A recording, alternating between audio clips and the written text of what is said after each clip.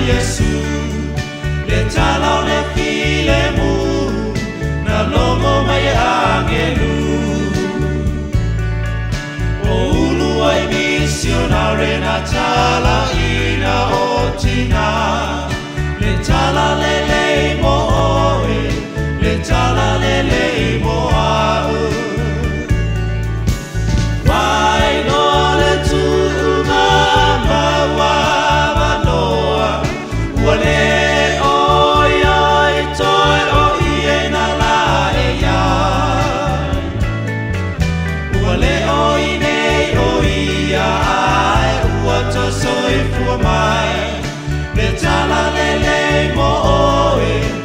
Tana lele mo au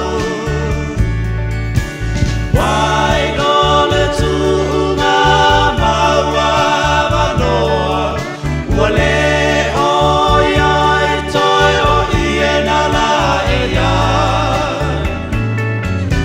wale o nei o ia ai wata soi fu mai le tana lele mo oe le tana lele mo au le tala lele mo oe le tala lele mo au le tala lele mo au le tala lele mo oe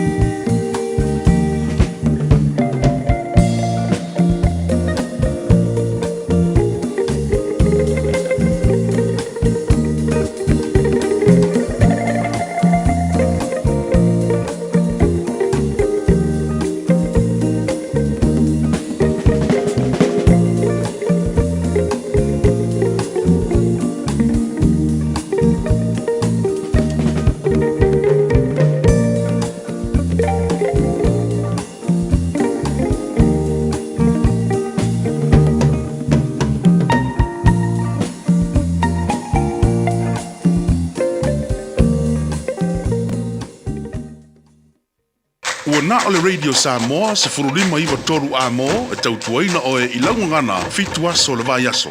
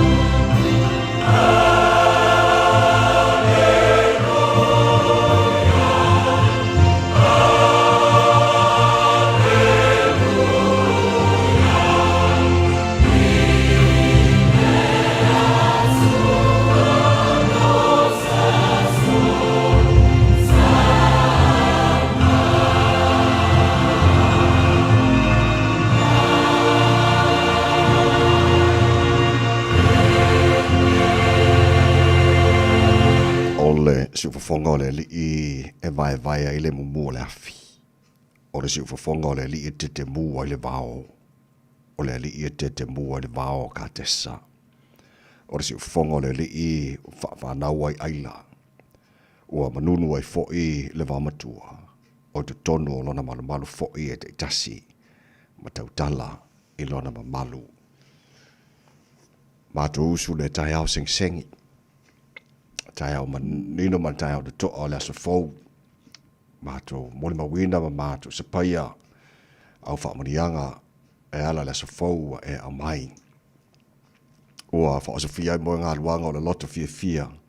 Se i o mātou pese o vi inga e amata ile nei Taeao fau ma le aso fau e amai lo mātou tua. Ua mātou ifo i fo i ulumare nei Taeao ma mātou whape atu. E pa ia lava oe le tua au. O le tua mamalu o le tua mamana. O le tua siri ese mare matautia. O mea umana e whaia e ifo ma vii a te oe. Le ai lava ma se e tusa ma oe. O le tua oe malia i manao i mere lei umalava. O le tua lava oe sui fua mai lava le vavau e o le wha vavau. Lo walofa o lo wha maoni, ma lo wanga le leilo mātua tua e tu maulava e o ngata anga o mea malava. O oe lava o le atua e la eile vi ingo no malu. O le atua oe pulpulu, le ma tango fie.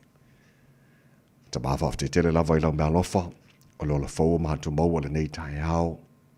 Whaaftai lo lofa o tu te manu whai ngā malu longa sa tofa whau te ngata matau mate le ete pe au lia le nei Taeao. A o lo lofa. O whaapopo le nia so fau lo latu se fua maramatu ni yola matu o lia le nia so tofi. Lua se fulu ma leono ia ia so Februari. O le matu fo launga le nei tu sanga. Me umalavalo matu o tua, wa e whaia mo i mātou. Wha malo pule, whaaftai alofa. Mātou malanga le nei aso. E le mailo e mātou po lale me tupu le si tu lalu manai. Ai a mātou mautinoa olo o tātou whalau whaatasi ma oe i le vaalo mātou whalau ai. Ona mātou mautinoa lea e una masao le whalaunga. Ona me leo mātou tu inatua i o aolo mātou tua e a le whalaunga nei aso whaamona mole tau te mai. Au le tia whaiva o le a whengai ma le atinu nei aso whau e a mai leo le lātou malanga i lunga le ala maru tia whau le lātou iai tonu o whaiwhainga ruenga nei aso. Mātou te talo lava mo nei mātou whanau te mā tu nā te whoi lātou ia o ongara nei aso whaamona mole. Se i whapaolo ao e leo mo pui na ia mātou whanau. Ia ao sa ili whoi le poto e ala ia o onga. Ia le manuia oelo mātou tu ai whaiva. Whengai mālim tamata i whaia onga lo ngafa maleo au ina nei mātou whanau. Ma tau te nofe atunu o mao e mana tua lava Samoa o le atunu e pene le loto o le mātou le talo whaamanuia le atunu. O le atunu e whaavai i ante o le atua e to tasi. Manuia pulenga whainga malo le whionga le li palimia ma le whainga malo. Manuia fo i le alo atu o liso i tu malo ia mo whainga palo te laiti i le aswa Taeao. Whaamanuia i le a malo le mātou malo malana masiofo. Ia fo le manuia oe na ia mātou ainga ma na ia mātou tangata umai Samoa. Whapena lea lala mare papa a oiso se vaianga o le nei lalo langi. Ia whamaria fo le nia tunu New Zealand o mātou nofo mama wai. O le nā fo le talo mo atunu uma o le nei lalo langi. Mātou talo lo mātou tua. Nesi o ainga ua ala whai mani nei Taeao. Loto wha anoa noa o le malanga le maliu maleoti ua motu si ai mawhtanga manai ainga woma e masani. Mātou te talo lo file mu mlo ngang wha mai se wha mawhana whana ina i la tau. Ia maruia le, tui manu muli panga, matapua inga o te talo fo ina ia mātou mātua. Ia o lo manuia i whaiva le atinu mana ia mātou fo inga ruenga. Taitu ruaina la tau le mawhana whana o lo walofa. Wha fo isia pelo la tau si fua laule le tino sidisi le lava i le nganga. O mea umalawa o le amwhaina mātou whaire ni aso le whataro loa i o le tunu ma le tangata malana whain. Ia mātou whaia lava ina ia fo i atu le inga ia te oe ai tu maupea i o le mātou whata waa. Ta maa o lofa mai. Whamoria mai ni tautua a le Radio Samoa ni aso atoa ua mātou wole mātou mala au i nei me o malawa e ala swafa manu malo Yusu Kiriso Lo matori mo mato whaola. Amen.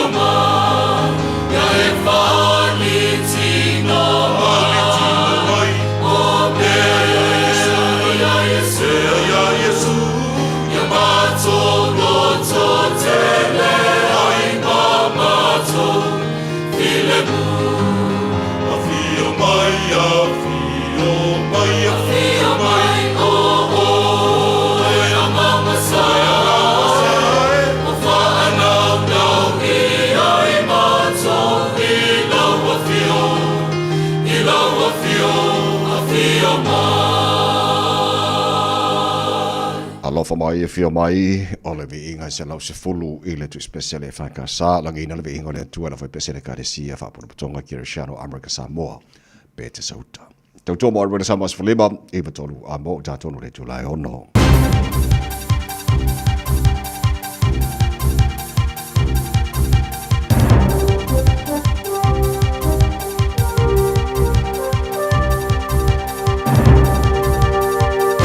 In this update, the government is opening up Hakia Air Force Base as a 24/7 alternative runway for commercial airlines. Under aviation laws, commercial flights must nominate an alternative runway in case a plane can't land at its destination. Associate Transport Minister James Meagher says the government has approved funding for round-the-clock air traffic control at the base. The dairy sector has delivered a record year. Data from Dairy NZ's annual State of the Dairy Nation report shows farmers produced an unprecedented 21 billion litres of milk in the 2024-25 season. Jacob Jones reports. The sector also delivered the highest ever export earnings worth $27.1 billion. This was achieved despite the national herd falling 0.5%. Dairy is a strong supporter of employment too, with almost 55,000 people working in the sector. Fire crews will be back working to extinguish a large grass fire in central Otago's Springvale this morning. The blaze is contained but has burnt 20 hectares on both sides of Springvale Road, destroyed a shed and scorched the exterior of one house.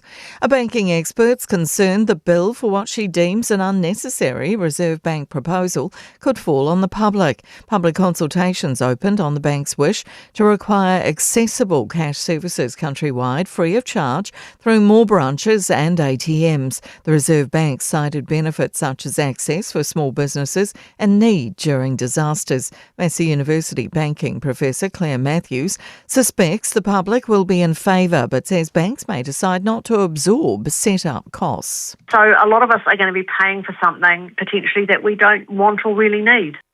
Biosecurity staff are headed to Auckland's Papatoetoe today following the discovery of an oriental fruit fly. It was discovered in a South Auckland trap yesterday. That's news. In sport, New Zealand have recovered from 84 for 6 in the 13th over to boast 168 for 7 in their Super 8 match against Sri Lanka at cricket's T20 World Cup in Colombo. Mitchell Santner with 47 and Cole McConchie with 31 not out put on another 84 for the 7th wicket. The tournament co-hosts are 46 for 5 in reply during the 11th over. The New Zealand women have beaten Zimbabwe by 92 runs in their opening T20 match at Hamilton. The hosts plundered 202 for 1, with new captain Mealy Kerr scoring 101 off 51 balls. The visitors hobbled to 110 for 4, with Kerr returning figures of 2 for 14 from 4 overs. That's sport. I'm Jodie Gill. Ua na ole Radio Samoa se furulima iwa toru a mo e tautuaina o e ilangungana fitua so le vai aso.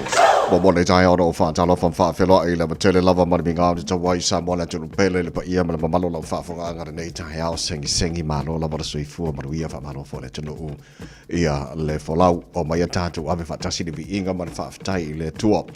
Ua tele lona lofa o tātu o ria i nei aso le aso o whaia le tua tātu te ori e ma tātu Fiafia iai parapatia langa le lei o le tātu matai sili le langi i o le nei fo i o tātu o ria le nei astofi mo mori melu tu sui fua ma le mātu malosi i o tātu toi mafuta e fo i taru tu o mai tātu pokalame e le aso na nafi alofa mai le tātu matai le langi tau tai le tātu folau ma le nei aso ma tātu folau le lao lona lofa ia whaatalofa tua le nei Taeao se mai lau mai moma la whaafonga o le pokalame mano le Taeao re Samoa Sfilima e ma tolu a molo to ona nei tamai meni tau tuaina o e se pa ele tula e se fulu e le Taeao nei ia o a mai ore nei Taeao fau ma lo lava vi ele lofa le tua i o molo nei Taeao rutu se fu man mahatu wona am ia le leit mone am taina fo ore nei asa fau se mai lo mai moma la whaafonga ole lui tau mone aso.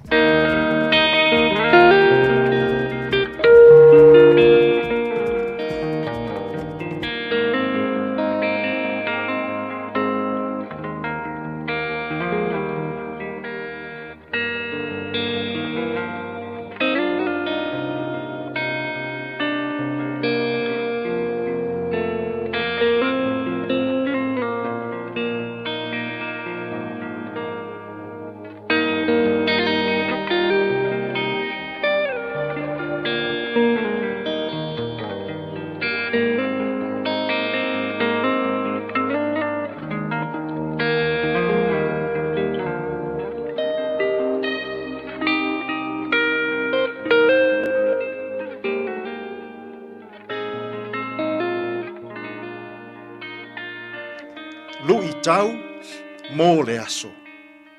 Tupu whaapau ma le atua pule ao. Foreign kings and God's sovereignty. Tāni elu, ma tā upo e 5, a olona foi upo e 2, fulu ma le 4, ma le 2, fulu ma le 5. E iai ona tuuina mai e ia o le 5. Ona tusia ai lea o le nei tusi. O le nei le tusi na tusia. Mene, te kele uperesa. Tupu whaapau ma lea tua pule ao. Foreign kings and God's sovereignty. O pele sara le tupu o Papelonia. Tasi foi le nei tupu whaapau. Longo a o natala i le tusi pa ia. E mafua, ona o le malosi whaafita o loo ia umia. E pei ua ia pū le ai le lalolangi. I ona taimi. Ua tofo e pele sara le tupu o Papelonia. Le pule ao a le atua. Na whaia e pele sara se ainga wha le malo. Ma ia whaatonu inai. E awina mai ipu o le malu o Yerusalema. Na au maia e nepuka nesa le tupu. E inu wai a lato waina. O se whaailonga. O le whaalumaina o le atua o Israelu i luma o nuu whaapaupau o le lalolang. Whai maita la Daniel, a wina mai ae le atua le lofi lima ola, ma tu sia upu i le pā o le fali. Sa whai ai le nei tau mawhatanga wha le malo. O upu nei, mene, te kele uperesa. O le winga o le upu mene, ua whaitau lia e le atua lou malo. Te kele, ua fuatia oe le atua i le fua whaatautau. Uperesa, ua vae lua ina e le atua lau whai ngā malo, i a me tai ma peresia. O le pō a lena, na ai le ola o Pelesara, le tupu whaapaupau, na tofo i le pule ao a le atua. Samoa ai, o le pule ao a le atua, na whaia ai le langi, ma le lalolangi. Aua e te tofo i le pule ao a le atua. Aua e te whaamaua lunga i le pule ao a le atua. Aua foi e te nee ma e mita. I le pule, i le malosi, o le mamalu, ua ia te oe. Samoa ai, ia e maua le loto maua lalo. Ma e talia ina le pule ao a le atua. Ai aua e te tofo i lona suafa ma lana pule ao. I le nei fo iaso. Ai ape a se i e tali tonu tasia. Ma e aluifo i se loto maua lalo. Ma e talia ina. E pule ao le atua i mea na ia whaia. O le pule, malosi, mamalu, poto, tamao ainga, o mea ia a le atua. E pule ao le atua. E ao fia ai, ma lou soi fua, ma lou nei fo i ola. Tātou te talo. Le atua ai. Aoa o maia i mātou. Ia mātou la ngona ina le loto maua lalo. Mātou te talia i nai. E pule ao la ua fio i mea na e whaia. Tātou ia mala ua fio ia mātou fe au mga luenga o le nei aso. E tonu malelei ai mea umma. Lou lava suafa Yesu lo mātou alii ma lo mātou whaaola. Ua mātou te tālo atua i nei. Amene.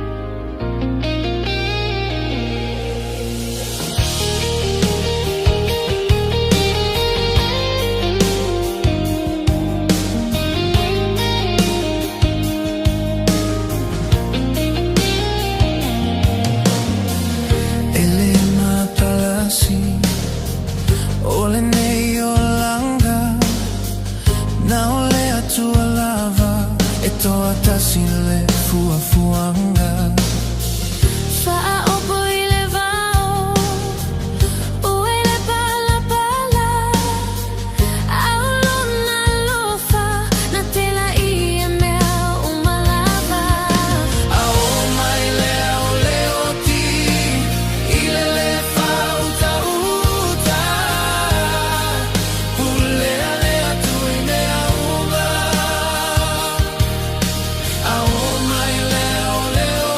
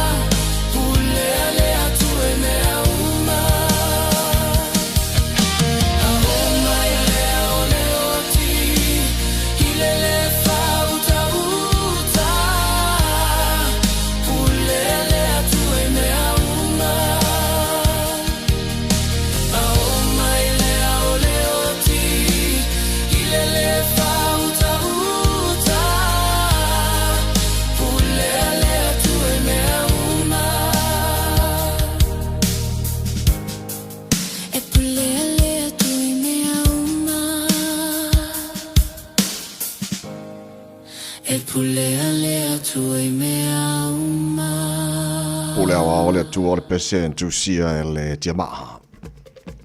Ya le pese ya le si vaanga lele. Fa mai ai lui tau mo le aso mo ole nei Taeao fo a mo nei aso ua tātou lolo umba o tātou manatu e puleawa ole tua ai ku ia ka ko fa mawolunga o ka fefe ke i ka pili ru ka ko ku ngei fo yaso. Sfuli ma ba fa le te nei tu lai ono. Nei minu jona fa aso le tātou musika sui fefe lo nei fo Taeao fo fa Fiafia oi. Ia fa maros au fo le tano ula lo su ju manga ruenga nei fo Taeao fo. A wani ngala fa abano mai su taimi mo le tātou kalame a reto o le ola. Te pena mai sunga ya pasta la fai kopa ile toi kuata ile fitu ile Taeao nei fai nam tātou Malu o le Taeao fa le nganga mo le nei fo stofi. Today in history data ba bone mena tupula se dos fulono February ile telo to sang ba bai o le Taeao fitu ile Taeao nei mo fa po ta folding ha per Taeao per fitu program na popo fa le ka las coffee la to ase mo mo tātou sa si po mai mo na nei Taeao.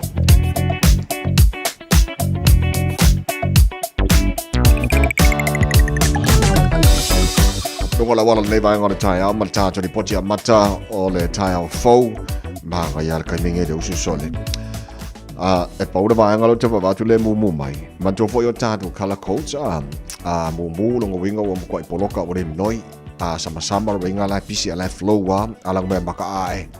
Kwa vi ejino ka ko le inka ba le lunga la wala so va ngala le mumu mai ku meo anga fenua pai mo tātou lo malanga mai sifo. Around Rosedale, the Malanga mai North Shore, anga taulanga Kilani City bound, Northern Motorway, Pauna banga male so kikiro la kikia kwa e Manurewa on ramp, lesi banga le mumu mai, ngal taulanga Kilani City bound, State Highway 1, o isi banga bara wala ai, makwa seki pa leng ya ka ko nei Taeao apta vale, o le whamanatu o le tāra pukalame, whautau tara lei whaafore le ro sa le Taeao mo ia sa ngore mo le anga i tūte mga nuenga o le nei fo i Taeao. Ta lofa lava o le si ufafonga le nei o Samoa, le Radio Samoa. Mai ka batal talo tau nei fo i Taeao fo, ia wafo ia fuafanga o le nei aso, masara po ngaki ko fafa pe ia ko ngia le kau ngia aso pe o kia le ko sola ako lungo le malai pe ia le lei whaafonga le mai, sfulfito lo iai le maru o le ea, ele nei vaenga o le Taeao fo. Winga o le tau whamawina mo au kilani le so, le aso sulu mata mo whira la le tele vaenga au kilani oka, aso a fo o le bari o le pāma mo le bao, ia mo i masea vangoe o e runga le malai o manga i kele, luas fulima mo runga le vela whamawina mo au kilani. Ia mo le nei fwea stofi Taeao pe au dia le whasona na awa oalangi le leile tau, tele vaenga au kilani luas fulono o le maurunga o ele vela whamawina mo au kilani le aso a Taeao. Aso tōna nai pe au dia o le aso moni na o Februari oka, ka whiwhi.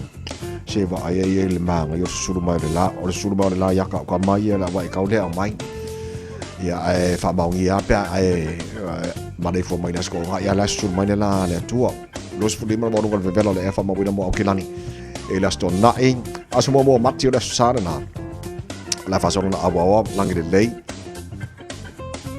ia le tau le tele vai mo kilani aso lua mati la so fu langi le lei aso lua na vai aso langi lei mana solulu oka e se po le sawa mati maka ki anga power me lo ka maka wa ku sawa mati e pe ia foringa mai wa ka le wa ka drop mai le mafan fano le ia pe afu atu la so luo mati lu fulu dua ia ma ko le lu fulu lima lu fulu ngor ka mi ia pa u le lu fulu dua ai mo ia la mafan fanga wa maka fa ka maru o atana o le tu ina mai la ba tau ele nei Taeao ia tulanga masani a fanga solo tara bakalame maru le Taeao ole a fai tara ba tulanga ele tau jero si vai ngaru si da fa pena for le tau Samoa to toma re Samoa spolima e va tola mos fruiva tara tola ono mai le CD Discover Samoa pes pesa so i fai loi tala ina fa fanga re Samoa nei foi Taeao fo le tulu a chuchu manga re ngor Taeao fa ka fikir ba yaso oi ka fe fa maru no si mai mo io foi va ne aso pesa mo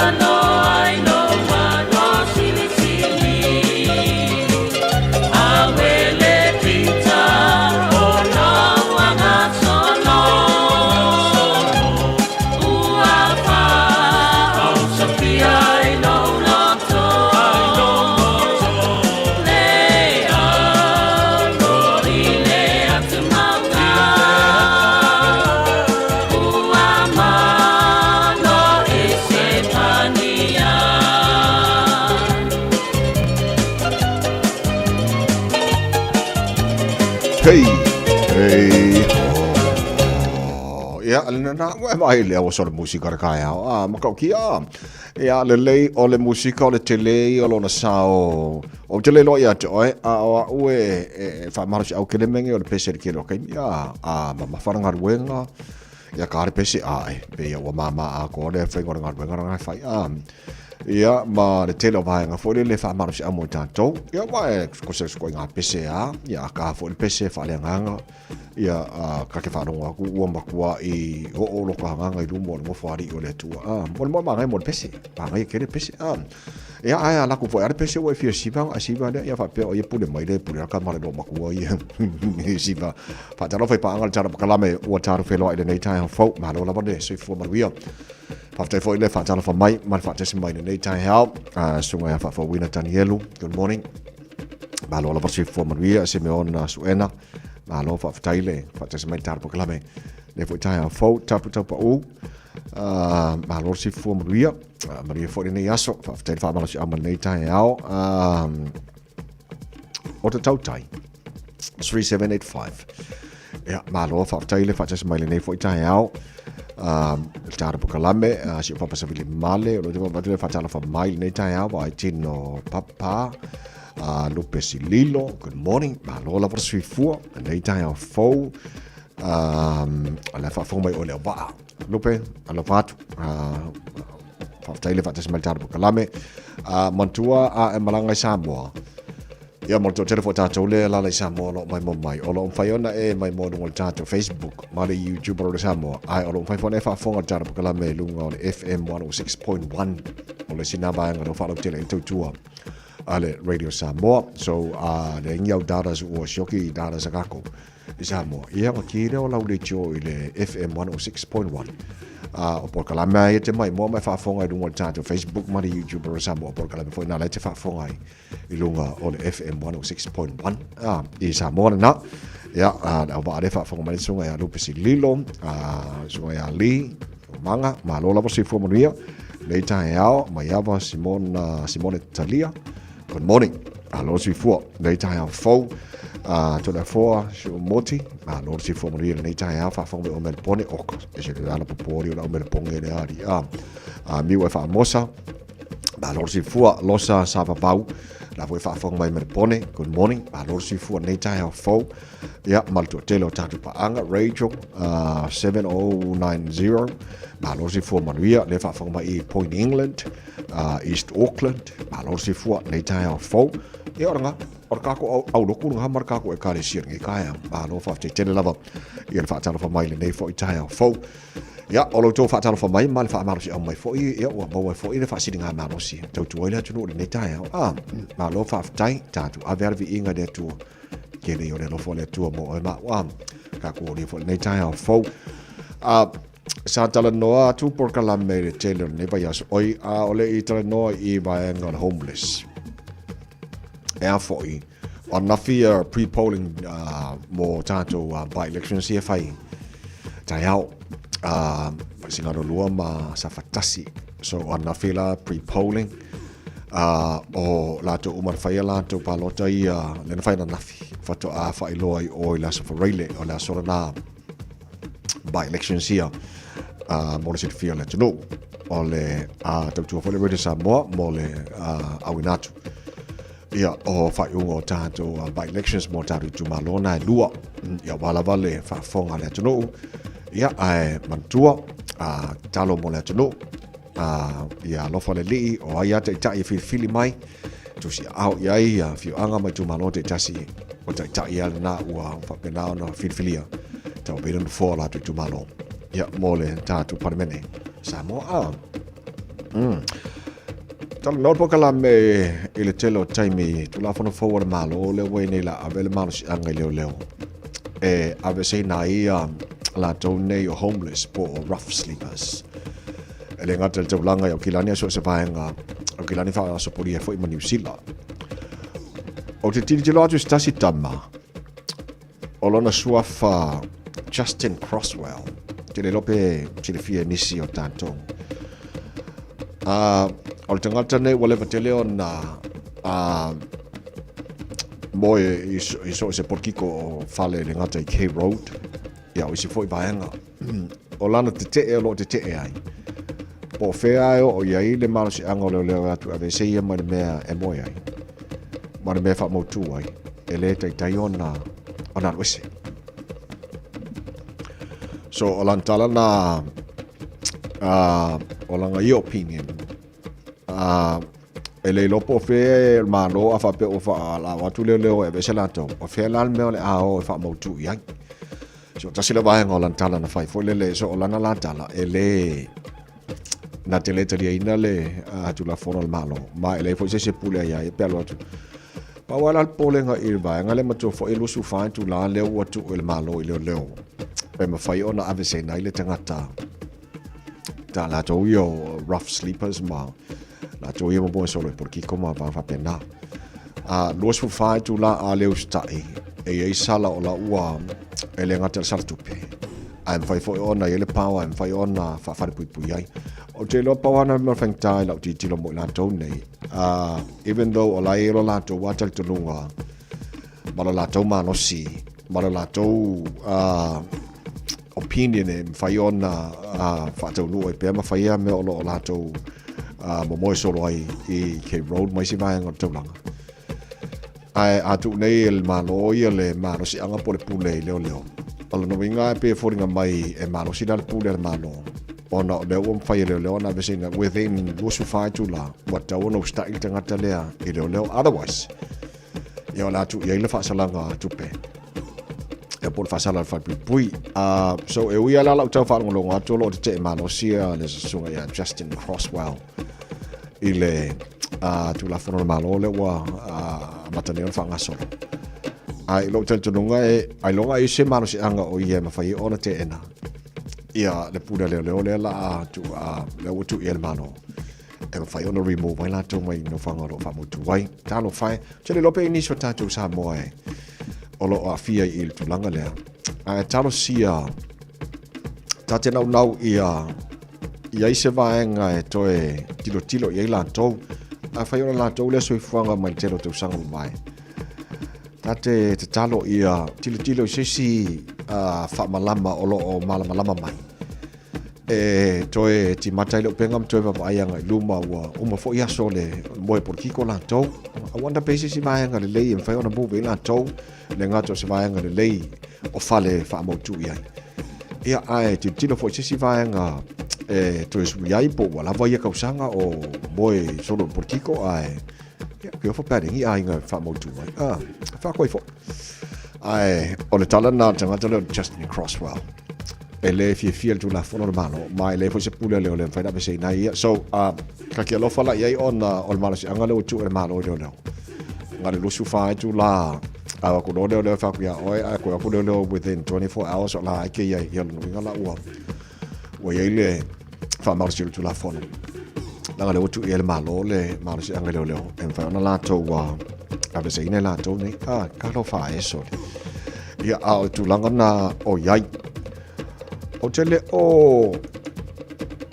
Mautino ia te oepo el company el tisele sa pala ia el tisele mauta anna file na matu el taro ka la mele tasio company Genesis Energy tele dopo initial tatu tu no we ole latu electricity provider na ana pole no titilo tuai le si foi company Meridian Energy ole titilo atu ole fo ua amatan fai lo ia latu customers ia po ola to ia o le ala ile sitanga ele to mau so sitanga pe ke va ko 50% 50% le sitanga le wa ye nei ale Meridian Energy ia monisho tanto o fa ina le fo ia company ia mo lato sa palinga le tise wala se me to tanga tal nei ia boni sila ia le tata no to ita Jeli loile marola tunu olo oi Australia, America, mai si vaenga, but looks like it's a global crisis. Ole vaenga ua whaasopori o mai vaenga o kelope.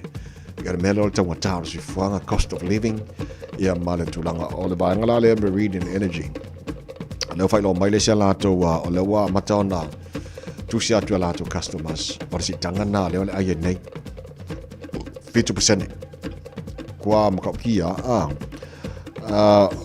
a kirkilo ko polo fiki a kampangi ngai ole mo wal tausanga so lu sa lau su 50 million na tausanga len tu nei ia la ko polo fiki la mo e mo kwa ka mai ai o ka ka la ko il kisele mai tato maka ko kupile ko ngere kise le mo la ko polo fiki now ora al meta to find a fight or na power for four to langa le o tele lo to po la so fil ngalo ia na power for four ia ma to iva ai le fa ngai no le tisi tono tato fale e ia vai nga tonga tal fa ngai no le tisi ke lo pol a uli le si vaenga o masingi ka me mai si vaenga po le tanga o su po amanga la siliona ona alu le pawa ai ka ma faila fa itiel fa ngai no vaenga na mala itiel le tisi fa nga mala itiel pile tong pauanga o le fo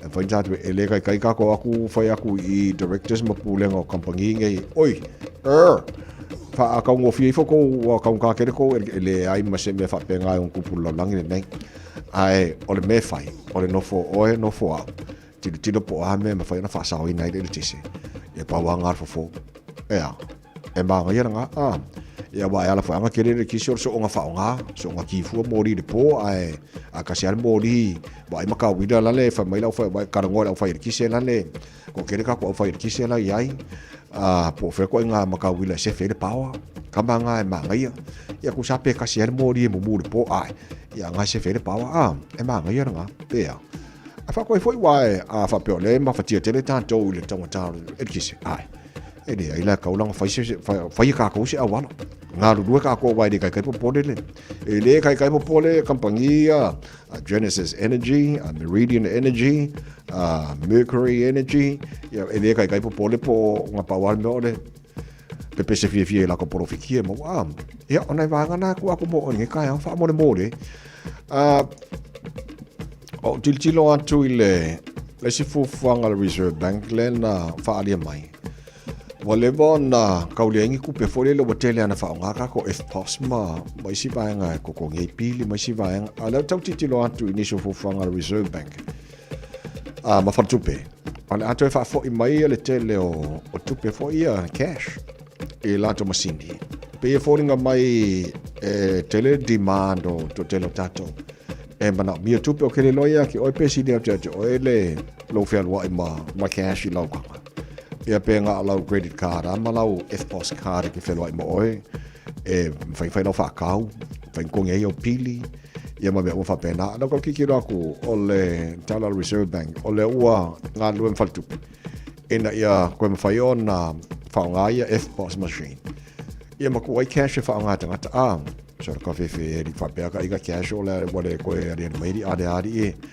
mai ri ngi vai kan ia ai pe ia for nga mai o prefer to telo tato ba nga yale felo lo marcar fa ka sang wisi nga swipe bar card by ai alfa fa nga lau ka le aso nei to avoid ile surcharge awal fa nga lau pay way ai kan vai pe swipe ia pe ku lau card kong fa nga pin number ia nga se fe mai lo ka ko message charge wa we ki do ku pe ka ko na mi do ngeri si vai nga ai fa le ko ka ko le banga na matel tatu Taeao to tu mo radio Samoa for lima e tolu amo nei Taeao ina wato dos for lomido tolo tano le tu la afitu fa wa taro fa Fiafia aswa le la tanga bo fele se Mikaele amai ale amrisho taro fa salong fa business e se tatu le poti mai lunga la wala tu na tu le taro po kala me a veto lola te per mai sono pasta la fare copa good morning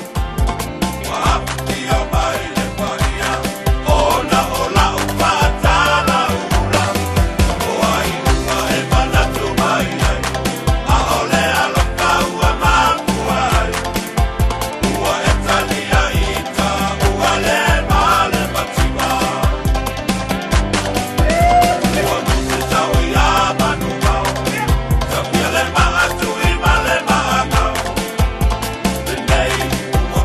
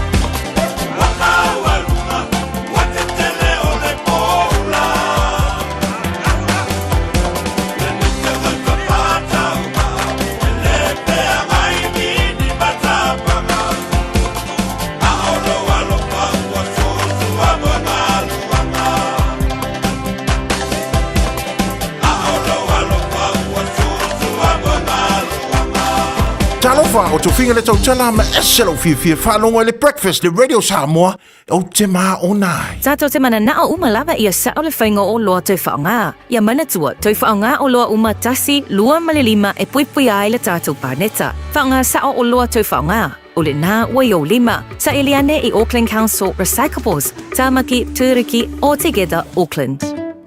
E te mana e maua se luma na e manuia o la wata li i polo wa whawhine.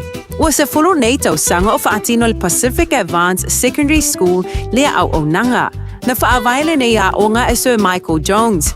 E whaonga i nae ngana le Pasifika i le NCEA. Maua fua o fua o ngā toelea ni pilia onga. I le tau sanga lua o loa whana maua lunga i le whainu mera o alonga whana wale pass na au sia tongi e ulu whale ai i le universite. Polo university entrance i le tele o kolisi i au kilani. Ua uti awa noa mo le lua o lua ono. Mo nisi whamtalanga wala au loa le pass i le over se lau valu o fitu lua fitu fitu. Over se lau valu o fitu lua fitu fitu. Le Big Pots and More, o whaiti i tia tau o nisi o loa. Maua steamers, woks, olo la pupua, ipu te ata, ipu popo, maisi. E iai fo i o ngā mukesi, e whaonga i tutonu mu whafu. E whetau i le lei mo a inga e ka le sia ma so o si wha moe moe. Le Big Pots and More, o mea uma e te mana o mea, i le whale o loa e tasi. Asia siane i se la lai lata i fo iate oe. Tolu lima tolu Great South Road o Tahu, Westfield Mall Albany, Unit 3B, Tasion Tolu Stoddard Road, Mount Roscoe, Tolu Nuatasi, Great South Road, Takanini. Radio Samoa, Tasilima, Iva Tolu, Amo.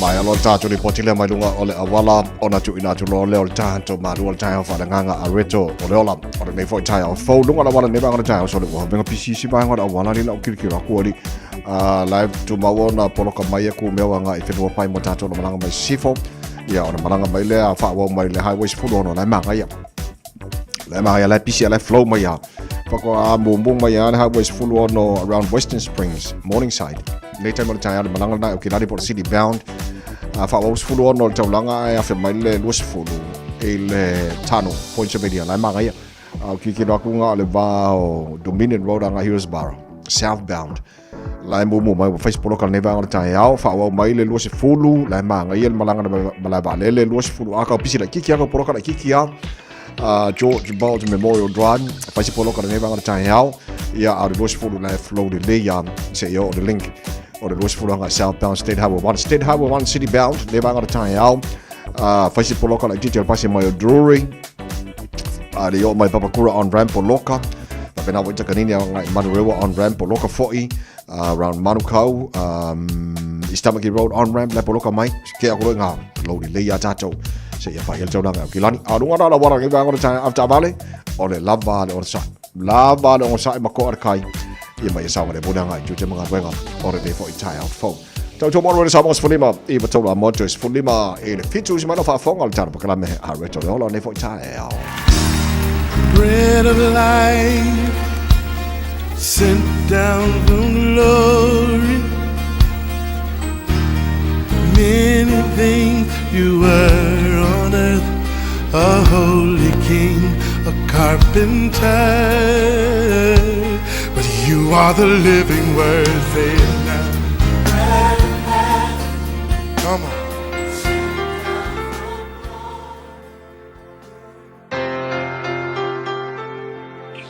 Malo lava le soifua maluia i le tatu tunu i le nei fo yaso i le nofo le tua au te fiafia lava fa feinoa i te oe fai foi ona fatasi mai le tatu pol kalame masani o le a reto le ola malo le soifua maluia o le tusia matai o fitu al fai pas fultolu o le fa upunga Yesu e fa pea i au tou ruatu i le fai totoa va piapi a le upu mo o le aso le nei fili i le ala va piapi il tuspa ia o lo manino le fetalainga Yesu e whapea e lua whaitotoa o lo tuina mai e fili ai le tangata e ui ai i le olanga le nei whaitotoa va piapi whai mai e to e titi tangata e ui ai a o lona i unga e tau atu i le ola o leisi whaitotoa o le whaitotoa va tele o le faitotoa lea e ala ona to tele tangata mai e va tele ai to tele tangata e ui e tuai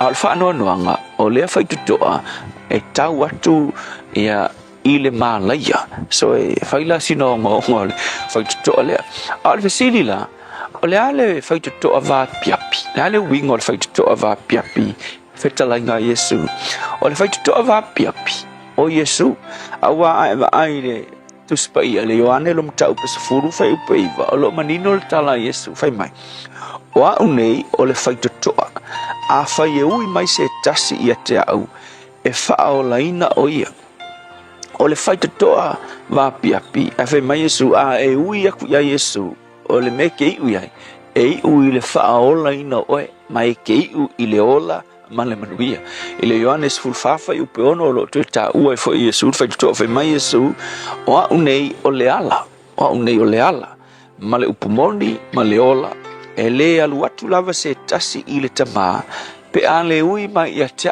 o ia o le fai to so le songa la mo o le aso le nei o le ala va piapi i le olanga le nei o le filfilinga lea e te talia Yesu tusa po lea nisi hala le lei i lau ai po o se ai ese mai ia Yesu ele o se ala va piapi merna po se afo i se talitonunga lotu ese mai ele o ia Yesu ai mana ia i lau ai wa ese religion ke vai aku mana ia e longo le lei e file mu e a mio pa ia i lau ai aku ia oka se pe fa pa ia ina tangata la ia ai a fai ia na o onga ele o ia Yesu i lea talitonunga lona winga ele o se ala va piapi fo ia lana o le ala va tele o le ala va piapi ua na o Yesu le ala e ke tau tuai i le manuia mafuanga na leina tau o le ala va piapi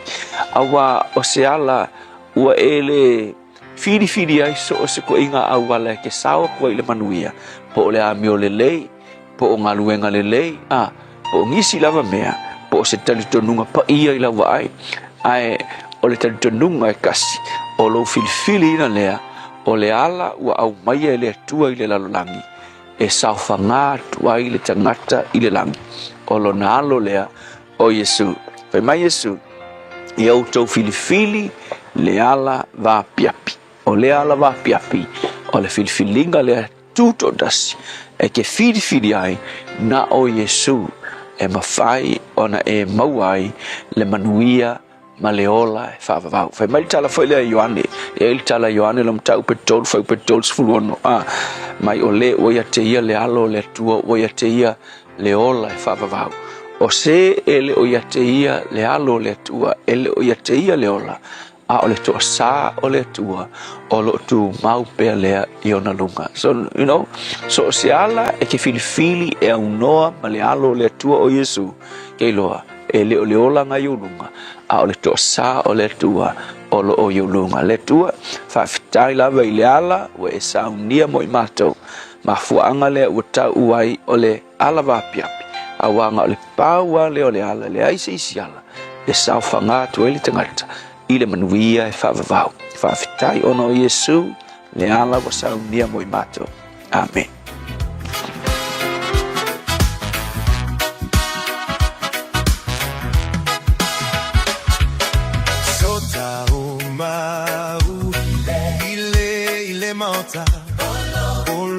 Olo utama, olo utama, sota o mau ile mauta. Oh yeah,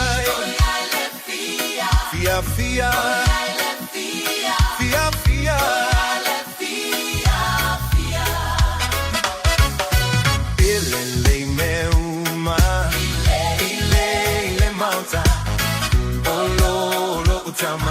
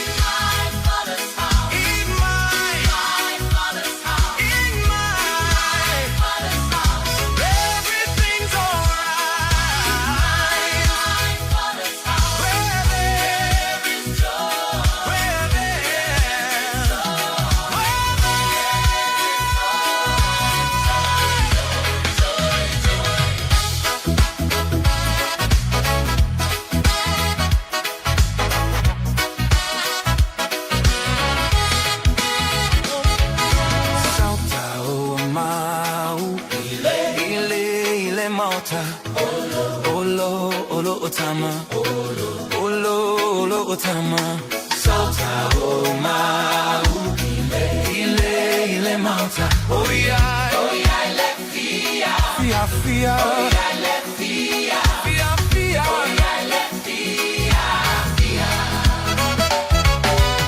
ele meuma ile mauta olo tama olo tama ele meuma ile mauta oh yeah le fia fia oh yeah le fia fia oh yeah le fia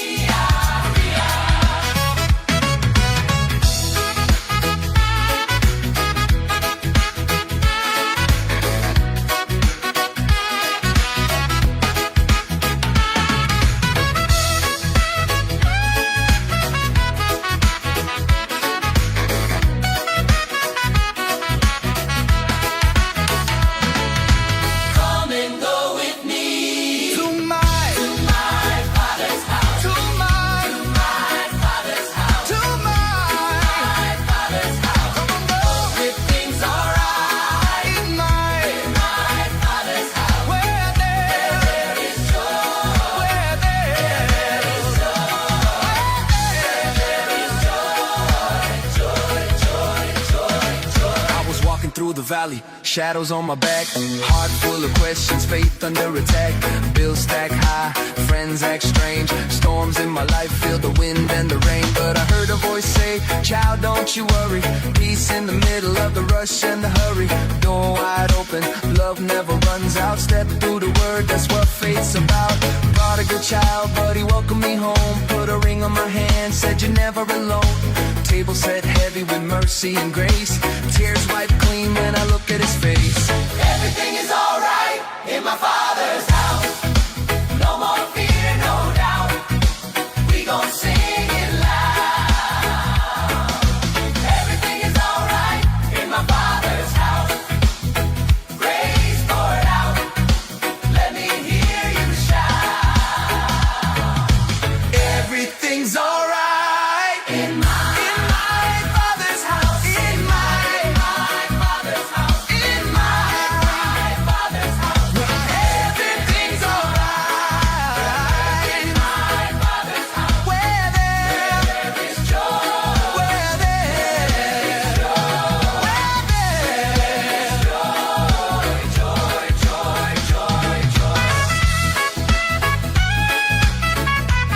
Sao tau ma o wha mai ai le porkala mea reto le olo nei fo i Taeao fau man wha moe wha mani ina oi se wha mani anga wha ngā ngora nei fo i Taeao fau i lau wha fonga i le tara porkala mena na te wha minuto lo tōre te halo le tūlai fitu o la solos fulora o February o ane mana tūpure nei asu tau sanga o mabai.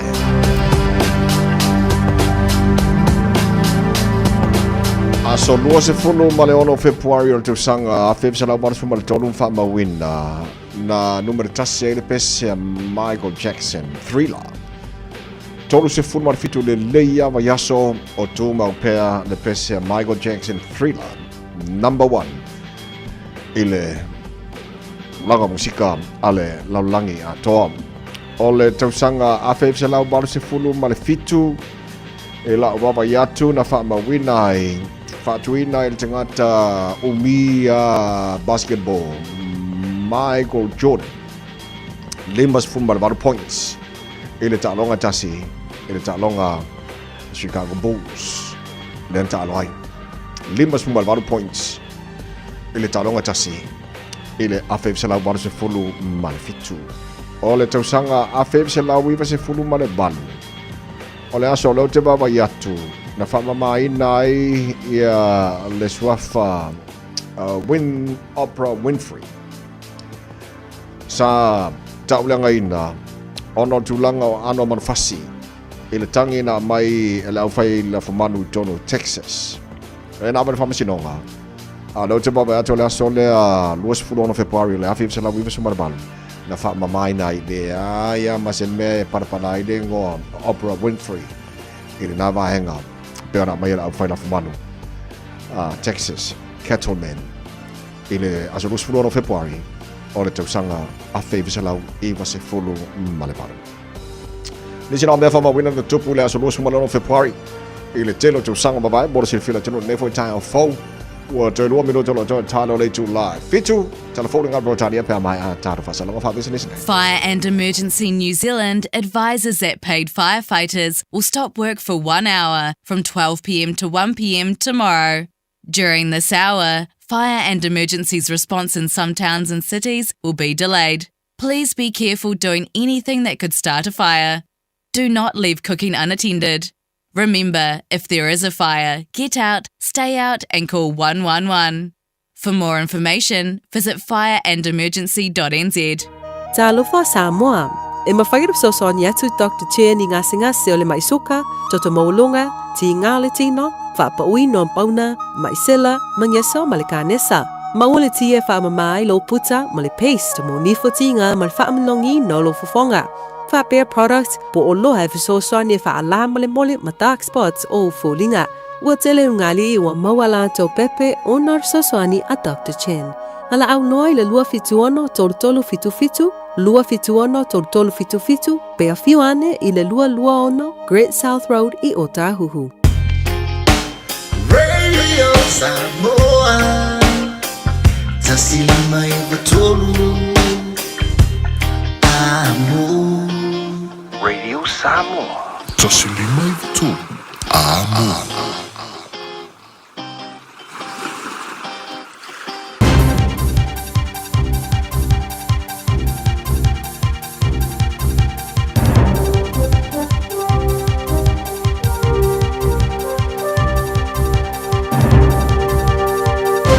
In this update, the last piece of the puzzle for overnight air traffic control, with the government opening up a new 24/7 alternative runway for commercial airlines. Funding's been approved for the round-the-clock service at Ohakia Air Force Base near Palmerston North. Under aviation laws, commercial flights must nominate an alternative runway in case a plane can't land at its destination. Board of Airline Representatives Executive Director Kath O'Brien says this is important as long-haul aircraft often start running low on fuel. We have to have an airport that's capable of receiving that aircraft if it needs to divert away from its primary destination and give it some gas and get it on its way.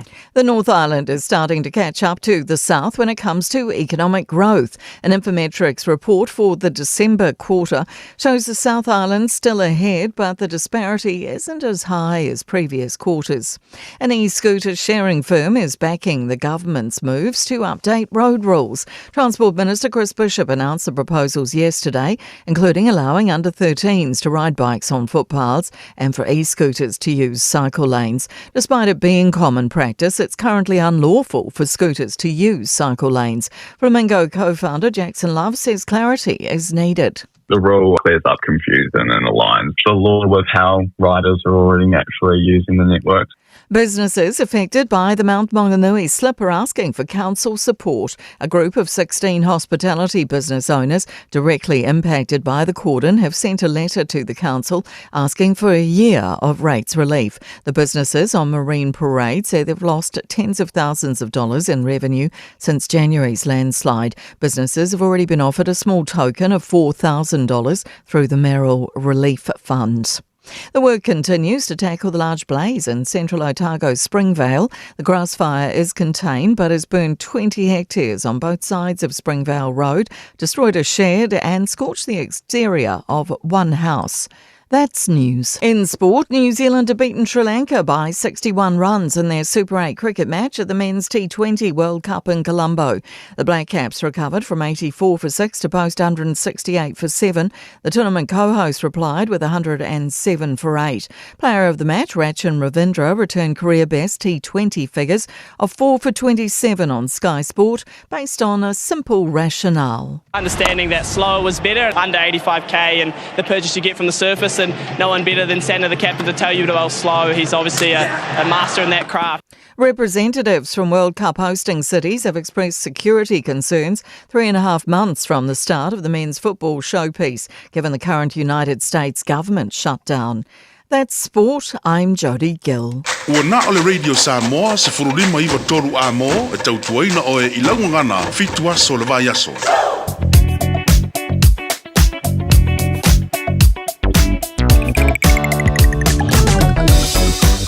Malo foi am tabale ele nei time ole Taeao malo le fatu toa malo on sa ilunga ole wala fa so no pisi te lo vai ngola wala ele nei vai nga ole Taeao lai okay ale nei vai ole Taeao le pisi le malanga mai sifo ma ole ba Lincoln Road Chapter 2 lo java va to fisi poloka le malanga taulanga kilani por city bound ya na pisi atuale ala flow after ko mubuma ya around Point Chevelia Morningside Western Springs Mota tolo malanga mai sifo ngal tolanga kilani to mawana mo mai le Mayora Road anga Dominion Road mo southbound State Highway lo sifulu flow le mai ala ko felo mal pisio le lo sifulu le malanga malava lele fa wa mai ia le lo sifulu Massive Road le manga ia on ramp fa solo mai lava mai flow de le ia se yo le Lincoln le lo sifulu southbound State Highway 1 State Highway 1 city bound and never Taeao Facebook ko le pasi mai Drury fa mai Papakura on ramp flow le mai Papakura nga Takanini penawa Takanini Manurewa on ramp ka poroka like tichi man never Taeao pasi mai Manurewa on ramp nga Manukau flow le ya mangaya se yo la balanga kilani so tulanga na yai tato lo malanga mai no shore city bound and northern motorway to mauna poloka mai le pasi mai Silverdale fa mai Wairau Valley Glenfield Northcote la faisi poloka ya pasi mai Esmond Road fa mai dunga la papa mangaya flow de le ya tala Fiafia le ai se fa la blabo tu na mai no leo ilunga na wala ne ba ngana Taeao au tavale o stai le tu la fone lunga la wala yam fa fo le lo sa ba ye tu mo pe sa ngale mule nga tu manga wenga Taeao ye nga te leo ni se sa fa nga wenga po wa mai a fo i fa ba sa fa nga ma lo la ba nga lu sa ngale mule te te wi ai nga ne fo ya so lunga na wala ne fo Taeao Eva mai pe i de radio kasi lima i vakolu amo.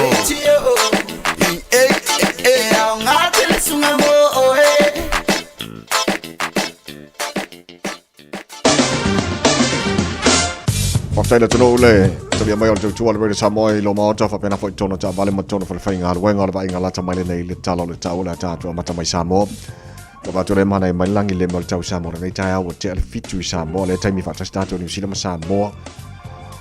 Wingo tau le so le fa so na langi le lei te lo ni se baenga awa ni se baenga sa mo pa ultimo ni se baenga le tuno le so fasi belo le sa mo ne aso to su tasi nga to su lua degrees Celsius mo lunga le belo le sa mo le so lu suma lima i lona mawalalo ya taru tal mai sa mo le fa te piti fo tal mai sa mo ngai vai aso pe tale tu la balu i le Taeao nei ya te fa tal fo trai pa nga o mala bol tar kalame le ngata le mai mo mai lunga Facebook mai YouTube o le Samoa America Samoa ia fa pena fo i le fa fonga lunga o le FM 106.1 o lo fa pena na awina trai fo tar kalame fa la tira tu o le Samoa ia mo le malo tenu i Samoa se mai talo tau tono New Zealand nei e le telo vanga mo tu saute Vavaiatu Westport Ross fu mo ma fa fana awa o tau pa o timo ni so taimi wana kas fu mo ma do le air fa so pa o timo lang le lei ni so taimi le so fu mo ma do le air timoru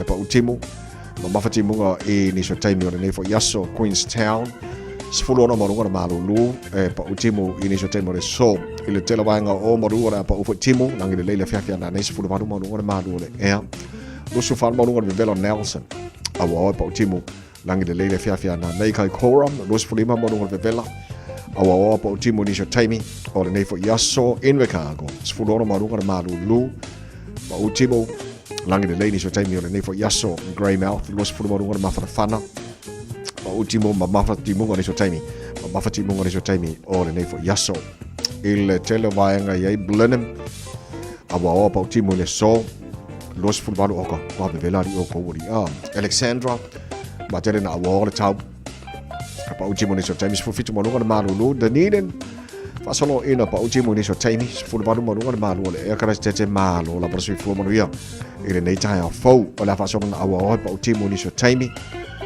ma se la bala o le tam mafala titi ma timu mo to la o li los fulbaru mo ngona ma fa fa mo wina mo kara tete ne fo yaso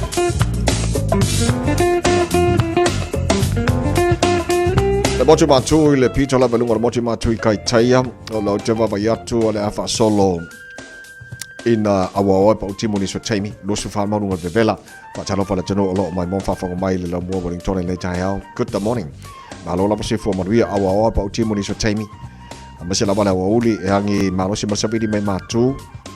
Tau no atu na Fiafia na ne umo atu malo na sabili. Los ful mo ngon ma fana fa mo wina mo wini tone le so ile tele vai ngai fanga rei langi de leile tau los fu tau mo ngon vela los fu liman mo ngon vela wanga nui. Langi de leile tau los fu fa mo ngon vela tau langa awa uti mo ni so taimi. Los fu tau mo ngon vela tau po. Awa pa uti mo ni so taimi. Ile tele vai ngau roto rua awa pa uti mo ni so taimi le so.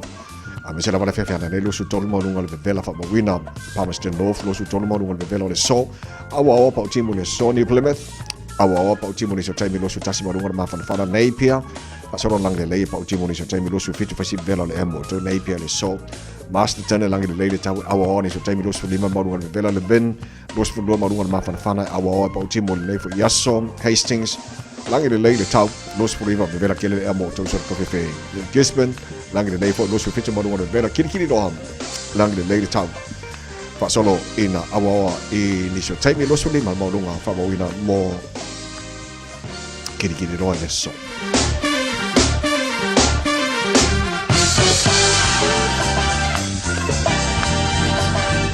se mangialo tau no fa pasala ngore sa mo tama ki makaro o kilani Sifu fitu lo yel Malu le era ne vangor Taeao le ai le longa mala le fa le ai fa man mo mai we ngor tau le soi awa lang le tau lo fu lima mo ngor vela Taeao pe au dia awa fo lang le lo fu mo ngor vela Taeao pa ngor tu atu mara lang le la sto nai aso mo mati le sa da fa so awa fo lang le matangor na ya so fu aso lulu kwa beautiful pineapple lang le tau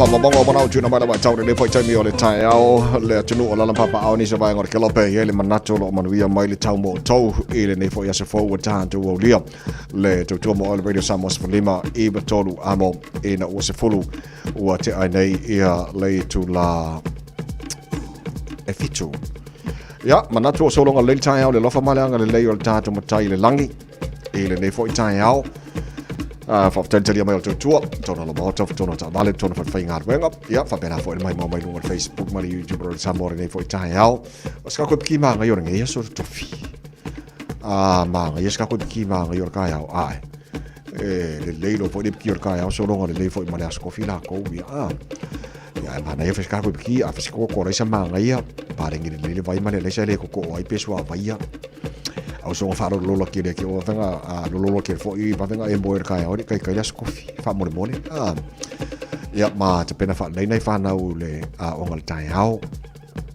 o ta se ale vai nga tele fa mana tu le taro kala me e vo Taeao fo le tu o mai mo fa mai Samoa ma lo le on sai ya ma so tatu tu ma lo te pena mo fa nga pa lo tala IT Taeao vai singa no lo su yo lo ta va mai ai ta si su yo le fast ta si su yo le HRPP ya ma sa fa tasi to lima su ila ta va mai ai no o tu tilo atu to fast su yo fast ta si su yo le HRPP ya lo fa le tu ma tofi o ila ba tu si au ya ia fi anga mai tu malo ya mo fa nga pa lo ta by election style ya o la to la va na la to mina fo in fo tu malo ye lu ele parlemene a Samoa lo yele tu le Samoa mo e la Fiafia Taeao o te lo ta to tu puli fo ia fa le palota ya to fa lo ta to por kala me fo I so ya fo mo ya ma la fa ngalwenga ya watu mo lo si feel tu langola ya results ya po fa unga fo ta by elections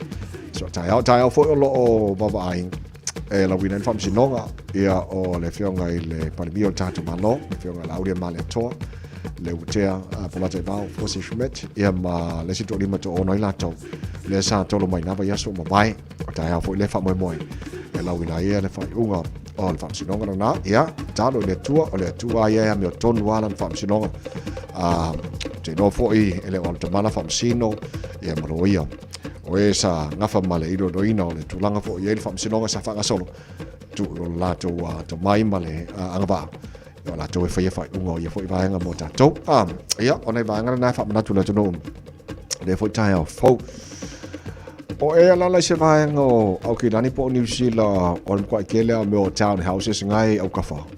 O aso la sala pe o le 5 se futo sanga taluai. Sa ma ngai nga kasi le leifo le o fale wanga fale tasia single la house sa mafai ona e sila ia au tafa next door o le kamini ngai. Nga singa kama i abangoa sa isi fale fone ke le alfangua mobonga kama se ia mo townhouses pe fa pe lima ia fale mobonga i kong ia le sata no po kala me le si Taeao o fai kio iska ngaka o mai a townhouses o runga ia o le se privacy mo la to kilo mai a le la ai ngai la ko fa malama i lo mai le fai ngor ka ko fa di fukalo e se mera le fona ko kikir mai for fai ngor ka ko fa di fukalo ma o privacy nga o ka ko ia le utu la mal facility time ni nei o di tilo li poti ale news talk ZB all facility le ngana pertani olo yai why are new townhouses taking so long to sell ole fa Samoa ai se au mia lava le taimi o tau sell po tau fa tau watu ia many o townhouses o le lau titi no atu i mafua anga fa mai real estate o nga fa ma fa tau wino townhouses wa fai kele asi e le tau lia wa le mautino ai po se fufuanga de leile ana fai biore townhouses ale wo mal temi ufia fa ka wele ka udia e pe foringa mai e fuanga de preference o tangata ala fia fa tau so fale fa te inga la fa pe oi o le mea se silim fa tumtumu i lau setting fale ia fa tau se single house fale foi le tu tasia ia long winga la o ma ko fa pasia townhouses ia wa mengi o townhouses nga ke si le fia le ia mo olo ia kama foi ko ku fa kasi o nga runga mazaro pe kasi le complex pe se fulu fale e ku fa kasi ai ia nga ska ka fa Fiafia ia lo winga fa no lau youth ia por piki apo foi le ka ko e ka uso se me pakai po fe pakai le vai titi o le meio townhouses e lau titi lo tu la fa mo mongo le na fa mai o ma kwa fa nga ka le ma ke ki ka mingi o te lo foi le fa fong mai ni swa lo le tuno e nga lu tono tato real estates o ma kwa fa nga ka or selling o townhouses te mir nei ia wa te lo la to te lo tangata le prefer la to pa ka pe fa le boku ia ka kasi fa foi ka kasi e ma nga ia wa ya nga mo tato ia ka ngola ka ko ia Samoa nga ia tato foi le ia foi ia wa ma futa ainga la ke lele ia i kua e mafuta i ainga fali barbecue ia maka fa ka maki ia o townhouses la ia e mkua idea ia masinga me salpe ngale me ku ile me ka ko lava lava il piko i kua ia ma ai ma se single la garage ia pawanga se upo romingo ia ko kera ko fia ka fa pe ka aro i lumba sore ia ringo misa anga fo mo next one me fine tu langa na ia so la titi la tu la ni so fa mo ngana ma wol po kala mena po o facility ia nei ia ai se wala no fata fengata ona sale la tu ia townhouses nei time ia me ia wifi ia la vai business ia ke la ko kupe ia ai ile kai fika ui maka ko ia pe afu atu ile ko inga fale la mana bia tato Samoa ka ko fa ka wa le fale ke le ia no ke le lu maka fa o ka mai ki ma futa ia inga or ko inga fale nga mo bia ka ko ale mo bia ka mai e ka fa fio filme pa ka ba ia ma ngofo ia ko wa le fa nga ia lu ke ka fa so ro ku fa fo wa ka fa ko inkia ia o so ku si piko le sainga ia la ku o le pakistani ia ri fo ile ko le ke le ore sia ma ngata lo mai tono New Zealand ia la ko la nga pe FEB ia la ko nga fale ia ele kai ele awala ia ka ko Samoa ia o le fisina kari fo oi ai lo tal tono ele fe ka ui maka ko ele kai fe ka ui mo townhouses ia tatu Samoa fa ko fo ia fa pe o ke Fiafia e fo ke la townhouses ma ia o ke le po ka mo fi ni ka mi pe Sfuma fitu no jale tula e fitu to to mal resa mas fali mai fitu la mo po kana me malu ta fa fa no long our memorials mal ta ringa ka so la u to malu ta ro de Samoa perino te fa good morning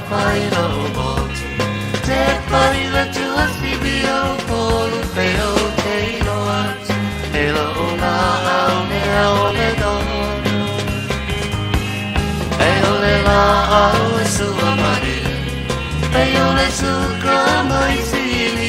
Oh, the Kuane, Yapia, Itatan, Say, my darling, to far. Dini leo, tiele, hanoi. Lehalo, la, wani, papilo. Te malatu, ala, umasan. Tele, le, pama, tanita, ito, paoi. Te, ala, pele, tata,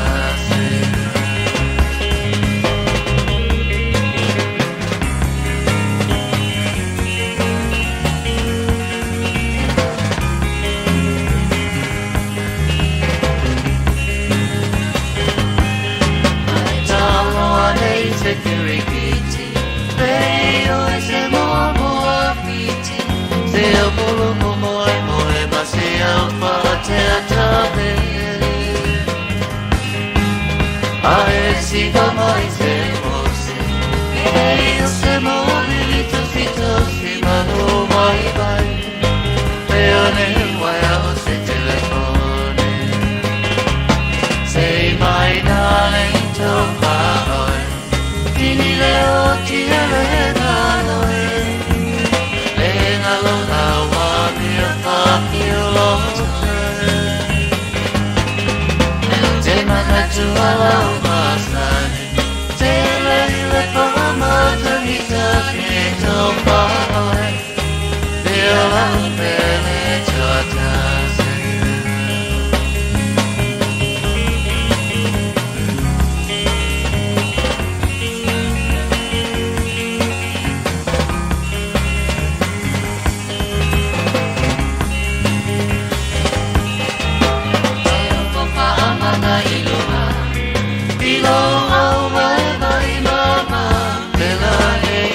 Se fea, se aune pahama. Abatui alau de ai, masei malolo ai, baba koi kodua, ai soi ai te petalai. Say my darling to paoi, tini leo tiele nanoi, lenga lo lawa.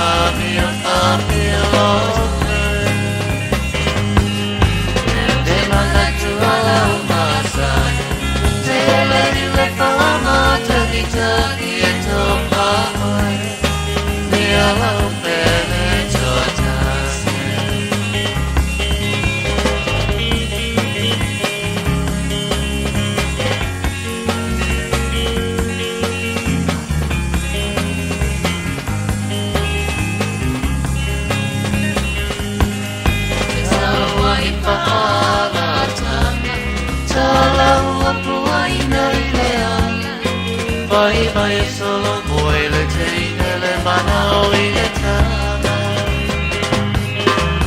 Ai ui le aute le kia.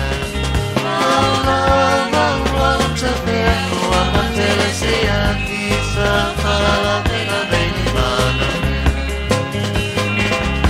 Say my darling to paoi. Tini le oti e le hanoi. Lenga lo papilo. Te manatu ala umasani. Te le fama tanita ito paoi.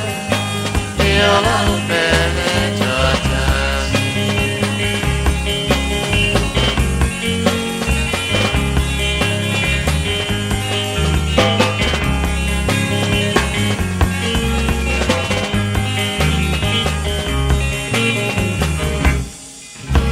Talo falava o a ola pimerana, mau belo li tio, ile radio Samoa tasi lima iwa tolu amo. Just think a minute.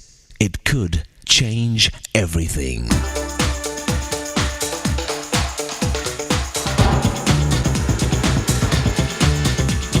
Think a minute. During the Korean War, a South Korean who was not a soldier was arrested by the North Koreans and condemned to be executed. But when the young North Korean leader learned that the prisoner was the head of an orphanage caring for young children, he decided to let him live. However, he ordered that the prisoner's son be executed in his place. So the prisoner's 19-year-old boy was shot and killed in front of his father. After the war was over, the United Nations captured this young North Korean leader. He was put on trial for his war crimes and condemned to death. But before he was executed, the father asked for mercy for this man who had killed his son.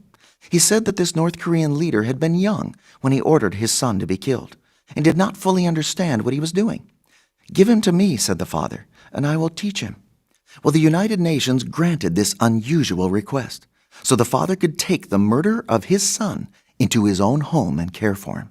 The father's love completely changed this violent, brutal North Korean leader into a kind and compassionate man. The greatest force in the world is real, unconditional love that forgives and shows mercy even to our worst enemies. In fact, it's the only kind of love that has the power to change our human hearts. A wise person said, "The best way to defeat your enemy is to make him your friend." However, it's not natural for us humans to forgive like that. It's supernatural. As the saying goes, to err is human, but to forgive is divine. The only way we humans can fully and freely forgive our enemies is if God controls our hearts. This is why that father, as a follower of Jesus, was able to forgive and love the North Korean leader who had murdered his son. You see, the force of forgiveness is almost irresistible. Almost. Because we can still refuse to ask and receive forgiveness. But then we pay the highest price for our pride and rejecting God's forgiveness. Because without it, we cannot be freed from our guilt and start living in a right relationship with Him. Our Maker has already paid the penalty with His own life for all our wrong living in heart. You just simply need to ask Jesus to forgive you for living your own way. Then He can start changing you from the inside out. He'll even empower and free you to forgive others, just as He forgave you. Just think a minute.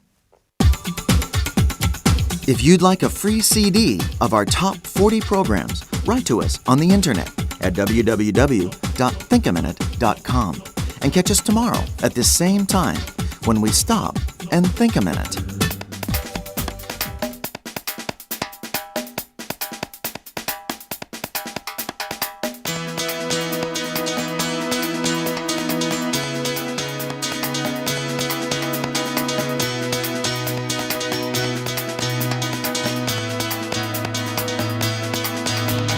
Ooh la la la la, ooh la la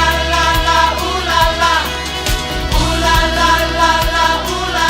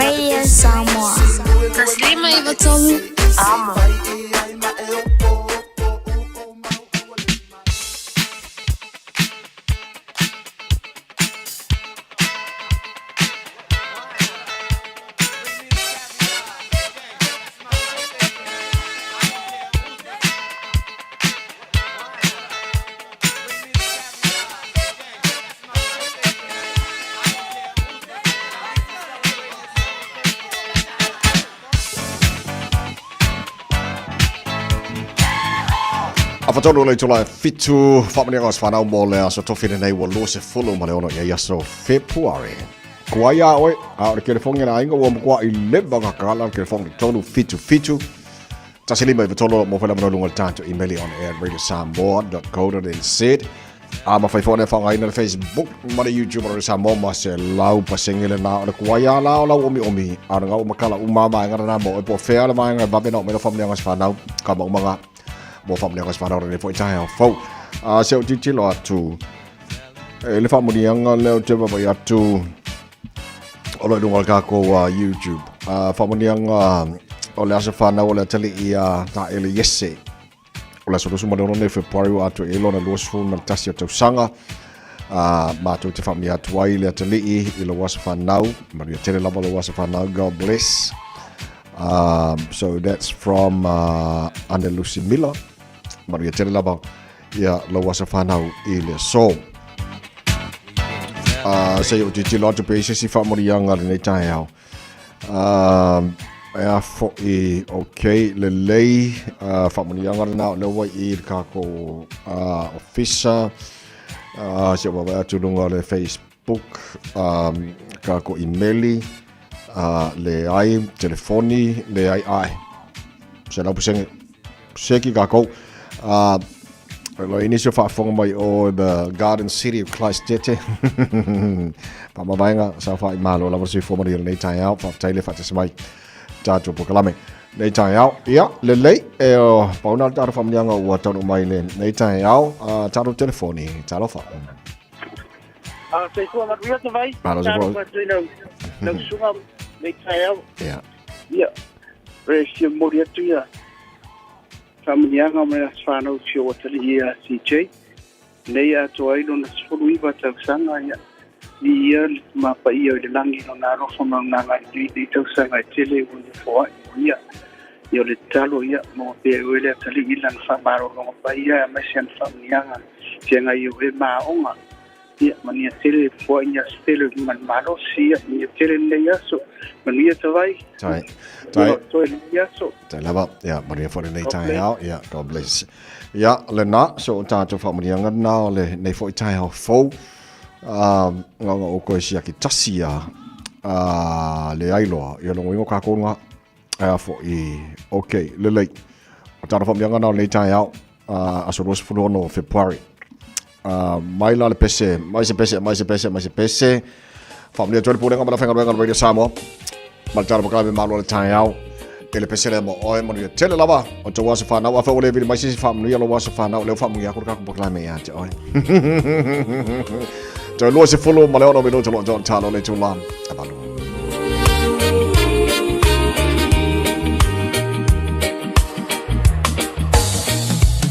Ta fia tu sia se pese e tau atu ai lo uainga.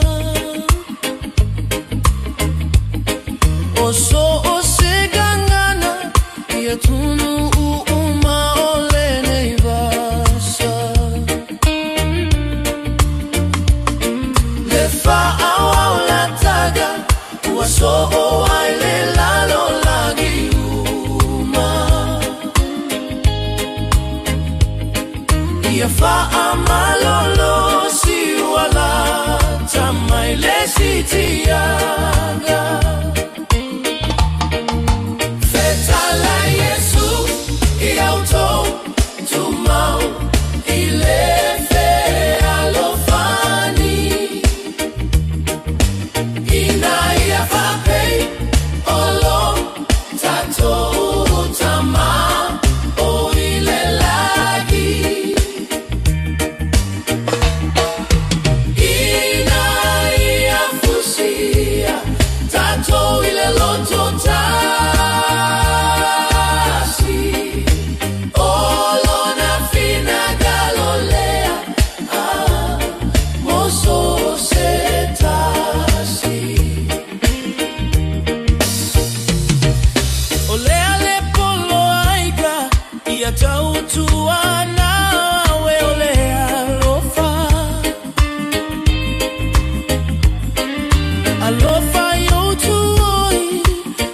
Tonga tu ye wa matitiva Ya fa'awa Ya la o Yesu le fa'awa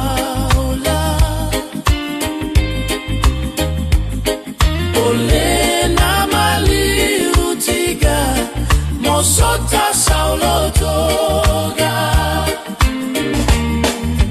Fetala Yesu Yauto Tumau Ilefe alofani Ina ia fa'ape Olo Tato Tama O ile lagi Ina ia fusia Tato ile lotota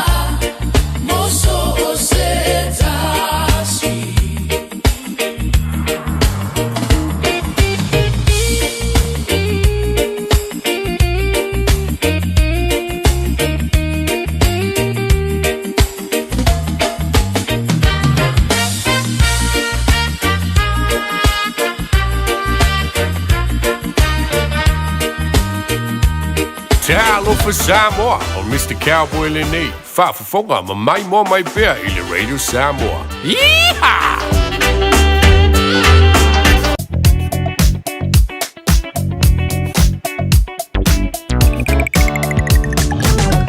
Malo abja vale lon sa ine vang o Taeao ole manaya ole ye vang na la itia na vang ole pisilung highways malatelo ni se vang la wala life flow wa ne vang o Taeao solo to bau ona mumu mai le malanga mai sifo lai okay le link mars futbalu pasi mai Hobsonville pa solo mai west gate wa poloka ya le link mai na futbalu full on west gate fe lolo va dom Lincoln Road nga chara 2 lai okay mai Faisi PC around Morningside, Western Springs, Ponchabelia. Bota tolo malanga ile tolanga I Aukilani. Mai sifo highways fulono city bound. De bango Taeao. Olo tumono poloka yan pasi maritano Mayoro Road anga Dominion Road. Pasi mai do fo on hanga mangaya. Titulato lo tumono poloka le los fulu a malanga nan malaba lele. Sarko keringi sio ngela ko ba lele fa wo los fulu Massey Road on ramp. La poloka la flow Ali o mai Puini Road, Lampi Drive, around Rainbow's End. Ia bangana le poloka mo malanga I Southern southbound state highway los fulu. Na mga state highway 1 nga le ba o Drurin Papakura le kikiroko le poloka mai. Pasi mai Manurewa on ramp le si banga le poloka. Pasi mai na around Mount Wellington le si banga le poloka. Pasi atu Green Lane flow di leia. Sa ia pa ila tawlanga ia pia o ka langa ia kilang. So ona banga na idung wala walam tar ki fiere si fa lave. O tu na mai lo leo nei foi bang on Taeao.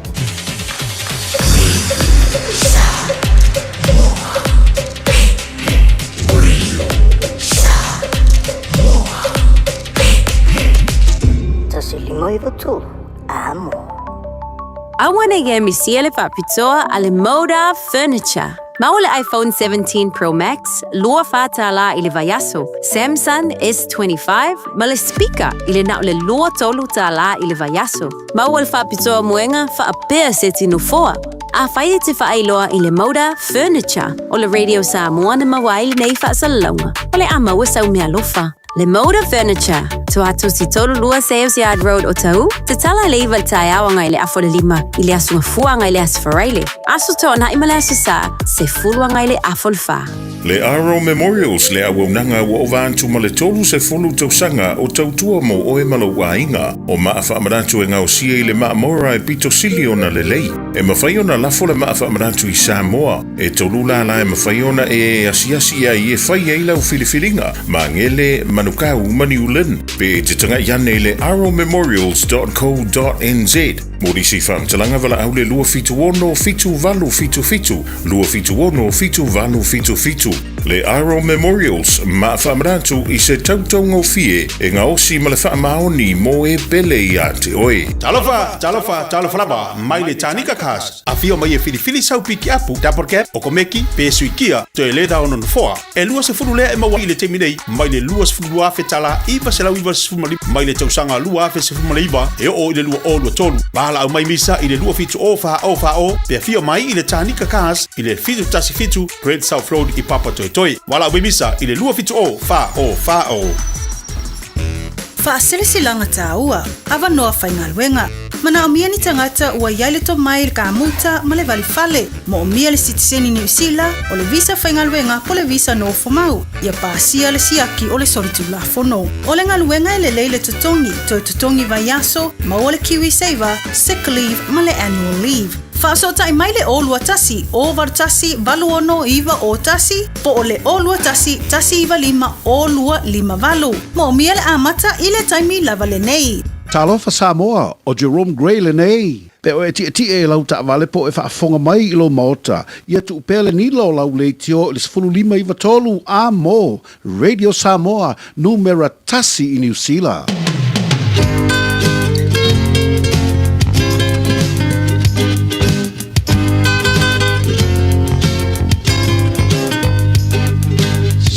Se fina ea, bailo se le matalai. E fōlinga mai ua tau au ina mamai.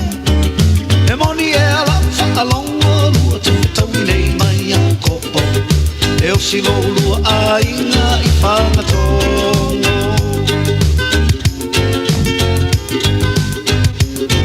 Wa e tolu se fulu e se lo fia pepe. O lo nuku lava e ula isi o mata pepe. Te sae ai solo pango pe se puringi se. Fia va ai a koko e la upele. So se fina ea va ai lo se le matalai. E fōlinga mai ua tau au ina mamai. E moni ea la whaalonga lua te whetau nei mai a koko. E o si lo lua a inga I whangatongo.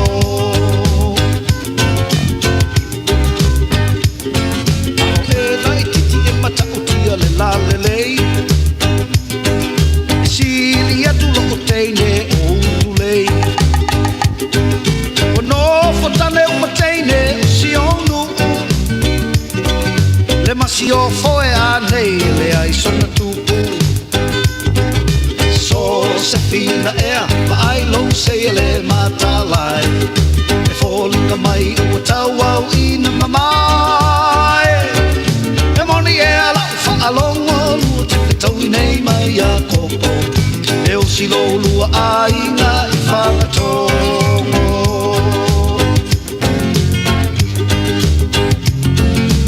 Awala ia te papula whaanoa noa. Te mana tua le pere ni se o le loa loa. E anga malusi ali I toe loto noa. E au le po tangi whaka solo atoa. So se fina ea vailo se le matalai. E fōlinga mai ua tau au ina mamai. E moni ea la whaalongo lua te whetau nei mai a kopo. E o si lo lua a inga I whakatongo.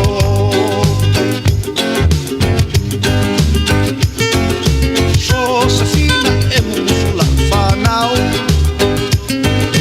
Wailoa uma e tamai pilo le au. Pa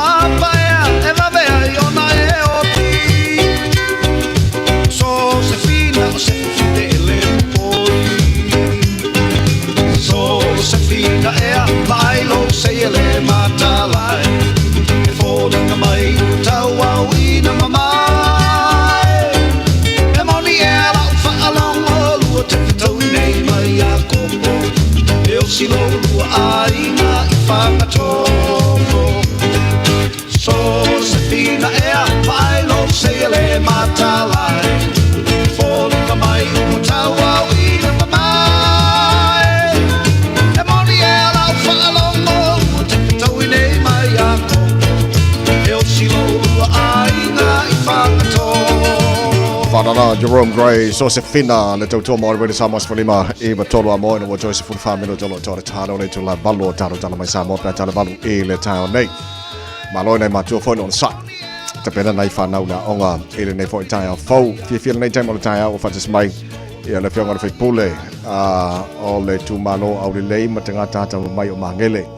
O vai ngai e mimita I le whionga o pito o le tu malo losi ia ma ata mai on tangata ia ai o le whionga whana maunga Lydia Sosene o Yorso Ubu po le spokesperson of the Labour Party ia mo mata ubu tau lotu I whale internal affairs wa pena foi ia vai ngā wha maunga statistics Fia lo fatis mai I le tāna pokalame nei foi teimo le Taeao fia mai le pokalame nei Taeao le whionga maunga ma lo si fumaria O talofa tawai, talofa tu I le pai o Samoa, lo whaalongolongo ni Taeao, whaftai lau sunga muli ava no masungo whila ni Taeao, whaasoa atu pēr, ia se langona, mani whina ngalo, whaftai lava. Nā lo whaftai fo I mole whaamano mai o le teimi I le nei fo I Taeao fau. Ma whai anta a mata mai o le ma wana e iai le teimi na momoli ai le visa on arrival petition. Ia le whiong fo I anai atha anai ma niso te Taeao Pacifica. Au e iai le lo I lau whaafafonga le tani mai le whionga wa wasamana e Winston Peters o le na whai masua le mahalo I tari mai le petition. O le alo sirifia, e wawena mo se tali mo taru tangata, Pacifica. Well, I think whaftai lava mo le whaafsili, a wale mta upule o le visa, visa on arrival. Os mta upu ua lewa ana whaatala noina, mai whaftai fo I le whionga ia anai, ia male lato au waa a wale toi sa ini mo sisi ava noa be mawhai o na whaawhi mai le lato petition o se mea tā aua aua eseni sim tā upu ua umatu tai pēr sitsin a lo ngā lue pēr ia anai manisi o lato komiti a wale tamawhainga mo tangata Samoa ina ia mawhai o na moni visa pe a malanga mai ai mai se le tele o whi au mga luenga I nei. Ia ole leipa mātou te supportinga le tamawhainga be ona o whaafonga iai le aso lea. We haven't seen or we haven't been briefed, but o lea sa ale awala anai ua tuu I a ao o vawasa mānaia ma le New Zealand First. And I know people are asking questions, ila support po le lango Labour. Yes, but we need to see le detail. Awa o se mata upu ua lewa ona la ngā. E tōtele I o ta tangata e malanga mai Samoa, ai mai se ai pe au mga luenga a ele umi. E o ekalesia, fe au ekalesia, fai poiponga, malotu, and all of those things. Nā leo mai a fia whaatau nuu, ia mafutanga, ia toifoi. Ia o se mata upu pe ona au sauna, ia e lave a. Ai tato wa ai pia I le relationship. Le whea ngainga a New Zealand, Samoa. Ia o se o lea whaatali, po lea le awala e ui iai wa wasamanaia, po lea fo se la tau mana onga. Ma whaatala noina ia nisi I te tono o Mātu Palimene. Yeah, we have to wait and see. Yeah. Le maunga, elaborate I le maunga lena ta wela sononga, you need to see details. O la winga o le maunga le, e ini maunga ele ato tōna tu I tono le petition na mole. Whatever ona tamu whailum ta upule le visa on arrival. Yeah. Ese ia policy party ese. Yeah. So it's something we worked on before. Au mato ye tono malo. Ai ele whape whaingufie. Ai pau lea what I know. E special ale whia ngai ngā New Zealand ma Samoa. Ia o lot tamu whaipea po a nisi fo I whamatalanga malo Samoa. Ia mali malo New Zealand. Mai e whaatalitali a pole ale. Awale ui mai ai vavasa mānaia ma New Zealand First. We do want to see the details because it's a ua telele mala malama. Yeah. O I mātou te tono rau te palimene. So I wha mala malama mai tu se awa noa I tangata Samoa I New Zealand. I le process, and mese pe a we to select committee. That's the process. Ina ia mai se ava noa e mwhai ei ona whai ia submission o tangata New Zealand. Pe o se whataita ingalana, but we have to wait and see the details. Okay. Le mangwa sa antala noa le tō te tai Chris Hipkins le tai ona molele visa on arrival petition. Na fisili ai po le alo na finangalo i le vave te tau ona tali mai ele malo o lan tali e te taua ona vave. E te taua ona vave stani mai le malo tu. Langa le o le alo silfia i se vave mawhai ona whatino e le malo se tali le. O lea, whaftaila mo le fisili, o lea mau te whaatai tali, o lea le awale e ui iai i wawasa mana ia malato au waa, ma poani tūlanga o le malo, mana tua, e tolu pāti e se langona ma whina ngalo. O fia mana o mea o lo whaai i mātou i le opposition, o le ala tu ainga tūla fono o le a ui iai. O ani si tamawhainga a wā ia langona tangata, pe ala tu sa'o ale visa, alu sa'o al malo ona whai mai lole le process. So we have to wait and see because it's tau lama ona tama whai ina ia manino. O tūlanga le na tali atu no taitai. We are very supportive, but it's important to wait for the details. Marisi o le ali instruction, o le ali whatununga vavasa manaya, o whela e o iai le whainga o le visa, mta whapena, because they will have their own caucus. Paiala tofono sanga e whaatalo sanga ina fo'i pāti o malo ia ona o mai lole le ata po le ala le whainga whaiai. So that's what we are waiting for. And I would support what our leader has said. E tawana whaavave ia mta upu pe a whape mawhai. Okay, malo whaftaia le maunga tāme ia tu lesi tūlanga o le maua o oil so upu statistics Labour Party. Whamaunga na maua le tātou pokalame ua arurunga pasena o tangata tu ua New Zealand ai malanga Australia mai sia tu nuu o le alo silfia why o le alme mafoi ona malanga isa tangata mo New Zealand. Ia e pei ona pe a mato o mai i tu malo pe o mangele South Auckland ua whainga tā tele le cost of living. To tele nei ainga ua le mawhai ona affordinga, even the basic necessities. And a lot of people, mawale figure statistics, features furu lima awhi tangata wo ese mai New Zealand.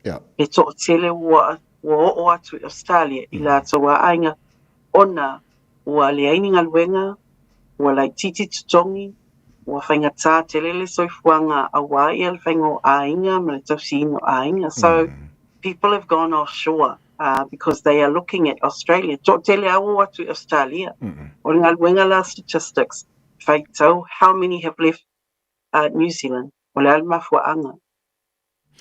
Alo whaftai, tā tiritilo lesi mai ngā tā ua leo te loe la malu silfia tu langa le online casino bill. O te loa le popolenga tele a mō tātou tangata Samoa e a whiai matupulanga fōilele o le a whiai lano le vaenga le online casino. O le ase tala la tamai lea pili tono le panemene whamon monea. Bei o le whaftaila mo le fasiri, o le vai aso fō, mo le vai aso ntua. We've been waiting for the second reading of le pili. O le pili lea la introduce mai o le tūlafono fō, o lea o le atatalaina le avanua e le malo ina ia o mai ia company tele mai offshore e mawhai ona lātou whaia le mea fōlea o le online casino gambling e tūlanga te minei e whaasā o loo iai tūlafono pea ina ia pui o tatangata ia tau te silawhia tō tele ana i ta mamatina e pia tāwhapau le Sky City Casino o le esenga o le a saulunga online. So what that means is 24/7 access ya oe malo telefoni i le online casino. E pule lava tangata. So every person that has a device, even the tupulanga, o le a mawhai ona whaafai fia le access i le online casino gambling. Lono o le a alu i lunga le taua whai o to tele availability. A wau te mini. A whapea o oe e te whialu i le Sky City i Auckland. Ia, lona unia whaatapula mai ai tūla, e ai a taimi e tala ia e po taimi tupuni ai. e ai fo tula fono e whaasa o na ui atu i sesi e lalo i fo losu tau sanga. O le polenga la o mātou le leipa. O wā tu ai ngā puipuinga o le tula fono fo. E whapewhea o na whai tula fono ma protections nei o tangata from this bill. O lesi, what increase the online gambling harm. A wā tau te lo o le tele e ngā luenga le Problem Gambling Foundation. And Pacific people and Asian people are one of the highest groups accessing on gambling. So online gambling o le pōlinga 24/7 hours, 24 hours, 7 days a week. If I feel out on a pui tangata sila ai maisia tangata o tato tupulanga. Yeah. So, what advice? Ola so fautuanga o fotua mai le pili ola so fautuanga mo tato tangata fo lele ina ia alo ese mai vaanga ia mo se lumana I lele o tato tangata Pasifika.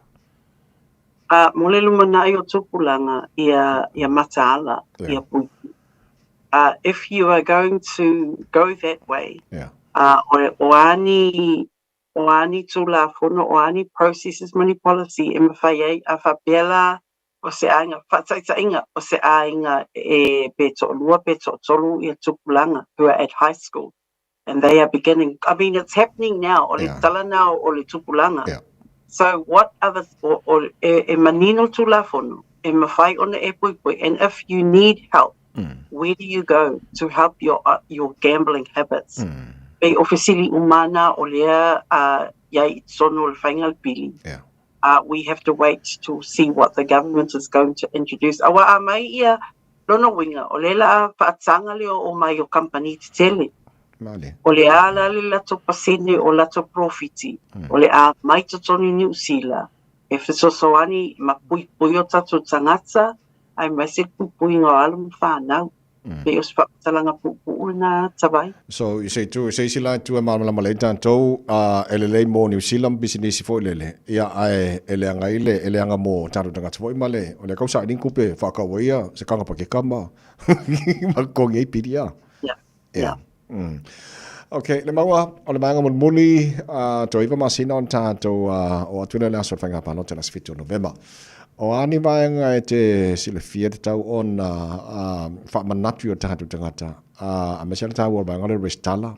Ia ma fili I pāti o laile leia la tu policies mo tahatu tangata Pasifika. Samoa. Paftai lava mo le fesili. O lea fia whailoa atu I le tatou tangata. Ua sui le tula fono. Lono winga. A le legisla oi 13 days before le palota tele. E le mawhai ona e palota. Pei o le suinga o wal mea masani ai tato. Ai maise le palota tele. E lafo atu lau me mua legisla. O le mea lona lua a sao tua atu si details uma ia lono winga. E la tu sao ale le pepe palota I le mea lai te alalai. I le taimi nei. A whapea na avatu tu si legisla. Ia ele I will move ese oi me I lesi mauta. Ai le mawaina lau pepa legisla. Lona winga a whapea wo ese to ainga me whale tuai o le wo le whale fo. Ai le I legisla ina lau swafa details mal to ainga. Ia, lona winga le maulau pepa palota. O le tula fono fo se fulu tolu waso before the 7th of November e pa angatai pa amutai legisla. Lona winga. Overlo le, I think o le last day o le enrollment o le aso lufu lima o ke topa lua ono.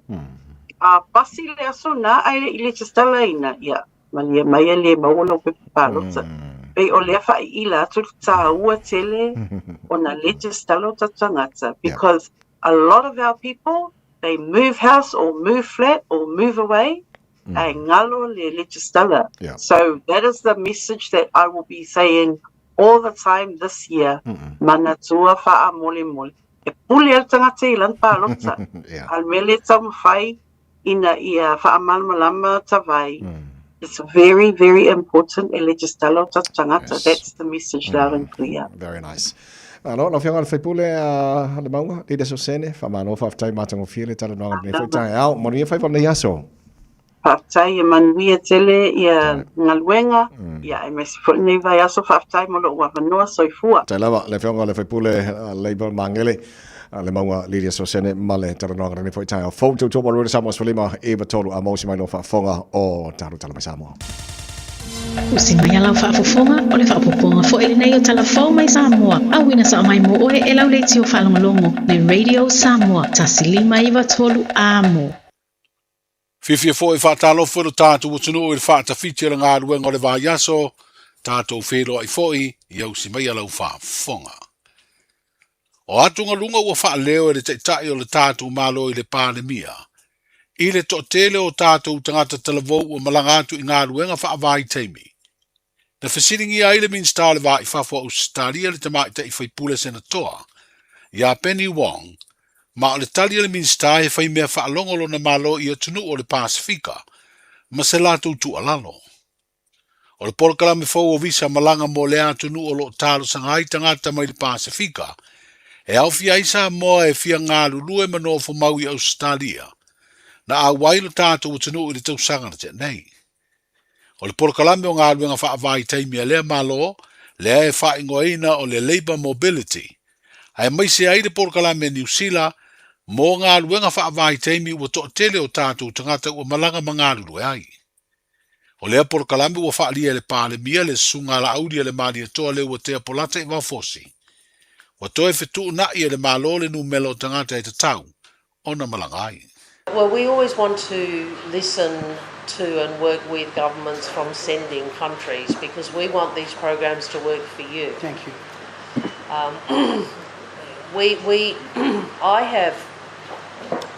We try to reserve these programs for the Pacific. Many countries, frankly, want access to our labour market, but we say, look, no, Pacific is family, Pacific is our region, we want these programs for the Pacific.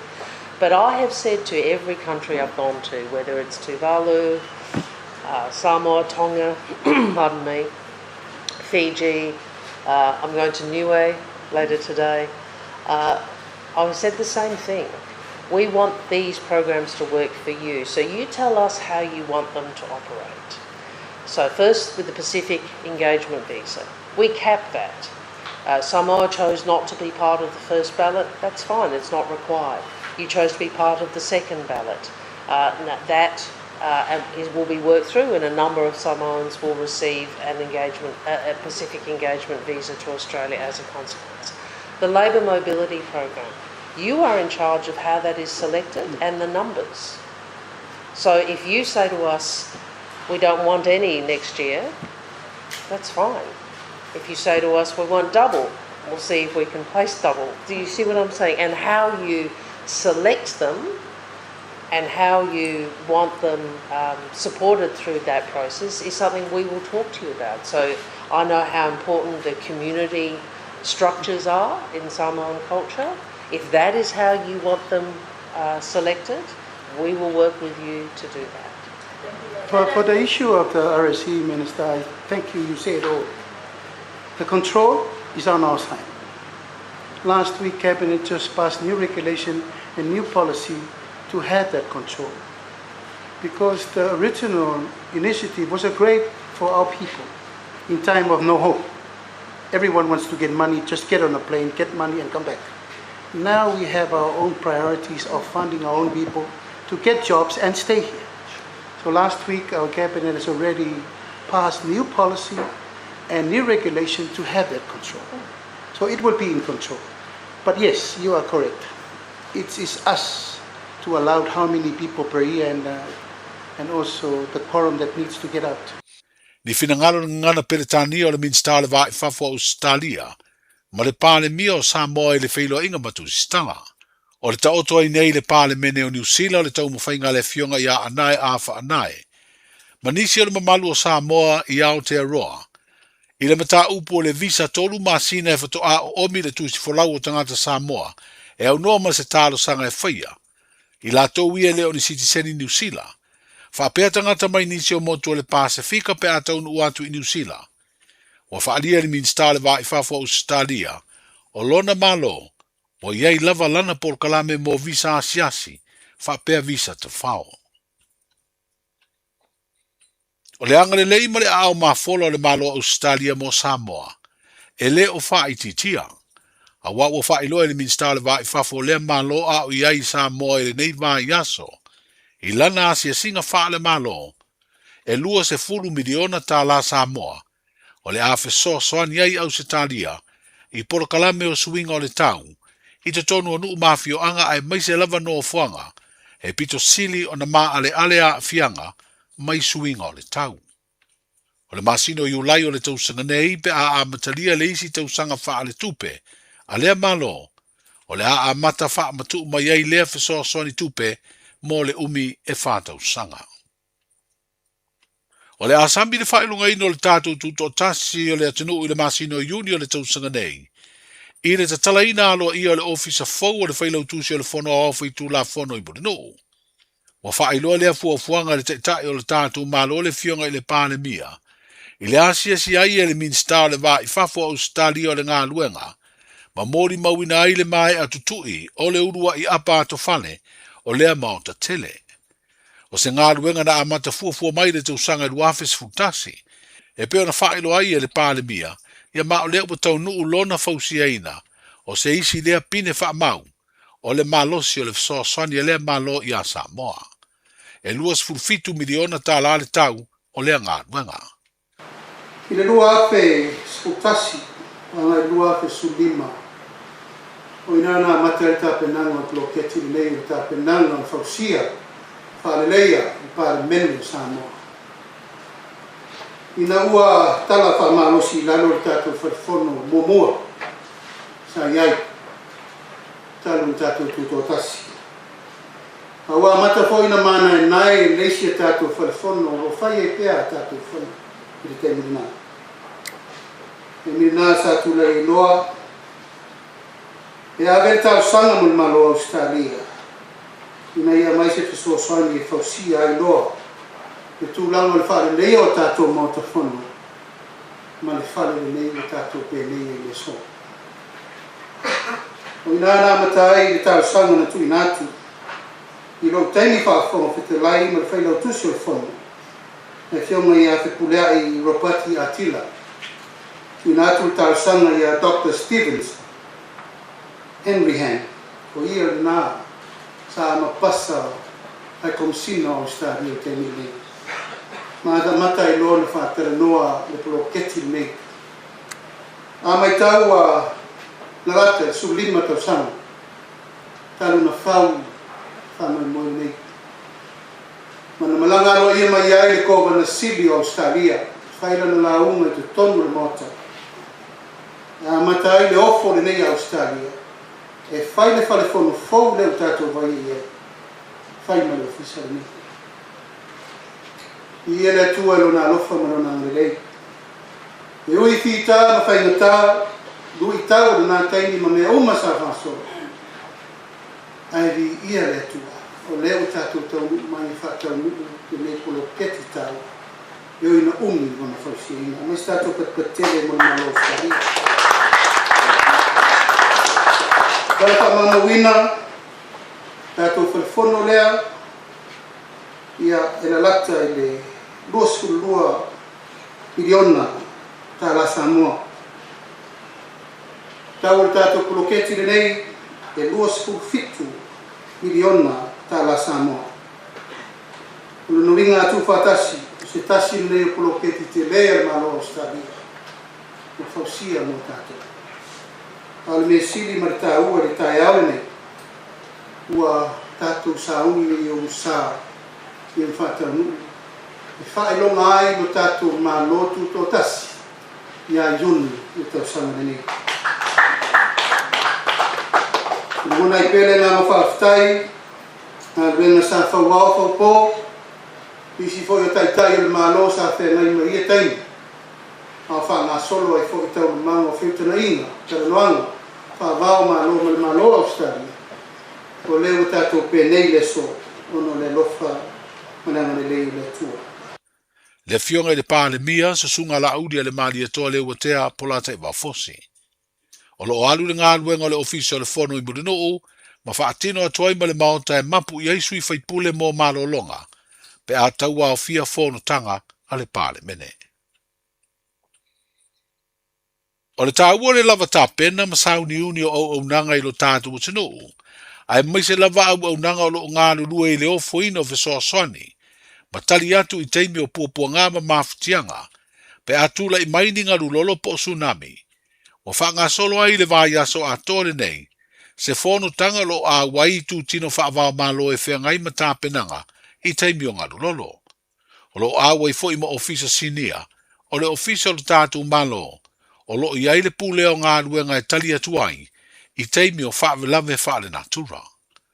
I se pepa whaalawi lo le whaata singa, o lo whaailo ai e se fururua vaenga au tua tāpenanga, o lo tau la I ai whetu wha inga I lea fono. I le nauna o tainga o e o lo whaauruulu I tautua, ma au nanga e o foina I teimi e tutupu aini ngā lulolo. I a lava tā oso por kalame tali atu ai. I le tausanga luafes furuma le fitu, o le fioanga o sava ia I le whanga na wha mawina le lei o lātu tāpenanga, e tusa o wha ta inga na wha tino mō ngā lulolo. Le lei fo I le wha ta oto ina o por kalame, e tāpena pena I ei tangata o le fioanga. O le ofisa le malo a Amerika o lo wha awala mai ele fesoasoa ni tupe, ua mawhai ai o na usuia I Samoa lea fono tanga. O tala I o le whaatawhiti, soifua. Talofa, we're the Katinas. Talofa, this is Pat Lamb. Talofa lava o a o lapi marina, mau pelo li tio. I le radio Samoa, tasi lima iwa tolu amo.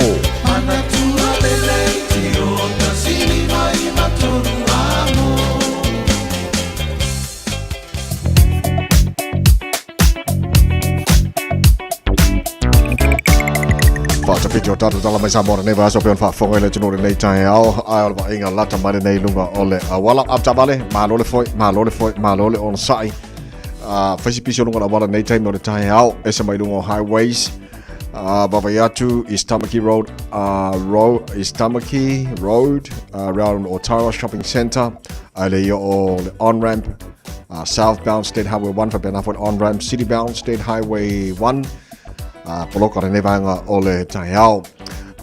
Isi maenga lo titi no te malanga malaba lele lo sifuru a faisi poloka re ne foi taimo le Taeao mo tato wai o ke o kwai lo ba lele faisi poloka msano po pisi ba malaba lele foi taimo le Taeao. Te other two roads south le yo le on ramp o le citybound so State Highway sifuru ma le westbound o sifuru faisi poloka re ne ba o le Taeao Mount Wellington Highway.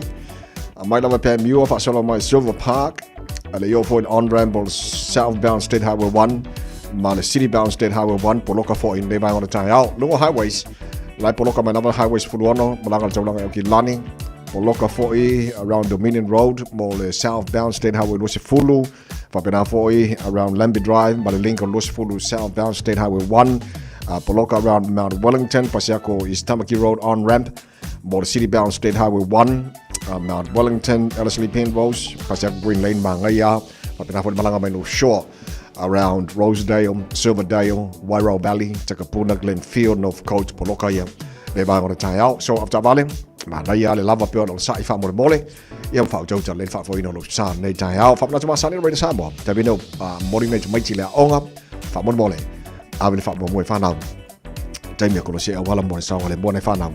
Oh, you have to la Onga name for Taeao. Tasilima Ivatolu Amo Radio Samoa.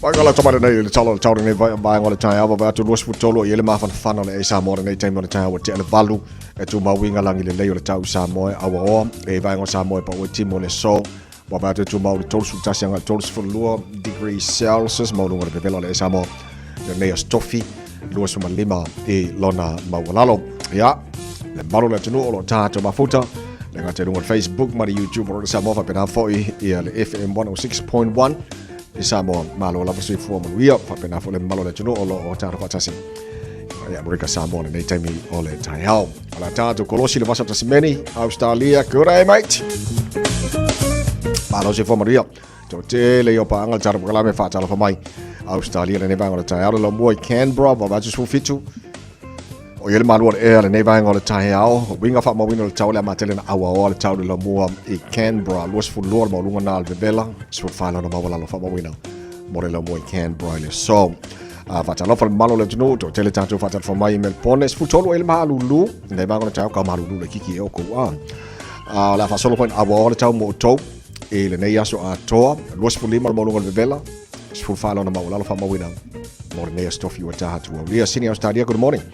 Malo se fo moria la mang el ma fong fak spruiva o el malu le er ne va ngol Taeao o la fa sono pa ultimo sul calo fa ya sing ka fefe pa ultimo mo to le so lo su lima mo ngol bebe la fa mo wina mo ne sto fi lo su tasi lo na ma lalo a Brisbane Australia ma lo la se fo moria ne tai mo Taeao fa si bebe la ka o di mo ko wa lo su lo le bebe la in Brisbane ele ne va ngol Taeao we got to tell Brisbane mo ne yaso o le afa solo ina awa oe pa utimu ni so taimi tolu se furu degrees Celsius mo ruwa bebela no su tasi I lona mawala lo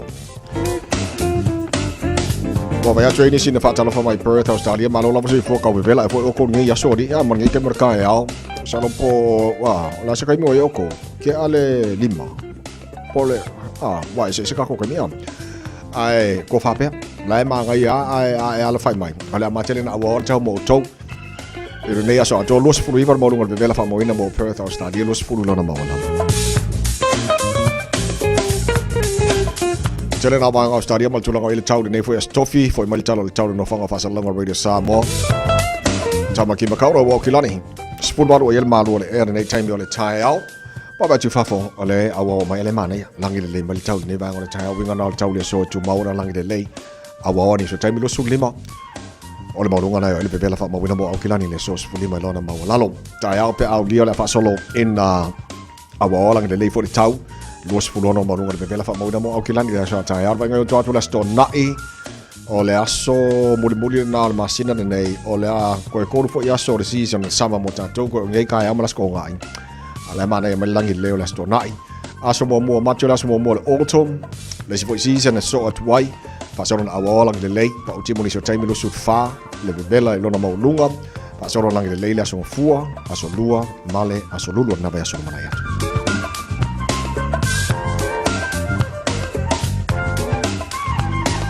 pa mo o mana utu na mai la mai tau nei taimi le Taeao le tau tu na mo already samos falima e ba tolu amo ina was fu valu le wate ai ia le tu la e valu ia a faina MCA ta tu tala mai Samoa o le nei Taeao ia o ke popole o la tu fa sala wina mo o pe tale tu la se fulu mare lua la o le so mar fitu po na nei tau lungo tala mai Samoa o le nei va yaso o le tala valu le Taeao o le na wa fa fonga la tunu tala mai Samoa o fa longo mal to o te lo fa fonga e ma nei le fainga Australia o le porkalame e control uma mai Samoa le porkalame le o tadu tangata ngadu due Australia ya ba fuala le saunanga al mistar vai fa Australia le na saunoi ile taranga ma fionga le pel mia for tatu malo e foringa mai e o le control a toa o lo ile fionga le pel mia ma fainga malo e fia tangata ma faina nga lue a fia male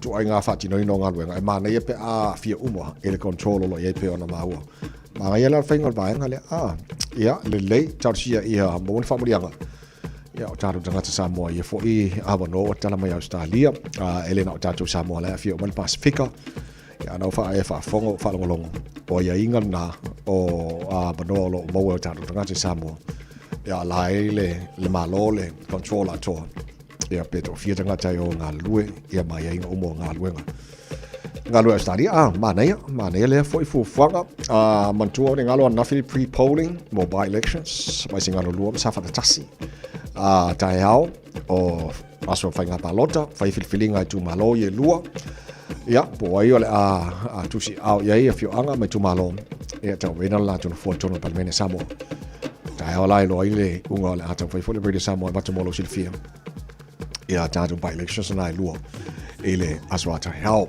tau to molo Samoa falima e to la mo los fulu te ile tu la balu smela fa fonga fa fitel ne va so tatu fa Samoa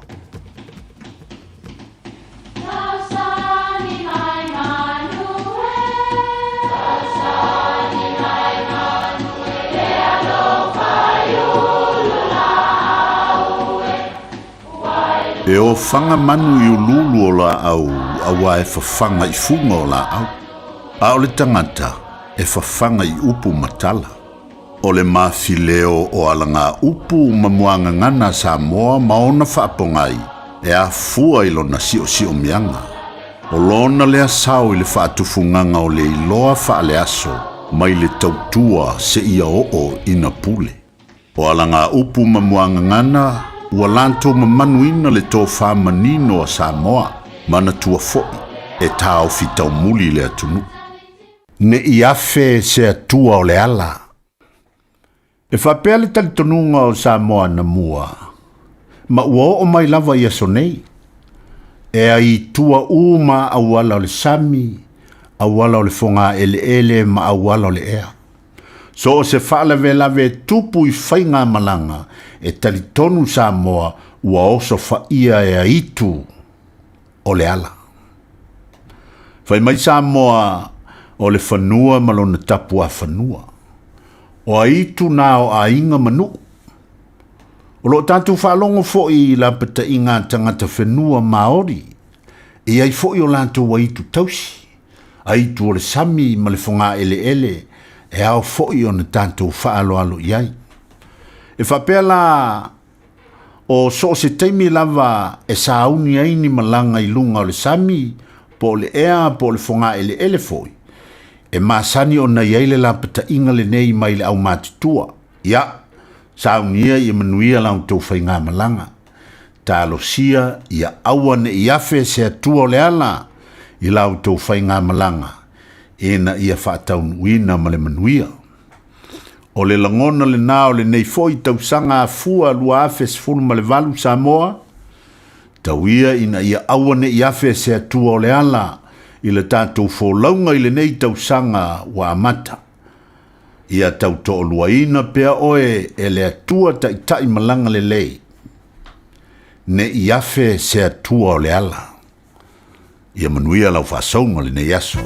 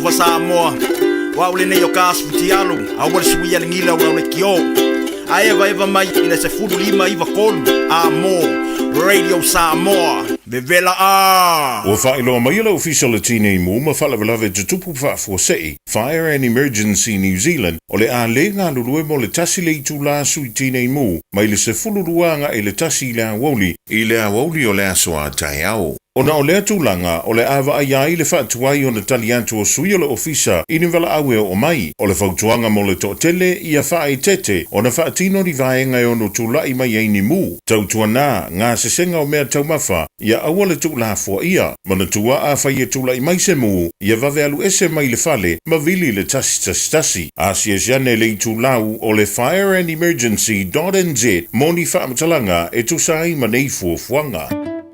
E te manae maua se luma na manuia o la wata li I polo wa fafine.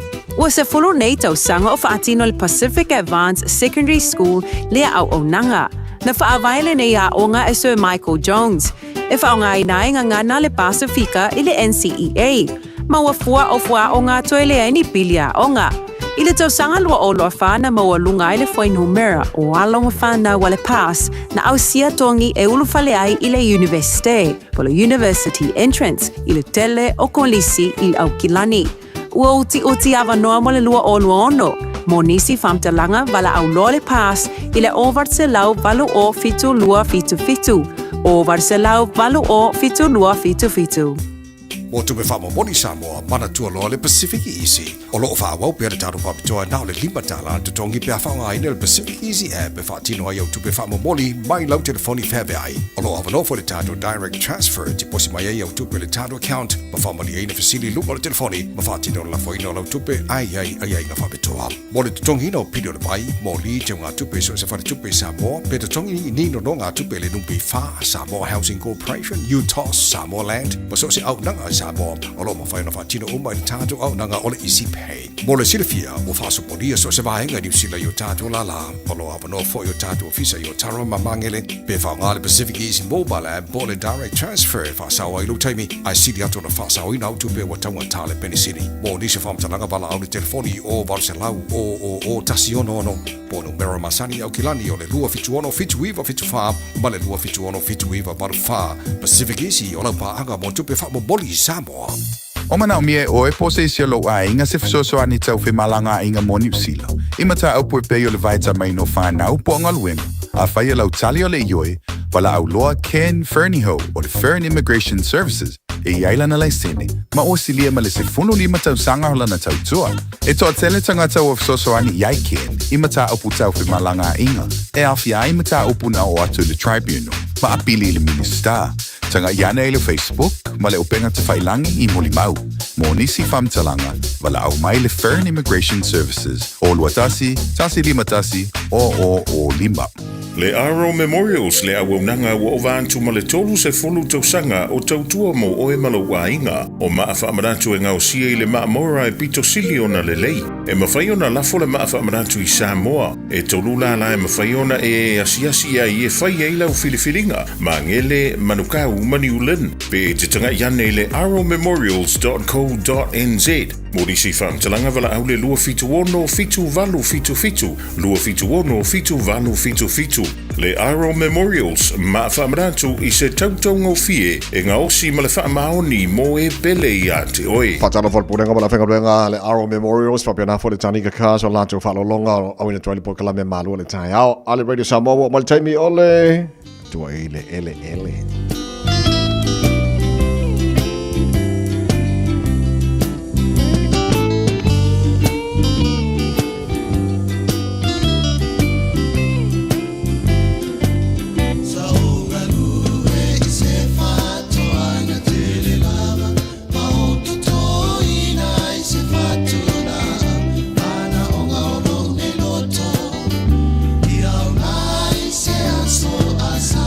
Whatana pakalame le au whai whātoanga o I lātou e Fiafia tele to tō le whatula au ma le whaamoe fua mai mo a Taeao e tua I ele taua tāo na sui whanga o tātou I enei pakalame tua ele sunga tuna epa o pena kobati Patisi mai nei fo I Taeao tuna epa malo na sui fua maria tala fa la sunga ta vai ma le ofisa fa tala la ni Taeao fa tala fa tot pa e ma le malu la fa fonga ni Taeao tu lang fa lu ine fa ma lo se fo mo ma langi mama na sulula sa oso le ma ia le nei mga tao ta te fiatara no le nei Taeao ai mo ane ma wana isi ta si fo o kalesia na bala ri so sani fo mo le fa ngola to fa to ngam ma ya fo ide ma ngadi ia mana ia ole kale se manuel i papto e sa wala mai sti fatu in sela tu ngala fa nga ole la tu fanua ole pa si roi la ko e falsa la lo mai da pa na le sa tu ni si landscape plants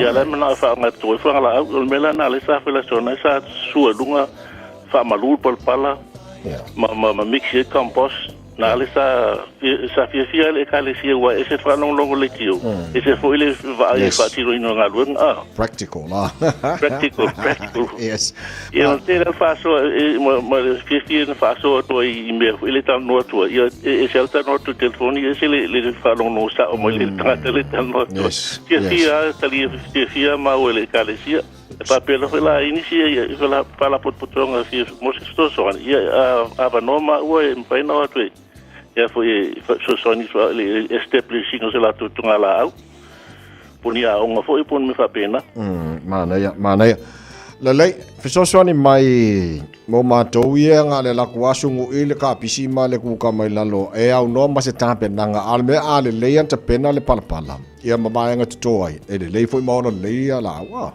io ole a fai o levanta ti se palpala fa ngaina me mo mua ole vele mo va vele se mo va fa putu va si tu manu fa pala mo le compost wa pala lo enfrente mai to mix ma palpala pe mango le fa putu mo nga mutil tu manu na ia pe ono ani masina wa pala ia to ma to mix wa ka se mo palpala o me fenga lunga la fa nga so tipi e fulia il parpala fa nga ho camput malo o me la ro su tipi ia a faila a tipi parpala fa le su tipi fa square poloka fa ia ona fuli le fa pito la ro pito le sa pito lunga on ma foanga ia a fa pela sa ini fa tu va o pito lunga a fuli lo la fa pito la lo pito la sa pito lunga la o tanu la lo ni fatu va au ni to o le lunga ole o mafuanga na le fuli par pala fa pito la lo pito lunga ya fuli lo ona poi le fa ma vevel par pala ela na ina ia fa malu fa le poi le suo tipi ina ia ma vevel par pala ma malu ma na ia le fulinga par pala ama mali spito o le tu spito a uma ona fa malu par pala a ela está se zalaisa fa sa la lunga le par pala ona vatilo se la ko seu fa tasi ila ia mix fa tasi par pala ma fertilizer so es nga fertilizer la fa nga ole citrus fertilizer ole general purpose fertilizer le vatu mix fa tasi mo pala a fa par pala o leva ona fa va a uma ona fa malu a vatu sitanga compost lai vai fata mo ya panning po ila falo lo mo ai esse compost esse potting mix e lo me que o fata o compost mix o compost ku so palangala una la utele me ai la o ekton right ava kwa mix wa kasi lunga male top soil malu le ena fata to lo le o fala waina mana ia ia ona mo fa o nga mo ya pani mai tatin back and save garden center ia ma warehouse mo la ko garden center masania ta sit container o seedling ta o mona no ia ai ono ia seedling to no container ta e pe masania na le luta la masina le container kas sile na lo ko fa yo fa meeting ia ko su fu se tre fa meeting ia mo ko si tu lang fa pena mana ia mo fa la ula la fa tena to termine capisaina capisila potpoto cauliflower broccoli lettuce spinach brussels sprout beetroot lakisi silver beet tamana la fa to termine mai ula ta sanga to va ngana amatori o samole la mo Taeao mo le masino sama o la au la sama o te to la o sama too late la o pi el kukama tomato pi sala elu capsicum sanga melengi mau keni o mela o te atem ana ia le ele ta o tu la po le to la au fetoi marisi sana ia wala ia sei fam tala le ta o le vanga fa bon foi o la o sama a to termine o tu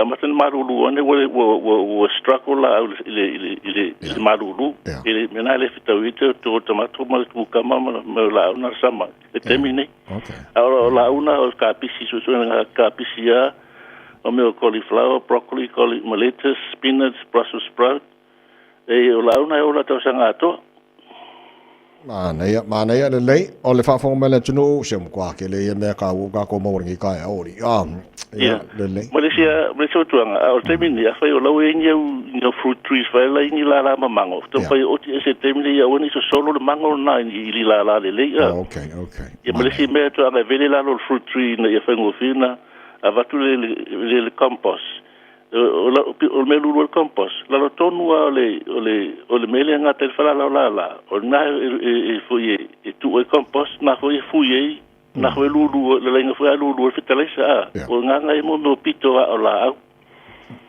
ia mo pito le se nga lulu ma foi la lo ka foi la e linga o la nga o nga mo le pito la me nga tel fala la na tu na pito na e me fuye ma lulu fitalesa mo compost malo wa tai mole nei Taeao ole na mai ngata u al ta por kala mele tai mole tai hap so swani ala tuno ina e morsi fo maro do ina le na tonua malisi me ta una to vegetables lulu mo le slack pellet o maunu le pena inga papa ma sisi vai ko kamanga fa la ko pa ki de popa una lulu slack pellet ngai ku se le ko le papa ma sisi o le plitsem le ngole brand nga le card le pusana mo le slack pellet o na lulu fui lola ele ina effective le susu ele mfengo finga inga papa me okay mane ya le fa ul tempo kala me isi manga tawo mo le so swani su fo malo loina le tu ya ole sia fo tu ngale na vatu mo fo tu famna tu fo me le fo mai fo tu nga fo mai ele nga me le ai mai nu te me tasi wa la tu le vai o tu ti la le me le acid na ka hydrochloric acid le famalu fangal pute famalu me ai me la na le to o so me to ava então vai por tu não me faz isso me ai o le me famalu me ai fa me tu se lui tu la tar na o na ai lo me ai ai to a in lo pu vai por lo tus por lo kifo okay ya la ka ko le masang ya le ka mafala ko mo ingu le vai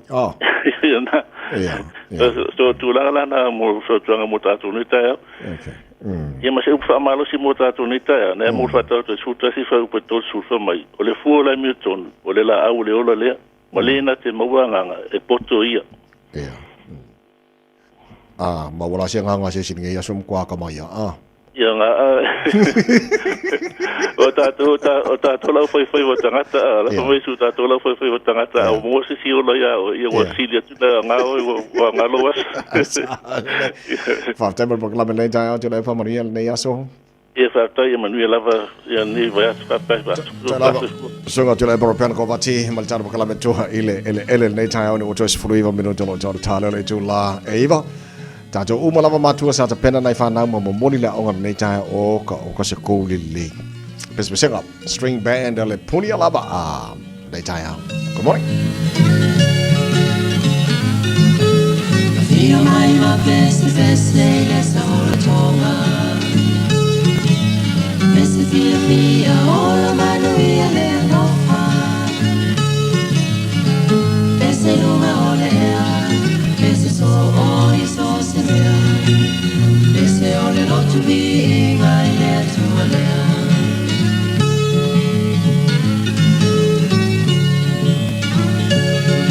Ole best Italia matele Ois mese sa wai le valea istene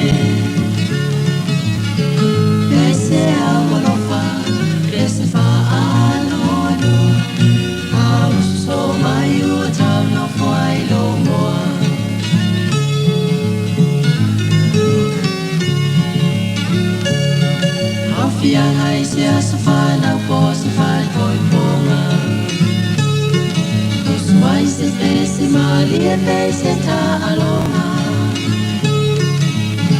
Tangata uma fiafia Fia se siva uma lauria Ai pati pa uma ole au le tauria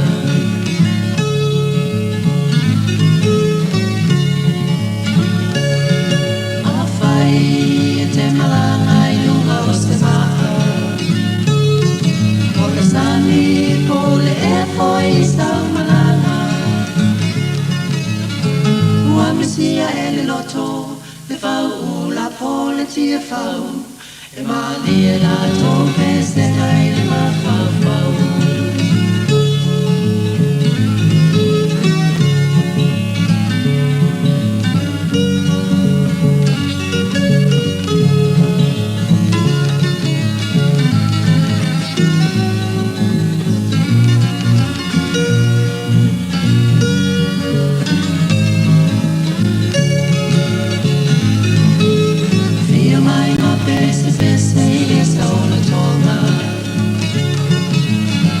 Fiafia, ola Malu e le alofa Pese lunga ole ea Pese so o I so senu Pese ole lotu vi inga I le tua lea Pese ole lotu vi inga I le tua lea Pese ole lotu vi inga I le tua lea Na lova Samoa wa ule nei o kasputi alu a wale sui ale ngila ura ule kio a eva mai ina se fudu lima iva kolu a mo Radio Samoa vevela a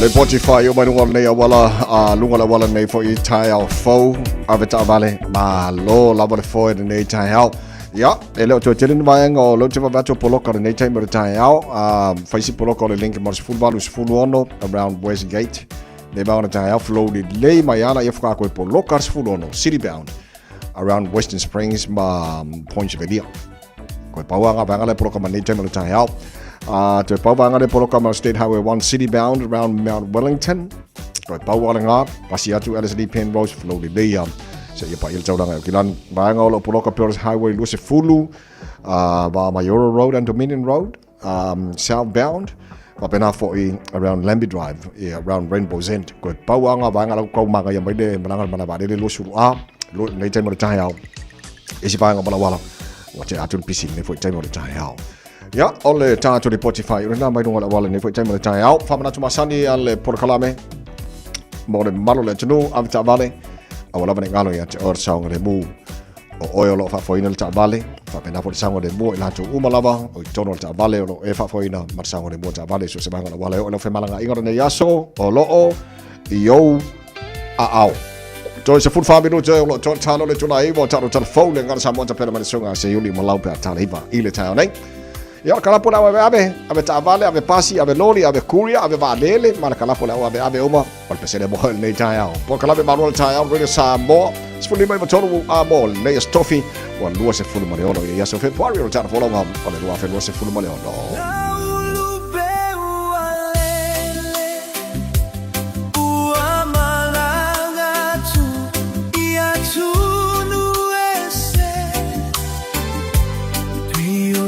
vai o ona fa mutsa ilo uneiola so uto paiatu so uto so I mai au refetuta I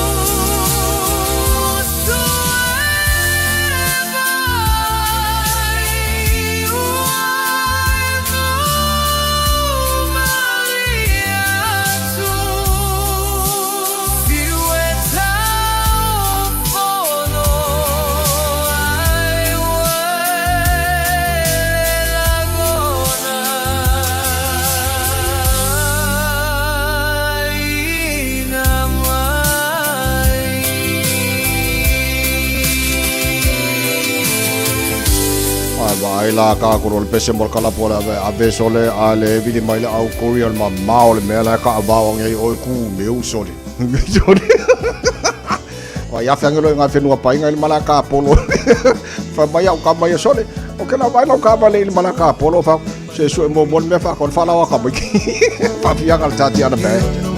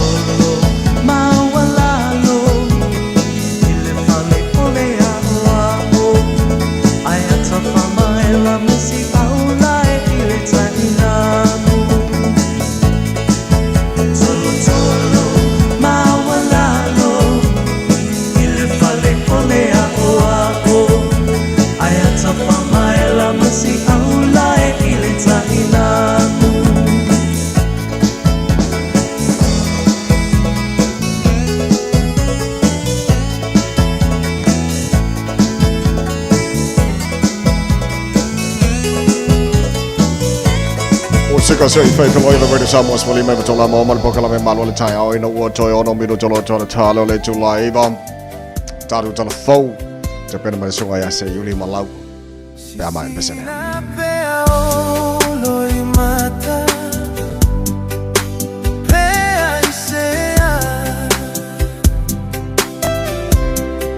Manatu ya teo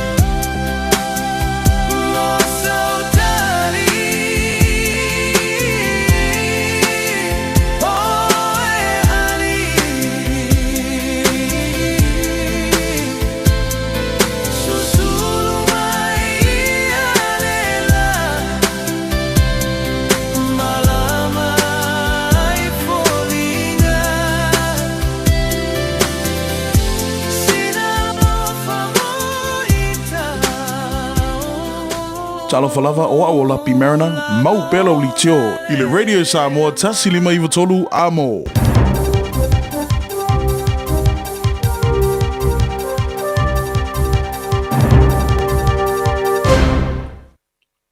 Fiafia foi whātalofa no tātou utunu i whātawhiti le ngā ruenga o le vāiaso, tātou whēroa i foi, iau si mai alau whā.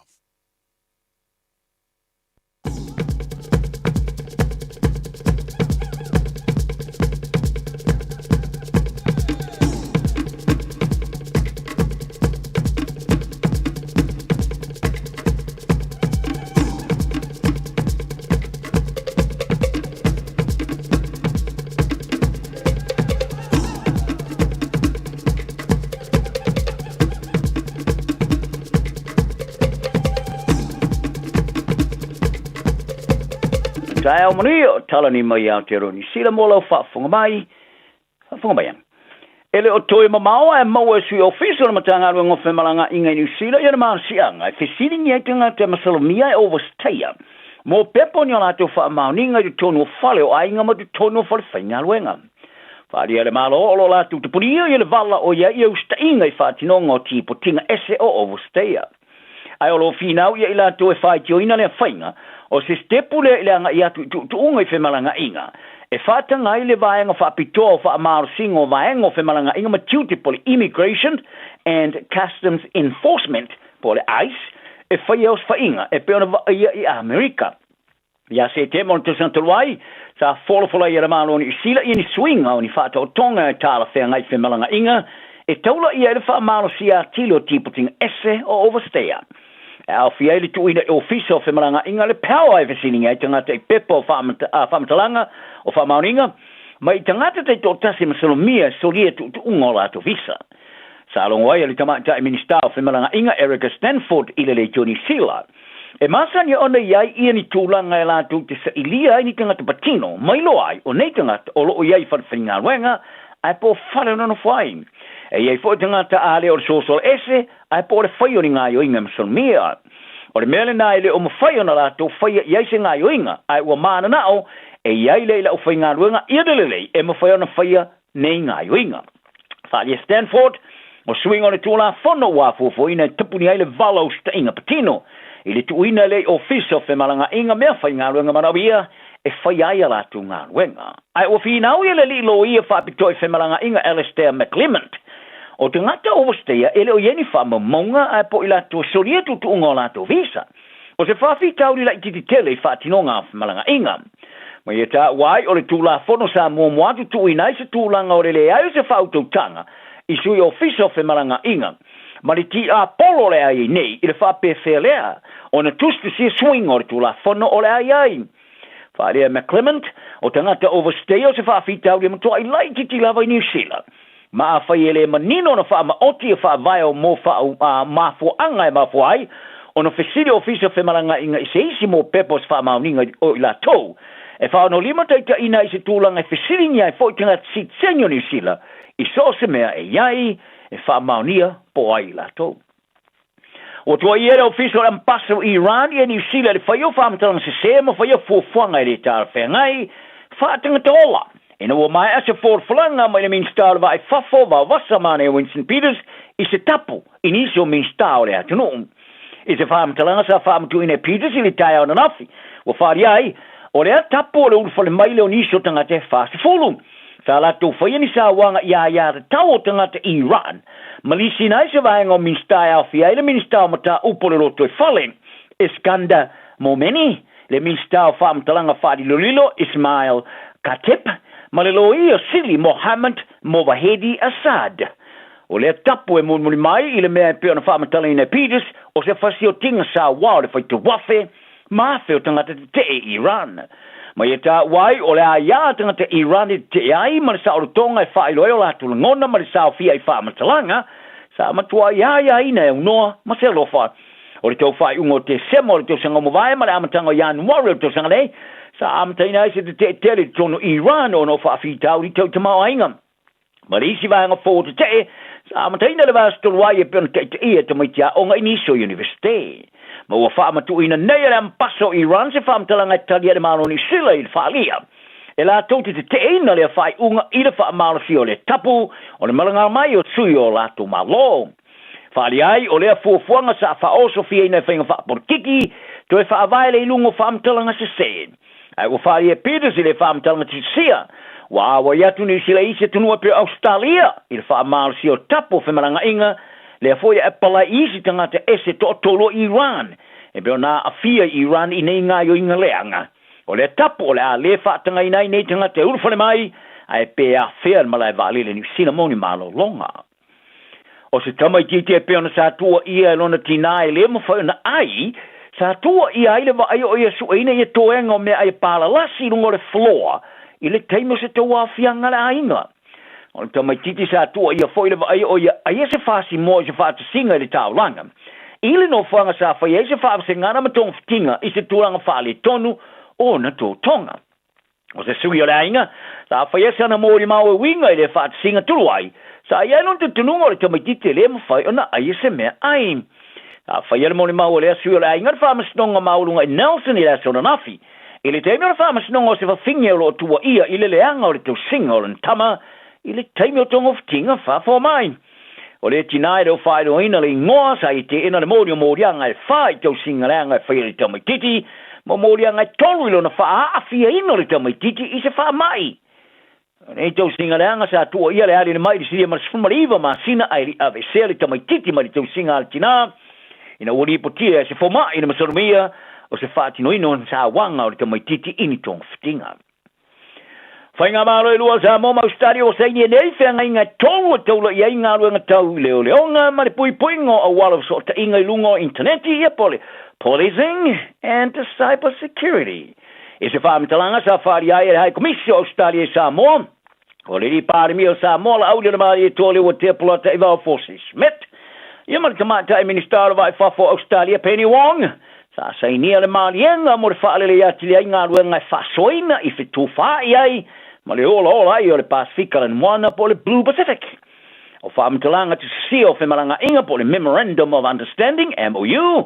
E tolu o sei nia o porklamo whaatinonga o leo leonga, ngā rue ai o leo leo, i le Pasifika, e ma le vave maufutoto na e o le lei, ma le pui puingo o walaw so te inga lau tele e computer. O ne te sisinga i so tanga ma leo leonga, o sei unga leo whai unga sa whai e tai o le whono ta iuro le Pasifika, pe ona whaali ai e hai komisi o Australia. I talonga o sa porklame fōwha whai a o ngā mo le talonga le soka whai pui pui a le kohuhora, Auckland South Corrections Facility, iau kerani saute, o whaina i pangota, se isi a manolon lua i leo langa, e tawalatu i le soka. O whaia o ngā rau soka li i le Auckland FC, e whaatono na latu wasi sian whare pui pui i le vai aso i tonu, o leo na vai aso a onga, o i lo ai o le Twinning Project. O le tos fulu wono o li isa whiwhiria mua o le tos fulu i la tou o tangata Maori e po tangata Pasifika. O i la tou sa whaavaina lea o onga o whaavivi ina le manuia o le porkalame, o no i la tou uma e tos sumale ono sa whaauina matu spasi whawhaia onga e amana ieina mo le soka. O nei tu spasi sa fuafuina e langarongo i pangota pe atu i te liu tu e tangata lau tele i ni te mira mai mangalo ai. Mo se tasi o pangota sa hai whaalia o le porkalame o suia i lo na o langa. Ma ia tā wai, o ia langona, o toi mausa na wano na lua e ta longa soka, a wai a o inai oe e awani e si ile mai lo langa. O ia rona wha moe moe wha o ngalan tu spasi e wha i loa i tanga talvou e malanga mai, ia wano o ia ile ta longa soka i lolangi. Kai wharia, ina ua malanga mai New Zealand, sa whainga tāna wha amasani i leo langa, ma a wai atua i tangata se mai ua ne ele whatpui pui. O le polo keti a le Twinning Project, sa ulua ia mtaine Peritania e lura survalu, sa awhi ai kalapusoka wha professor Siria mare Fitzfuri tonu o le atunu, ia wha pe ma Amerika, Afrika, South Brazil, me Uruguay. O se momole nei, i se tu aingoa o onga ua whaina ini sila nei. O le whitupu pula lau la kapilika le Brisbane Broncos pain ass, sa ia whamani no ina le suingolo na ingoa i lunga o wala, so ta inga lau tele i le ingoa Hakim. I nai vai aso ma vai atu nei. O le sui o le tō sa mo sa manumaro le Champino le NRL Australia, sa tau mate tangata, ina o ia sui alo na ingoa i lunga o na upenga fitu se inga le Instagram, i le amatanga o le masina. O le sui o le ingoa, E muni mai se tala tele sa pa, o le ai tu ua le Broncos ai awa ia, tu le kalapo le South Sydney Rabbitohs, mo le whea ngainga to sanga ai am tamali to sang fau. Se ngā yo inga sa wha ingoa o se fesuia inga pito tele atu le wale li mai o tamata alo i le NRL, i le nei senatori.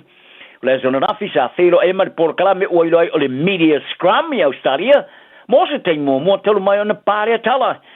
E au fia i mata upu sa telanoina o le swing o na ingoa mai ia Payne, ia Hakim. I lunga o na upeng of tu se inga Instagram, le sa Fiafia i whamaninoina. Ma ia lunga ai lau tu stala o na ingoa Musalemi o Hakim. E loa lava o ia tangata ia Payne, ina te wha ingoa fo ia Payne, whapena fo ilo na tolua. O Scott Robertson o le amaua le amanomo se isi tō ngiolo o na tute whawhaia onga o le lakapi. A ele o le stofinga whaia onga le All Blacks. O Robertson o whiwhilia neo stasi o vaenga o whaia o ngai tō wha. O le aula kapi while le Barbarians mo le latu talonga ma le Champina Rolangi le Springboks Afrika te saute ia uni. O se urua to whinga le Robertson te lumaili tulanga mata ino lona wha te ese ma le to whinga whaia o ngā whaurulu a le All Blacks ia Januari. A elefo ia Robertson ia le sio mianga o le awale Barbarians. Le wha na avei ma whaia o ngā moa i le talonga lea ma le au filia New Zealand ma tonga i le raf sofitu. Ma le au fili suli ma whiwhilia le All Blacks i le ruaf ma le fululua. Ia ma le au Wales i le ruafe ma le lufu tolu. Tala nao le yaso. Ia i le anga malu ma le lo tomau lalo i atoe. Ma manuia lo waso. Radio Samoa Tasilima i watolu Amo Radio Samoa Tasilima i watolu Amo Fire and Emergency New Zealand advises that paid firefighters will stop work for 1 hour from 12 p.m. to 1 p.m. tomorrow. During this hour, fire and emergencies response in some towns and cities will be delayed. Please be careful doing anything that could start a fire. Do not leave cooking unattended. Remember, if there is a fire, get out, stay out and call 111. For more information, visit fireandemergency.nz. Wa whaatonu lau whanau sia o ngā amata. A whaia te alalai mangeli sa sae po o nuu tūtua oi, whaafafonga lelei mai. O lea wau whaantua le whetūta i ala o ngā amata, le tolu se fulu i tūla e a o ngā fuai whanau, mai le tasi o i le 5 tausanga le mātutua i le vaiaso. Ioi, maua fua fo i tau mawha, walau lo le whetūta i ala o ngā amata, i le olua tasi tolu 5, fitu valu i wafitu, olua tasi tolu 5, fitu valu i wafitu, mo se avanoa o lo walo. Talofa lava, mai le tānika kas. A fio mai e filifili sau piki apu, taporke, o komeki, pe suikia, to e leda ono foa. E lua se furu lea e maua i le teminei, mai le lua se furu afe tala, iwa se lau iwa slip, mai le tausanga lua afe se furu e o i le lua o lua tolu. Bahala au mai misa i le lua fitu o, pe a fio mai i le tānika kas, i le fitu tasi fitu, Great South Road i Papa Toi Toi. Wala au mai misa i le lua fitu o. O e si la fia e iwa te si ma le tolu wha miliona tā la le se leni a le UTOS ua toi whaasafua atu i ona sui whai unite i le lua o lua wha. Whai sau teo ngā tupe e teo wha whainga luenga ai lau se leni ina ia vave wha tau nuu se wha moe moe tā ua a lau a inga wha pe e ka le sia. Wha o ngā au nanga le ANZ po le talofa voucher, le M tā la, ma le My Cash e ala i le Click X. Wha afso tai mai le ono valulima lua ono iwa wha iwa, le www.utos.ws, po le emaili o le info@utos.ws, po le Facebook, le UTOS, le wha putu ngā tupe teo wha whainga luenga o le mawaenga tau sia Samoa, teo wha whainga luenga e mātou lau seleni, ai sele e oe le manuia. Talofa, we're the Katinas, and you're listening to Radio Samoa on 1593 AM.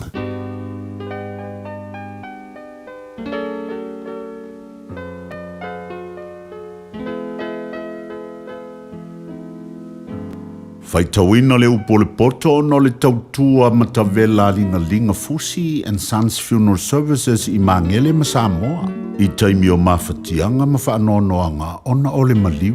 Manatua linga Fusi and Sons malana au nanga o le a whaamama avenga atu mo oe ma le ainga. Wala au i le telefoni lua fitu 5 tolu o fitu.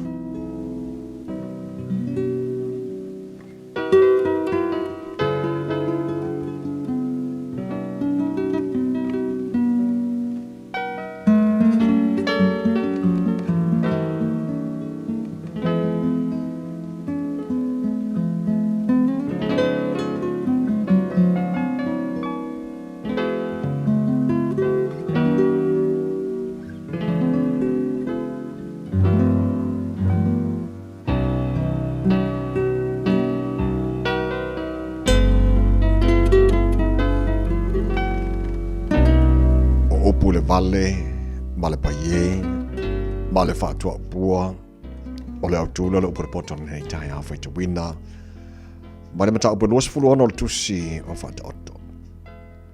E pei o le kiona i le tausanga vevela. E pei o le wanga fo i ona po le sere ngā saito. E whaapea lava ona le ono le vi inga le vale.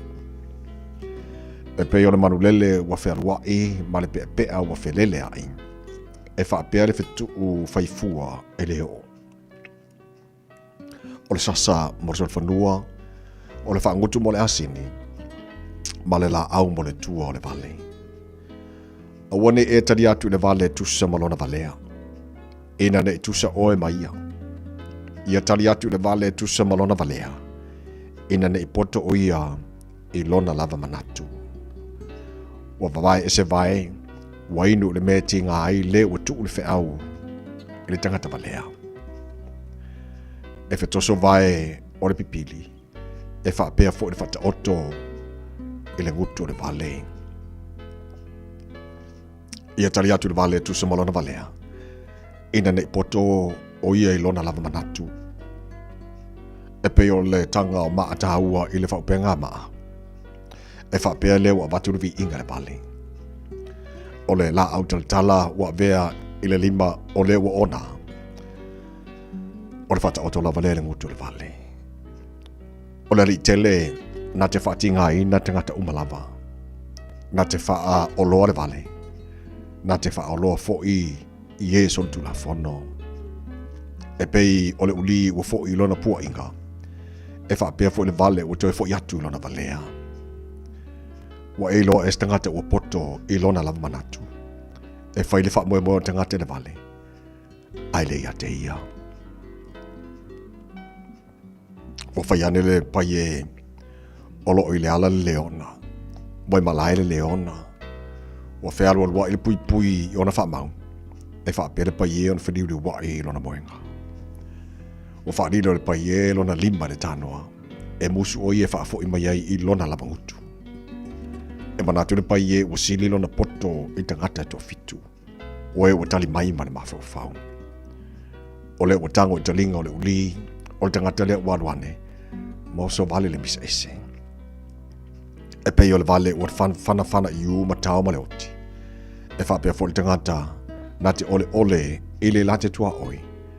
Ona whapea mai le o ia, e le ola u mea ula ea. A le se whawhie, e mate ai le hafi. A le ai fo se whātua o pua, vai ai le misa. Ole malala i le malala ola, ma le whawhie le hafi. E whapea le tangata whamisa e tupu ai le misa. O upo le whātua o pua e tusa ia ma mea suomalie. Ua o ifo i te tonu lava le manava. O le aria wa iaile o taota, wa uwhiti ai le taanga ipu. O la ngutuia wa alofa tele, ai le anga le loto. O le wa ino, wa whatanga tautala le lei o ia, iona la ngutu. A wa tu pepelo ilona loto. Iwi lava ona wha amaria mai lona leo. Awa e te whaatua tua ia te ia. Awa e fitu ni mea ino sia, wai lona loto. E ufiufia ia lona ino le pepelo. Ai whaalia lona leanga i le whapotopotonga. O le na te ilia se lua e pa u o ia iai. Ma le ua furi le maa e toe ta vale mai lea ia te ia. O le laulau whaipa pepelo wa ino ia i leo momo ai. Ma le ngutu mole e tupu ai le maalaia. Ua awina atu le upu o le poto i le nei aso o no le langolango mai a linga Fusi and Sons Funeral Services. Ua mawhai o na tu whātasia o nanga tāla whea ngai i ni tautau ngō fia tele. E fsosoni atu ai, a o whea ngai oe ma le popole ma le whememea. E mori whātasia atu ai ma wha mai senga, ma wha mawhana whananga mai a linga Fusi and Sons mo a inga uma o Samoa ua whea le maliu ma le oti. Malau mai loa ia lingalinga Philip Fusi lingalinga. To ia whaapō lingalinga, to ngia si ulavea, pesusu mai i le luas fulvalu Canning Crescent i Mangele.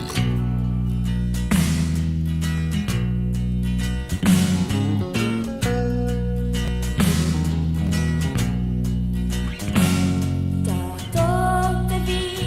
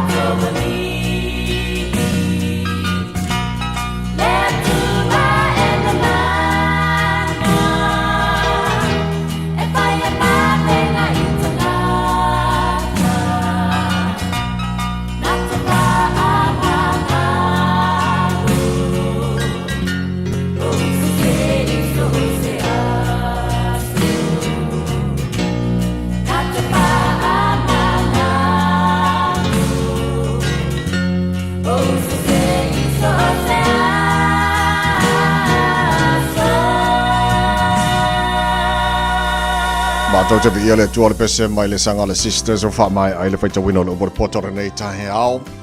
Ma le tautanunga o manuia mai oe, whea lama e whaafonga mai tono lo maota, tono lau ta vali. O tono po le whawhainga ruenga malo whita i tunga tūte mga ruenga nei Taeao, mai mo mai lunga Facebook, mai YouTube o Samoa. Malo si fua. A mai ani se whawhianga la RSA, ni se whaasilisilanga i a tau nei Taeao. Atasi i le po atoa I vini loa moa ai oa la loa Pei ua o ta whea I le wā saloloa Mo e miti ita Punga I la winga Sangi mai o manu I funga o la au Ae whawhati mai pe au o le au Ua whaapenga no umang whau Tumau ya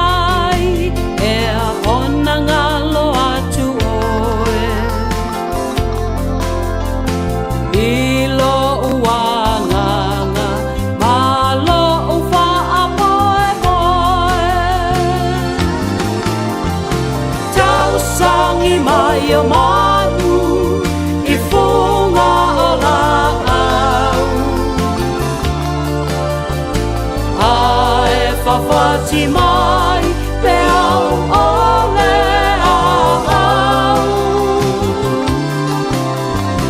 Ua whaapenga lo umau whau whau. Tumau ia oe e whaawawau. Tumau ia oe e whaawawau.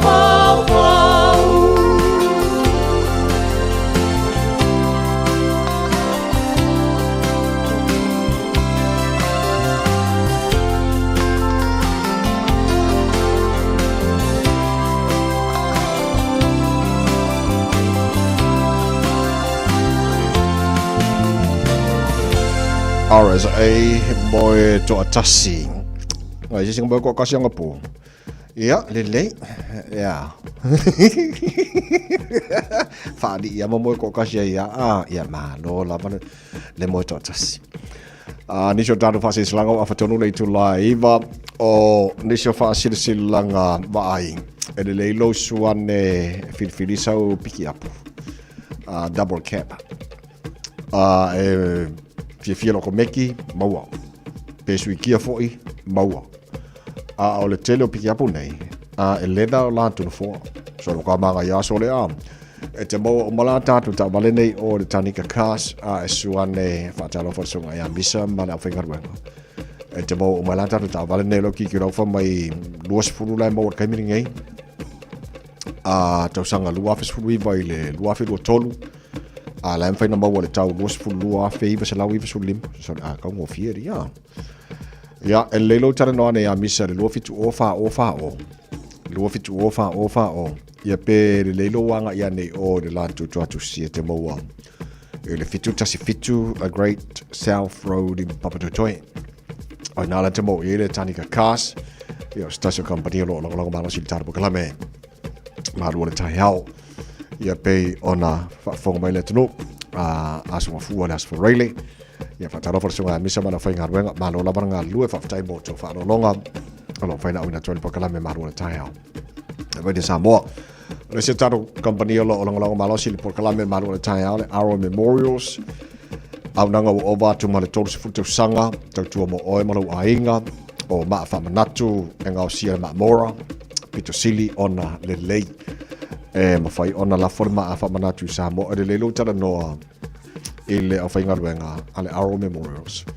Whamalama mai fole ia te oe ia le aveina le maa I Samoa au te lope mawhai ana whai uma I nei ia o upu e tuurunga le maa, te uteunga uma e avela le maa ua ato toa me uma ia le leilo tara noa iai po le ale tau e ave I Samoa ia mena wha ngaiuinga uma nawainga uma le la umana batu leo telefoni e tolu ala tu la ma fai ona e suane iai fai lo filifilinga mo tātou I mangele o lo ele la tu la lua se lau lua se furu Messi Road I mangele o le la tu telefoni lua fitu ono fitu valu fitu fitu lua fitu ono fitu valu fitu fitu e ele sia la tu la I Manuko e te mo se lau fast food tolu Cavendish Drive in Manuko la tu telefoni lua lima ota si tolu o fa lua lima otas tolu o wha ai mo mātou si sifo o kilani olo I latu la lai New Lynn e te maua I le tolu tasi tolu the Great North Road in New Lynn ia pe wala wane latu telefoni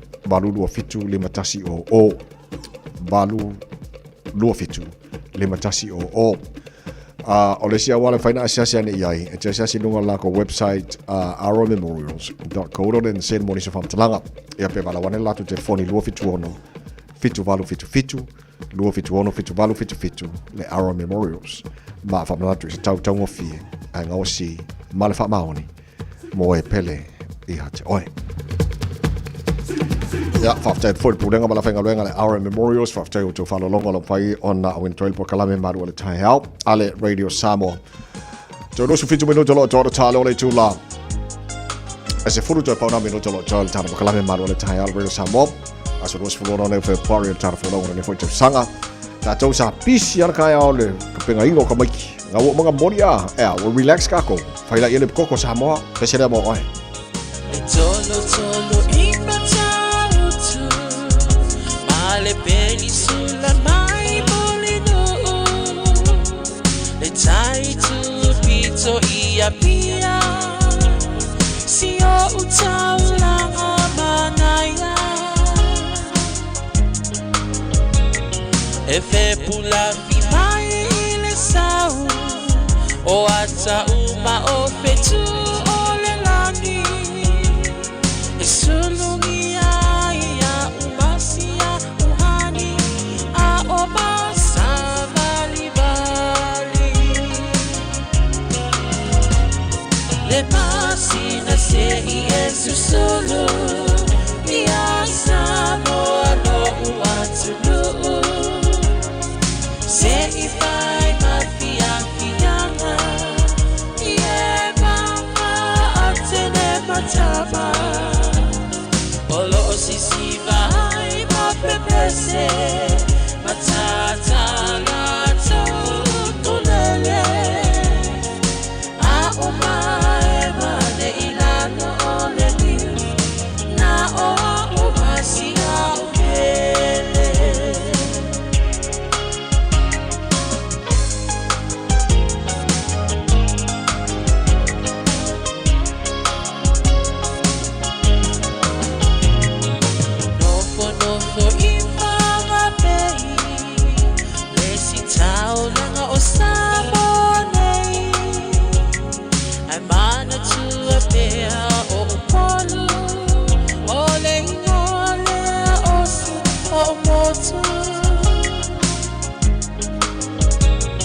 ele mafai nama ona ngalo le tafe mali o mai singano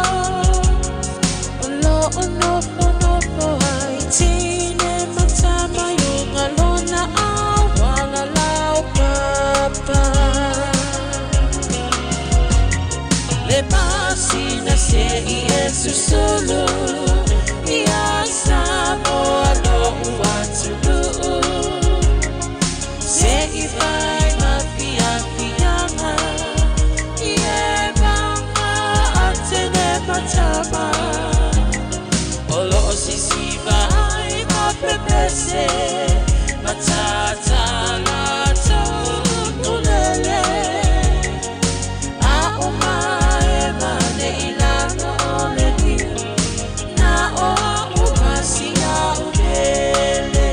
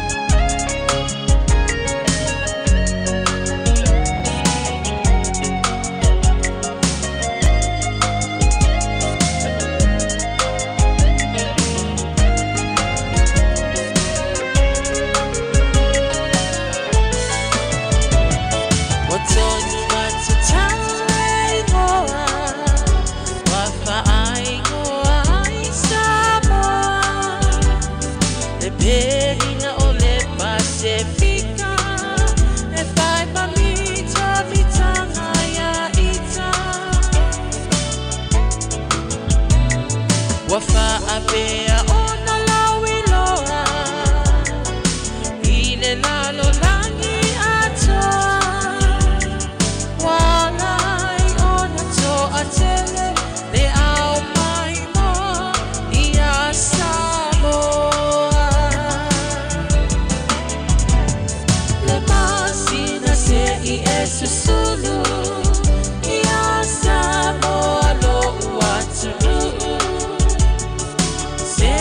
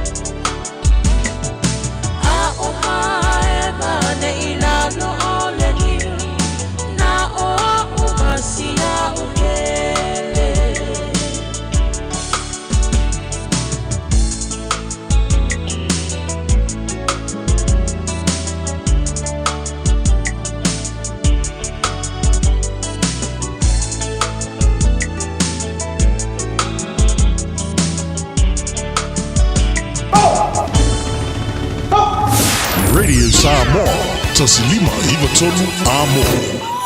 Wa sa whawhaiane leisi awali e toton. E whai le lato i nunga fōi o le vai teimi po le vai ruanga o le po le kirisimasi. Ai lato wa ai aloa. Le sa whawali mai si uru ngāri papalangi e to olua, ai pēa ngai le whalo loe whaatau. Ia whinau ngō le to ni soli.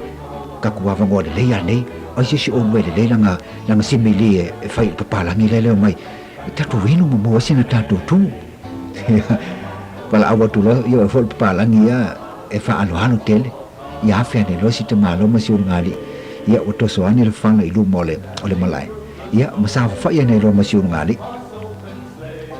Wha pēlo wha mtalanga leile. Ia wha isa upu alela o wha tiliwa i o le uru ngāri. Ia susu maya ma tala maya ni o lua au. You come wet and open underhand. O mātou lea o lo whaile inunga. We are making the drink. Ia o fianga lava o lea o le a soifua mai, le aso wha manatu le soifua mai o Yesu. We happy Jesus is come. Se whai ma se me whai whakawai whalawai tatu pia. Ia e hape au lua mali. A mai se lua mea na e se whalawai tau o tatu pia. Bring your thing to buy some beer. Wa tali le tamalo papalangi. Thank you. We don't drink beer on Christmas Day. Yeah, okay. O le fai mai e Fiafia fo la ue e no pia yaso Christmasi. Ona tua ne lo le tamalo. Okay. Have a nice Christmas Eve. Fesini lo malau kama leo le hala aku rungat palangi dau. Hey, where do you go? Store? Yeah, we are on our way to buy some drinks. Muri e lo malea. E o atu le whale o loa. Wanan wane le palangi le whale o le whatau o loa. Wha mole se i whai le li ilea. E le se la tupe mau i la tupia lai mana na oe. Ana le vawe le sulu i whafo. Ia olo no winga. E a moti le whatau o loa. Taru ai le wha mātanga o le tawanga o le papalangi. Su me di tupe hinu e la tupia.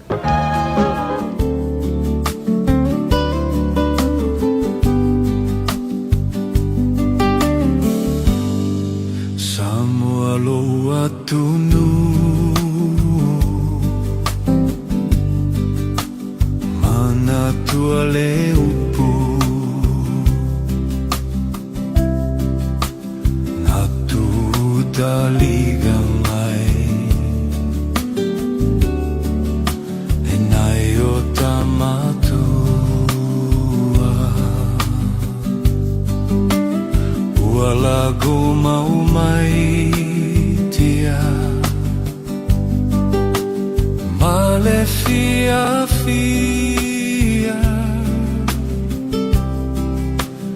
Ua o tatou maua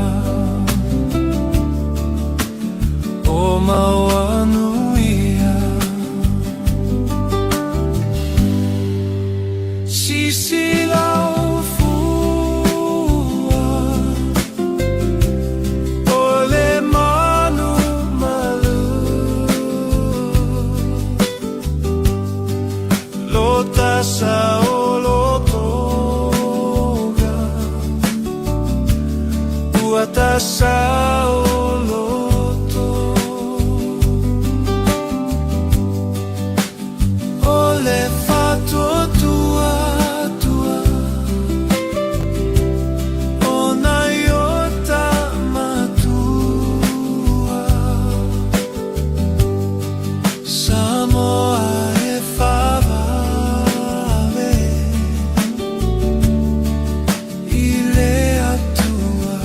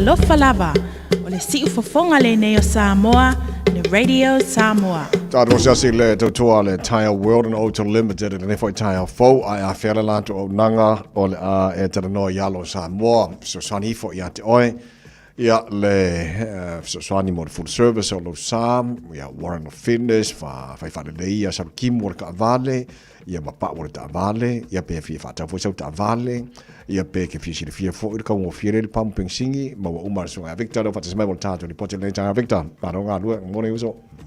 Ya, se forman ia tunga tawai ni ta fo ma do le tua tu ma do pode ala usi ni Taeao pa ko Samoa e pa tua China ya sina ma ku ta me mo ta malawa pa le ta pai pa ko ban malo le ta tua tu ya ma ro la fa malo se to lo ma nei wo o ta fa ta lo fa nai tu asin sino la tu no la tu ta po inga ma ta talo ma ye fa bo Victor bang ya fu nga we ngar ngi ka ya ya ta o le la mo ta ya mal jani po ti uso sai tawai ma no ma ta tila ma to po sini te mantua o nei sulua seni nei sulua seni ta o tu ta vale ma to pamu i watasi bua tala to valdu ma po ti solo tala fitu su seni ya sai po Apple Car Taxi a point a pero moso kan a point di ha siri ton ta to pamu dus ina uso po penana so san mo na tulanga na to po lea na po tesi e pento ni te lo tu riba tala i seni a pero pa le ton lo po tesi pai na sua pa sala tesi a uma to visio ton la wasa to po seni pakai na puluh tapi untuk tak balik tapi so tapi orang ngalu apa zaman sanu cuma satu keibah itu tapi kalau lota teman malu dia macam oleh pejaso dia orang masuk perpau dia masuk satu dia itu mai kalau tak balik kalau dia le sakiti se solo peso ota po lava po wifi po kalau tak balik kuliah lagi alignment atau kalau masuk pak bakta atau masuk ke wili to kasi to lua to tolu to lima ali na korti wa to prenda wa mo ma to ole Nexus ole Yokohama ole Akili ole Nito pero wo ti ole basta ole ti pa ngale basta kama le la nga yo se ole kolko sama saka sama ti pa ngai asa te ti kasi me fo ma to nga yo tu mai to kando fe na yo to ko da ko to mai i lo que no venga ma so so fa mo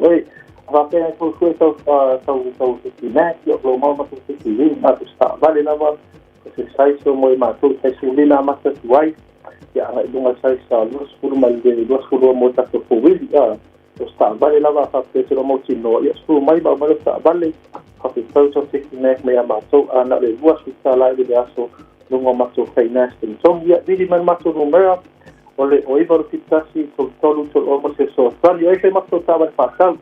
Mau masuk SUV, mau masuk hypercar, atau the Prius, sama itu saya le upah ya, sama saya tension di masih salah, sama dua versi orang lain kita berhyper, kalau bawa yang masuk ya, apa yang kau sesuai tak balik oleh hyper ya. Saya nak masuk sama tak balik, saya masuk SUV, masuk van, saya susirin dari masuk tak balik. Apa yang kau sesuai tak balik tuai, saya masuk tak balik tuai, dia masuk tuai.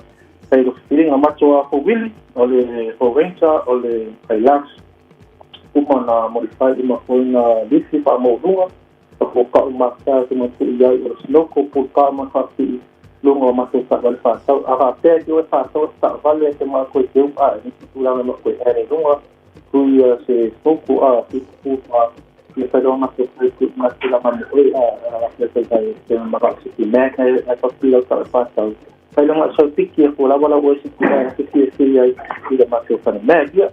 Kai ole tato ta vale na mo te vai aso ole tako ka so week ole MSTS le so na so di mai ya so mana ki apa o macro folder o kona low mo kona modify ya tato ta vale na IPS ya ke kauso isawa so ka ya ya for so ya mai ki wa ko la ko na ai ke kota vai ya para so hipoti me tato parisinia me tato address 153 Stamaki Road ya ole tato Warren hospital for service depende kaval transmission service or kavipea ya ole afia vali da kaval ya mo ko valinga ya ole engine review ava pe spare ko mo wafen pe mo kia kinga ya pa fo ole lift kit makako youth 4x4 4x2 makame 2 inch 3 inch malfa ia ko prilifta ma fa roa diste podio ro pa vale ko pupa so koinga pupa ke fitilia mo ko papilia i ko snoko steel stainless steel ole black snoko i ma plastic ia koinga snoko te mga awai mo ko fa ia ko vek ma vena yes ia ko ngari te mo ko fa ia ole loa mo me sport car ka ko pulanga i sport car exhaust intake ko nga pulanga pe nga e mo ko fa ia ko scan ia ava pe se vonu like mo ko sa tinga ka va ia we feel it see mo ka ko pe mo ka ko youth ia mo ka ko finance ko ia after pay day prices ko nga ura pega de la paso with coki we seva ia eu venho fazer companhia sai lá vai vai no seu valor sai vai no manto isso lo Taeao eu vai vai foi Maria Samoa sai Maria von der Asaf time on the Victor sorry fa Bye.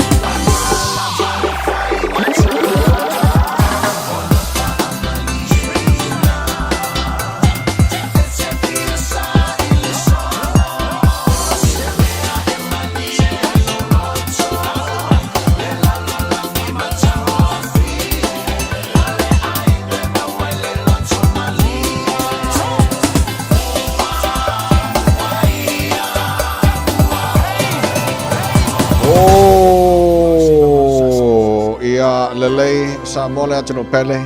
Hei, ho. Whawhetele lau taro nei tae mai lo awatu no lima tau whatu wha. Le tā Malu le Taeao le nā mo nes tofi. Toi whasalawina o taru telefogu. Sunga se uni malau pe a taru se fulu. Man pokana me Fiafia mai. Sunga te tia whanau tusti. Tia mo nei tae mo to ona nei tamai meni. Soifo mai moria. Yesu e tau tai mai no uwaa. I le nei vasa whaingata. Pe a whai ai o so le pe au. Le ngālu mā le au. O oe le tau tai le lei. Ule I le vasa nei. Pe o le tau si a tina. Whapea oe I le a wha.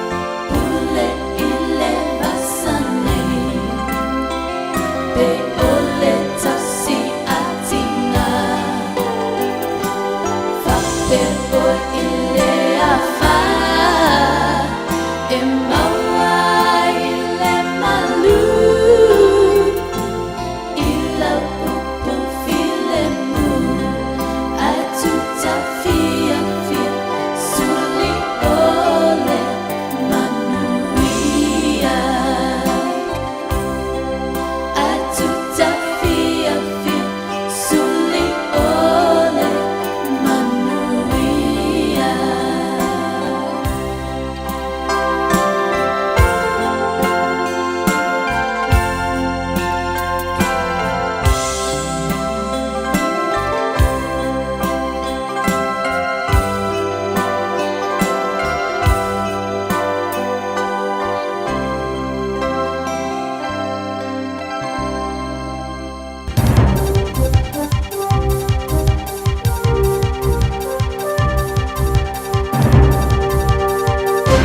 Taeao mani o tala ni mai Aotearoa Sila mo lau whaafunga mai.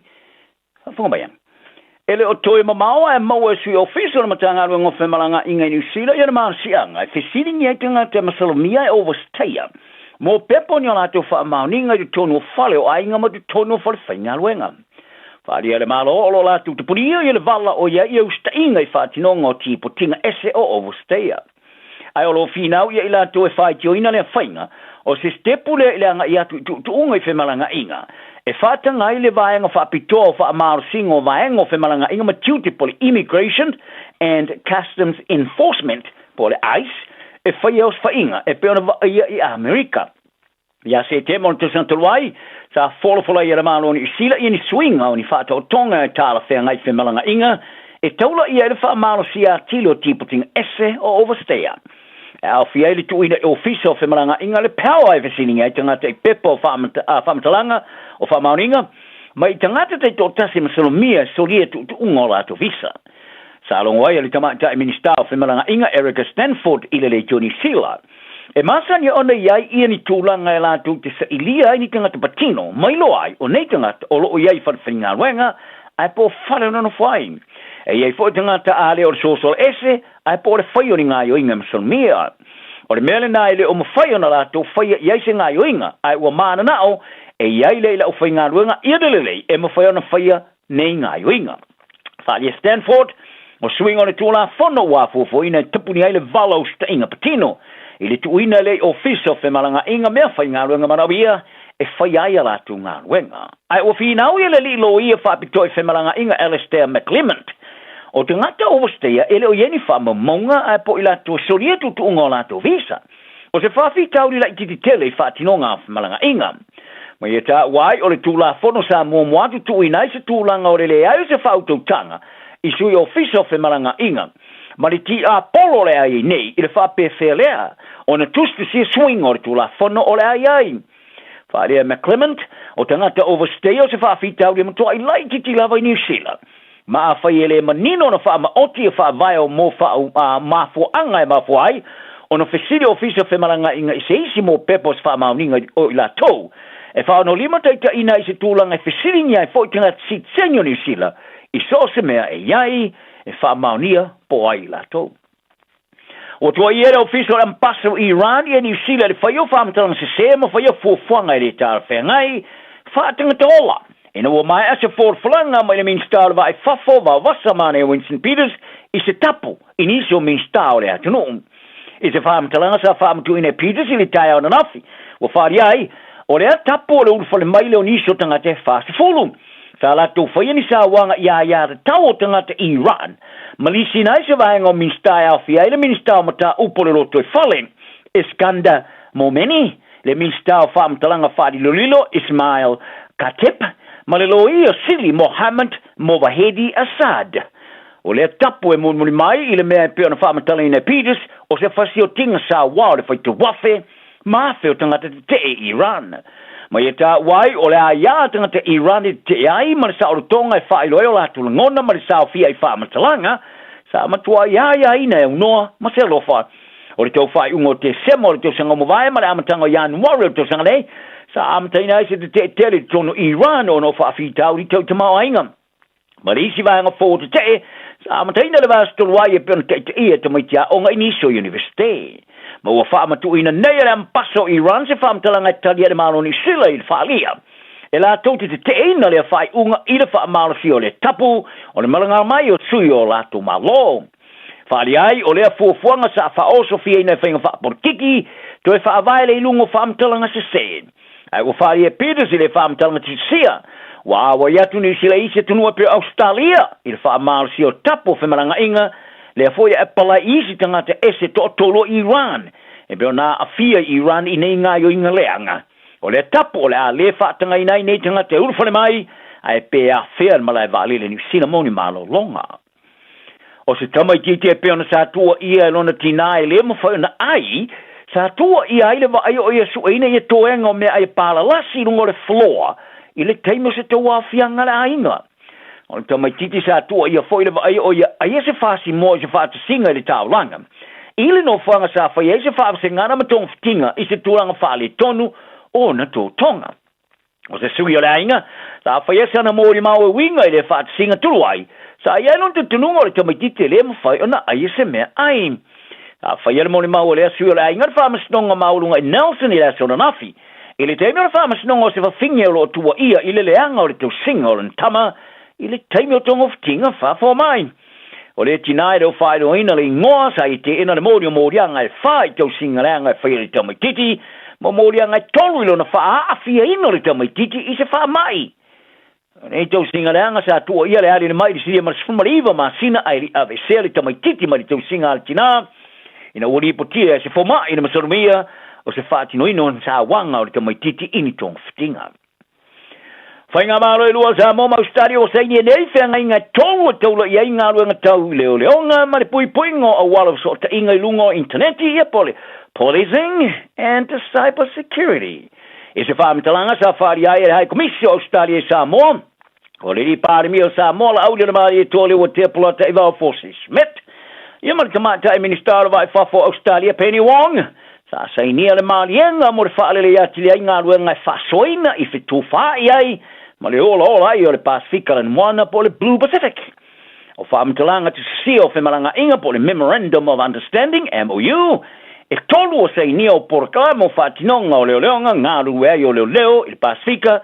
E ma le vave maufutoto na e o le lei ma le puipuingo o wala so te inga lau tele i computer. O nei te sisinga i so tanga ma leoleonga o sei unga leo whai unga sa whaie tai. Tai o le whono ta Euro le Pasifika, pe o na whaali ai hai komisi o Australia. I talonga o sa porkala me fōwha whaie a o nga mo le talonga le soka whare pui a le kohohora, Auckland South Corrections Facility. Iau kera ni saute. Wo whaina i pangota, se isia manolon lua i leo langa, e tawalatu i le soka. O whaia o ngā rau soka li le Auckland FC e whaatono na latu wasi sian whare pui le vai aso i tonu o leo na vai aso a onga o ilo ai o le Twinning Project. O le toa se fulu wano o li isa whiwhiria mua o le toa se fulu i la tau o tangata Maori e po tangata Pasifika. O i la tau sa whaavaina le a o onga o whaavivi ina le manui o le porkalame o no i la tau uma e toa sumale ono sa whaauina matu spasi whawhaia onga e amana ieina mo le soka. O nei tu spasi sa fuafuina e langarongo i pangota pe atu i telu tua tangata lau tele i le te mera mai mangalo ai. Mo se tasi o pangota sa i whaalia o le porkalame o sui ai lo na o langa. Ma ia tā wai, o ia langona, o toi mausa na wano na lua e le tālonga soka. A wai a o inai oe e awani e si ile mai lo langa. O ia rona wha moe wha o ngalan tu spasi e wha ilo ai tanga talvo e malanga mai, ia wano o ia i le tālonga soka i lolangi. Kai wharia, ina ua malanga mai New Zealand, sa whainga tāna wha amasani i leo langa. Ma a wai atua i tangata se mai ua ne le whatpuipui. O le polo keti a le Twinning Project, sa ulua ia mtaine Peritania e le Russell Valu, sa awhi ai kalapusoka wha professor Siria Mare Fitzfuru tonu o le atunu, ia wha pe ma Amerika, Afrika, South Brazil, me Uruguay. O se momole nei, i se tu ai ngoa o onga ua whaina ini sila nei. O le whitupu pula rau la kapi lika le Brisbane Broncos pain ass, sa ia whamani no ina le suingolo na ingoa ilunga o wala, so ta inga lau tele i le ingoa Hakim. I nai vai aso ma vai atu nei. O le sui o le tō sa mo sa manumaro le Champino le NRL Australia, sa tau mate tangata, ina o ia sui alo na ingoa ilunga o na upenga fitu se inga le Instagram, i le amatanga o le masina. O le sui o le ingoa, e muni mai se tala tele sa pā, o le ai tu ua le Broncos ai awa ia tu le kalapo le South Sydney Rabbitohs, mo le whea ngainga tu sanga ai amtamali tu sang fau. Se ngā yo inga sa wha ingoa o se fesuia inga pito tele atu le wale li mai o tamata alo i le NRL i le nei senatori. Le zona rafi sa whelo e mari porkalame ua iloi o le media scrum i Australia, mo se teimo mo telu mai o na pāre tala. E au fia i mata obu sa telanoina o le swing o na ingoa ma ia Payne, ia Hakim. I lunga o na upenga o tu se inga le Instagram, le sa Fiafia i e whamanino ina. Ma ia longo ai lau tu stala o lona ingoa Musalemi o Hakim. Hai e loa lava o ia tangata ia Payne, ina te whai ingoa fo ia Payne, whapena fo i lona tōlua. O Scott Robertson o le amaua le amanomo se isi tō ngiolo o na tūte whawhaia onga o le lakapi. Ai ele o le stofinga whaia onga le All Blacks. O Robertson o whiwhilia neo stasi o vaenga o whaia onga tō wha. O le au lakapi while le Barbarians mo le latu talonga ma le Champino Rolangi le Springboks Afrika. Saute, ia uni. o se urua to finga le Robertson te lumai le tulanga mata ino lona fa te ese ma le to finga fa ya o fa lulu ale All Blacks ya January ai elefo ya Robertson il si o mianga le awale Barbarians le fa fauna ave ma fa ya o mo ile ta alonga le ma au filia New Zealand ma tonga le raf so fitu ma le au fili suli ma filia le All Blacks le raf ma le fululua ya ma le au Wales ile lua fe ma le lu futolo tala na le yaso ya ile anga blu ma le to maula lo ya toe ma manuia lo waso Baby, hey, hey, oh.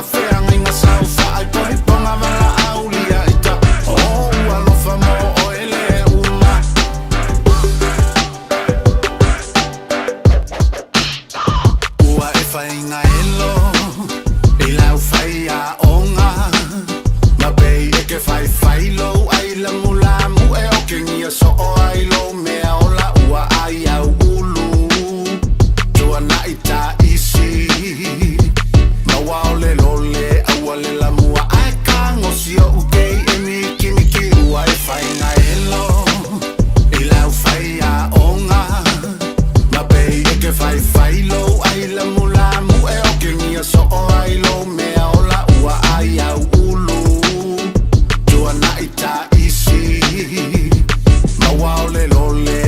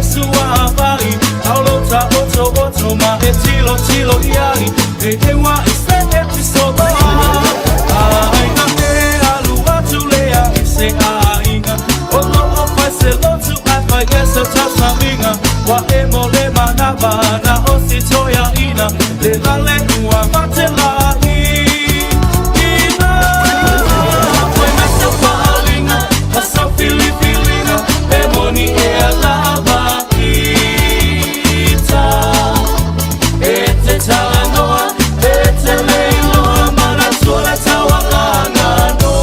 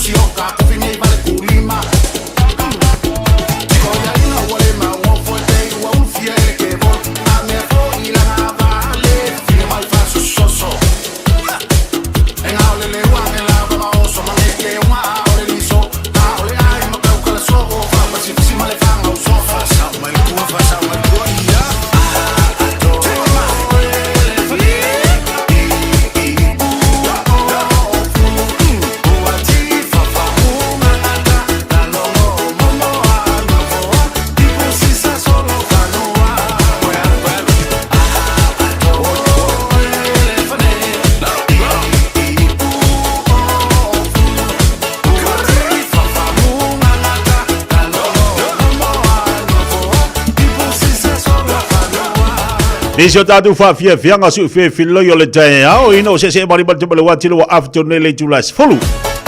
Le tautua fa wa pele nei o tātou wala leo le Radio Samoa tasilima tola mo lan po klame mo le fo ia so tofi. Aso lua se fulu le ono le nei masina o tātou iai. Ya le fo mai atu le tautua ma le uranga al le sunga le o ia tawai meni mal po klame le Malu o le Taeao pe ona te talai tātou po klame ma tātou uranga ile nei fo ia so fo. Pa tai ma vi ia le li.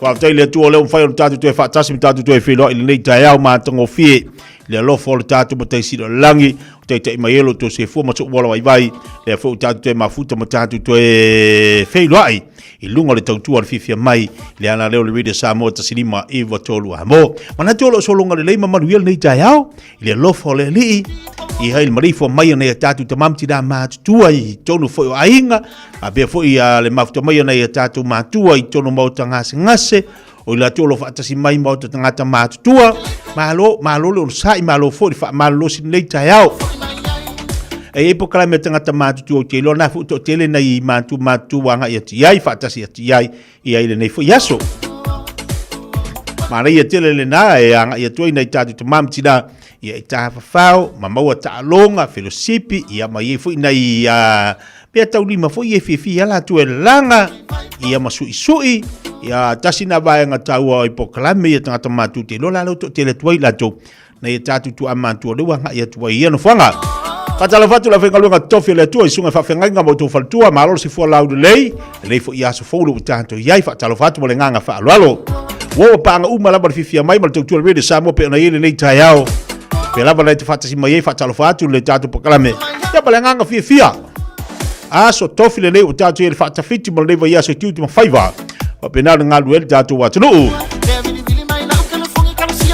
tolo tatu watunu Samoa le na fo la mafutu mal to tele tatu le tatu wala leo le tasi ono tesi mal tasi famo tolo tatu watunu le tolo nga lu tolo ainga le tolo nga lu tanga le malo business o company te tasi fa talo fatu tatu tu ya te to ina Samoa so se tafar ke lope le te maua mai le tatu pokala le Taeao o mai o silina o mai o le Taeao o seki mai o nei Taeao o tafo se fia topi tonu mo le tonu le na te vai mai ma to le fatto te lu smal valu minuto jalo le tula smal tasi ama to nei o te le lopo o tasi fia to nei Samoa ia o yo le ke mi kusa tatu Samoa Australia wa ese foi pitonu Australia o ila to i Amerika o Kanata Malaysia o Japangi o ia mangai foi ako ngi mas fa kalofa ole atunu le te yai mana foi atongi mas tatu fatalo fole atunu le te yai mo tatu wai ni New Zealand o mai oi tono lo farfinga luenga mo tatu yo lo mafuto mo tono farfinga luenga o mai oi le Taeao ni ta saulo fatalo fatu po kalame le vatu nei Samoa malo si fo manuia atalo fatu ya lauta pa ofe wankin malo si fo manuia le Taeao fo fa maloti fili malo fiti ausi malo fa tel ma mai le Taeao fa tel mo tatu fatu mumu tolu fatu mumu yuni tu vai tolu aute mumu ma na yer pula mai aute mumu tolu fa wina tani yeru fatalo fatu po klame malo si fu moria lai fale ava lau fa malu fatalo fatu le Taeao malo si fu lau de lei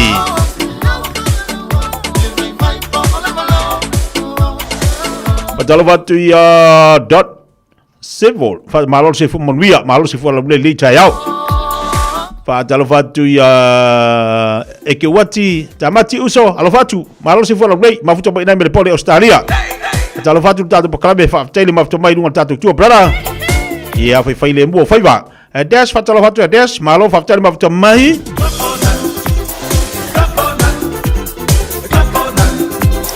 talo fatu la pa malo se fu monwia ia o lepa Malaysia fatalo fatu nei Taeao le fatu mai sini Australia so ya anai alo fatu so ya anai lo no winga le finga luinga te tula mau alo la poto so le upa kama ia e fio i le po ato le upa ai mo moi fa finga luinga ile kwa mo angai mo kingo fo ila o molonga salut fa finga luinga ia la wa moi ai moi ri kasu kasi Tula fono le asi Pepe fatalo fatu po kalame le fatsima ina I Corona i California. Le fa pete lua sifu mo le olo minute le July lua le uri alan tau. Poi malo fuanga fatalofar good morning. Au de le mai le Taeao malo se fola au de le. Le mafuta tu nei Samoa. Pati meki se fu manuia le Taeao fatalofatu malo se fu manuia. Palongolonga tu nei North Shore. So ya tau sanga le falongolonga mai so se pitonu Australia. O le ilo se meno fai. Io se fatu mui fatalofatu po klabe. Pena foi a bele fatalofatu bele malo se fu manuia. Ma tu nei tau naki le mafutati a tau tau.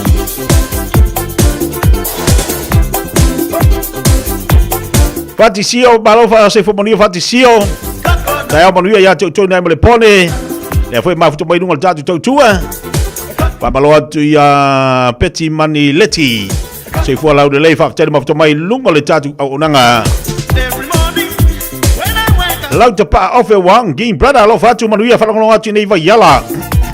Oh, seki mai tau brother lo fatu manuia fa tatu watu no. Ya fata lo fatu ya kalika jo. Nai ni takanini. Pa tele vai mai lunga tatu tau tua. Pa malo atu ya peroti noa. Malo se fu lau de lei. Ole July se fule masana na watu ai tātou apokalame Amerika Samoa. Talu ai olo whiangai ia le sungal whamai. Ia tō whai a pau royo sange. Ia maniso wholutanga mo Taeao nei. O wala te pole le amwhai wha wina tātou apokalame na pia tali July se fulu i le Taeao nei. Tali July se matasi. La whai te whatisi malisunga ia le whamai ia royo sange. Whanongo po animo tupi tōna malo Amerika Samoa.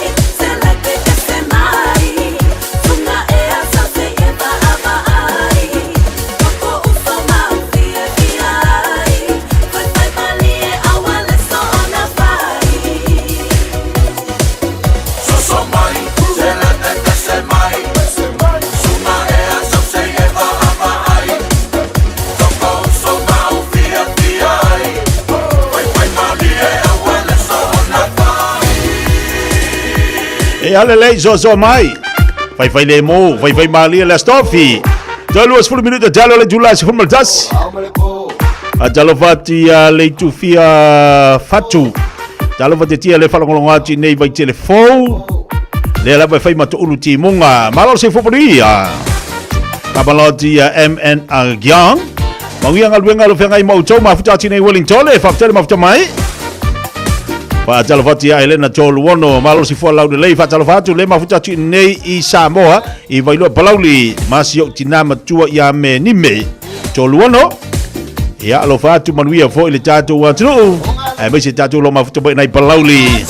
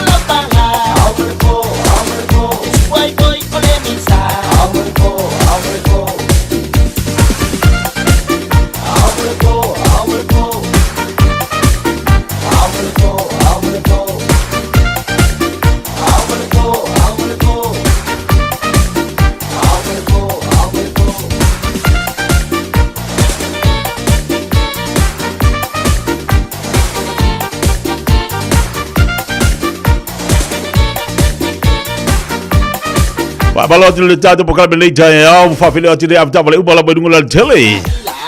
Pai foi si pisi la to le Taeao le tele mangala. Ka ingal tatu wa tinu ila to le fenga tiu mangalu wenga ila to volo penala ia ti fataunga. Fo fonga le yaso.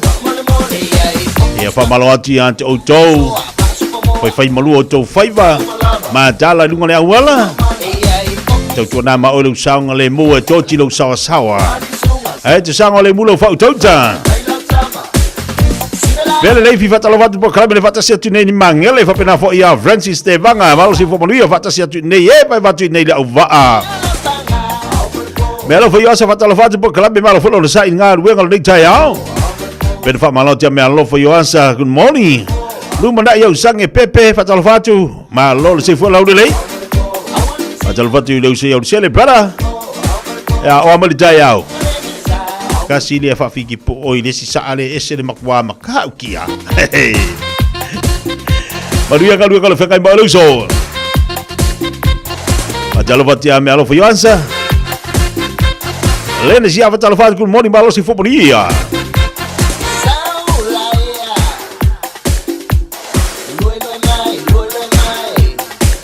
Se tu fata lo fa mar fa malo tatu po kala meniso tatu ainga meniso tatu le lo vai mai fata si mai na il maleva lele le lo fa ngai la to tito mangalu ngal tau nei talo fa malo fa malos le fa mai niso la to le fa to amana vangalu ngal pone po fa si piso lanto ia mai la to le na wanga ia tu ia malanga tu ni so atu no a pe fo tatu tu ni Samoa ya le yang i me fa la vela tatu tele malanga ni mo fala lavi tini tatu malanga ai matatu e asi ainga sei longo fala lavi ia pe ia yor ki lisi mal tau sanga fo por que misi mal tau sanga fo tatu te o ai tatu te fai Fiafia i tu tono le tatu wantu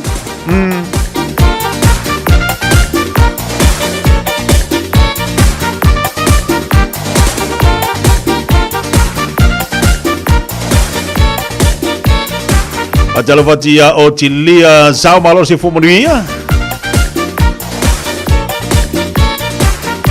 Ana na fina umata i le fatataluanga fu ile minista me Australia. Fatasi ma le afionga ile parimia. Ma tu stala. Ai ile me mari en kupanga. Ele me mari. Nga kuri e fafo se tasi o tu si tala si nia le tatu watru. Ai ele fa upunga no falongolonga te fa pele afionga le parimia. O vale ma fofau. O vale ma fofau. O wawaila na finisi na waenga le sa te tupu mai tono la tunu. E whaila whatatonanga mu tustala. Ai peina iei nei waenga te tupu ai i le vau tustala. I lo tustala uma, le tustala le na lotu. Male whatatonanga le afionga i le aso nafi. Ma le afionga o minista mai Australia. Whatasi e mal parmia.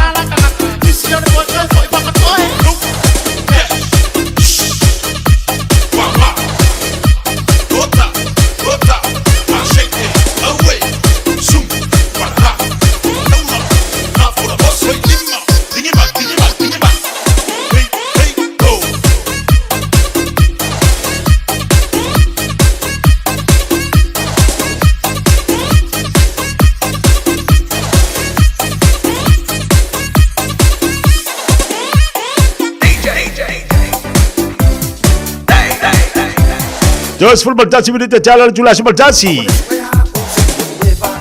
La tolo pisi le Taeao e mai se la unga se pola kuka I fale inga se.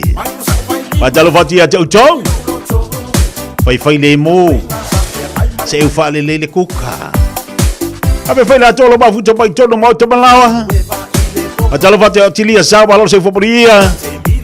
La maga mai lopa e lama good morning. Padalo fatu so ya kala mama fatu ya vai balo la ngalu lue. Passa fatala fatu passa seki mali Taeao.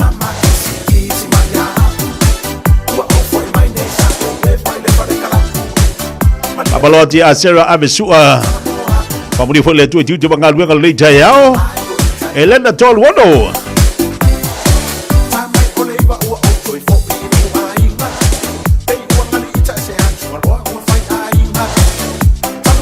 Ava pelena wa umana fai lau malu le Taeao. Ia musika tulia tu fai mai fai singa fa marskingo. Patala fatu sungal fafenga ya vai se mal fatia po mane. Ya pale tato vai o hip life lo ba futu bai nai o Jawa. Ono pase lau inai Alexander o Jawa.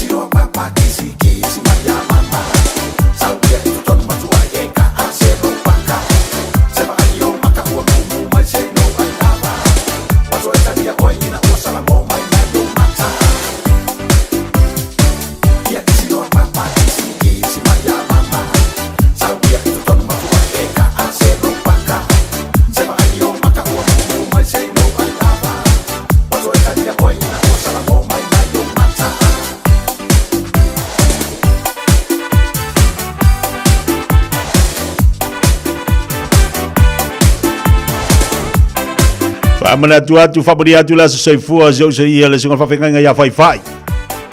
Yo ma lor se fomoria le singal fafenga. Yo a Johnny FEB por pese kisi do mama ya that. Kisi do mami.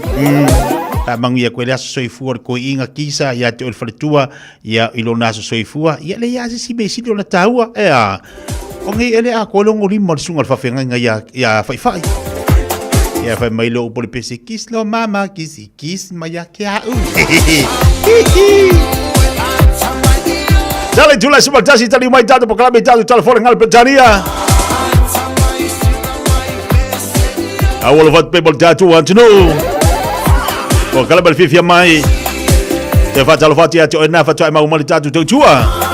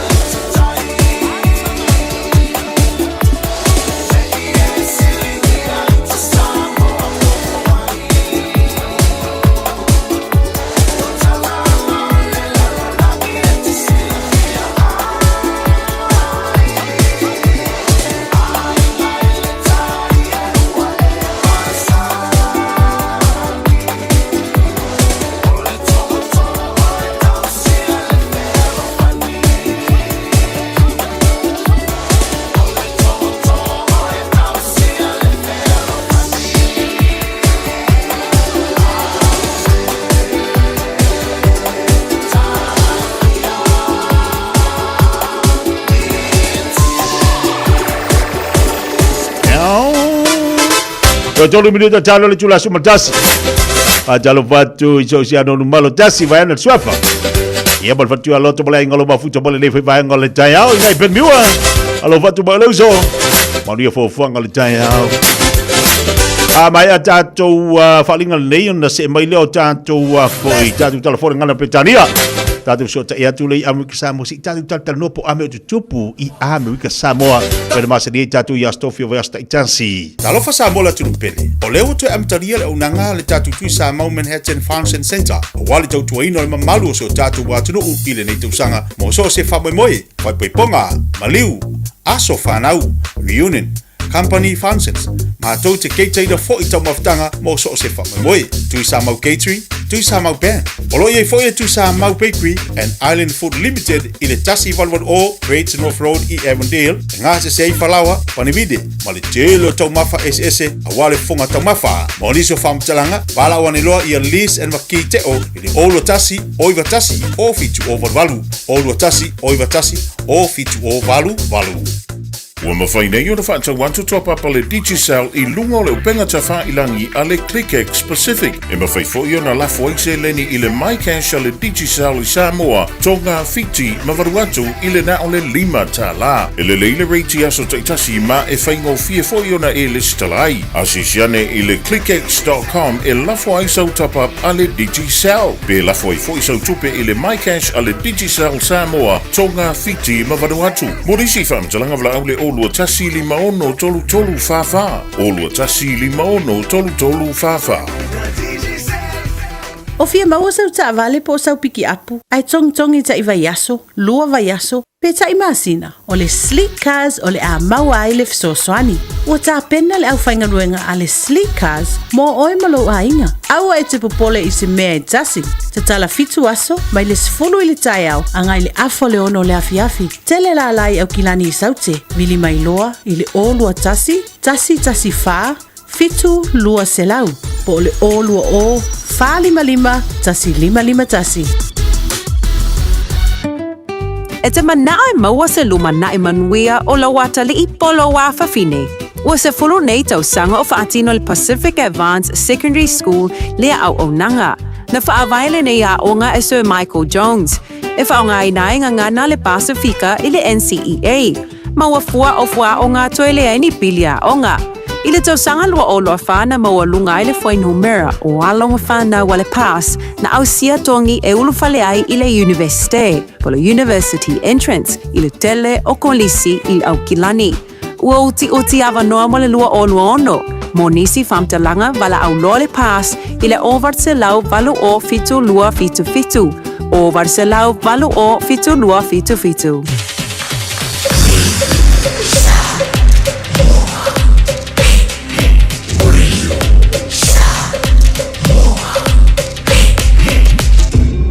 Noivo tu, amo.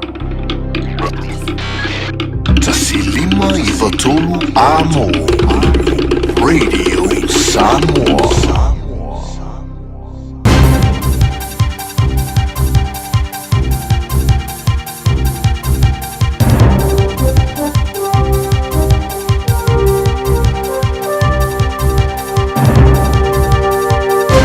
In this update, Air New Zealand says a reset is needed as costs rise. The airline lost $59 million before tax in the 6 months to December 31, translating to a net loss of $40 million after tax.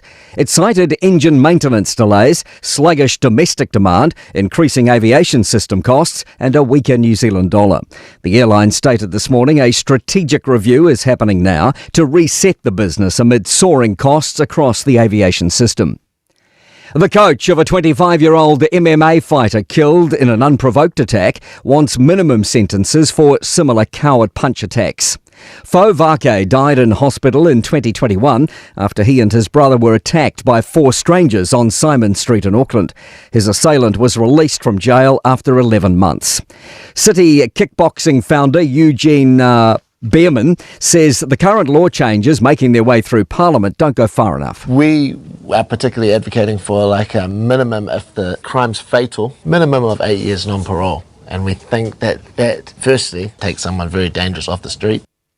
The Crown has apologised for the historic invasion, displacement and confiscation of land at Waikaremoana on the east coast. It signed a deed of settlement, including financial and commercial redress of $24 million and the return of culturally significant sites.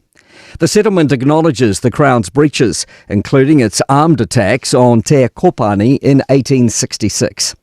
Ngāti Ruapani Mai Waikaremoana says the settlement provides a foundation for restoring the Hapu's presence and strengthening its communities. A brewery thinks changes to the alcohol tax would be common sense as consumption drops 8.3%.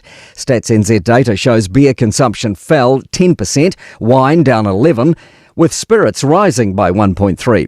Garage Project brewery co-owner Joss Ruffle argues the tax on alcohol is making it unaffordable, which has risen 20% in 5 years.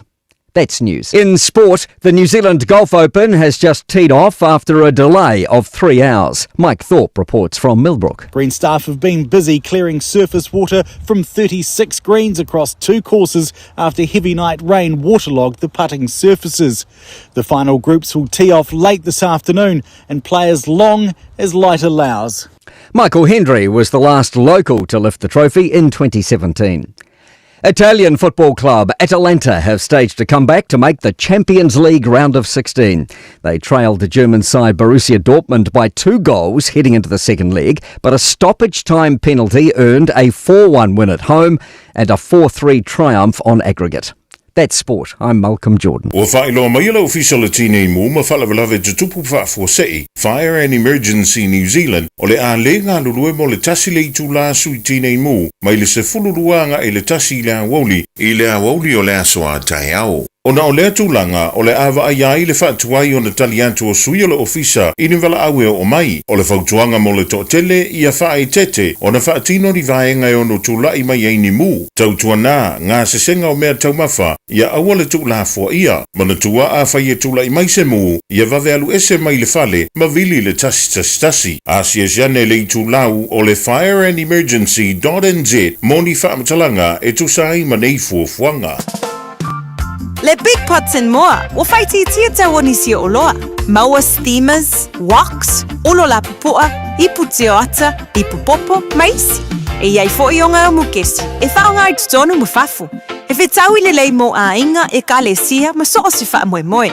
Le Big Pots and More, o mea uma e timana o miha, i le whale o loa e tasi. Asia siane i se la lai lata i fo iate oe.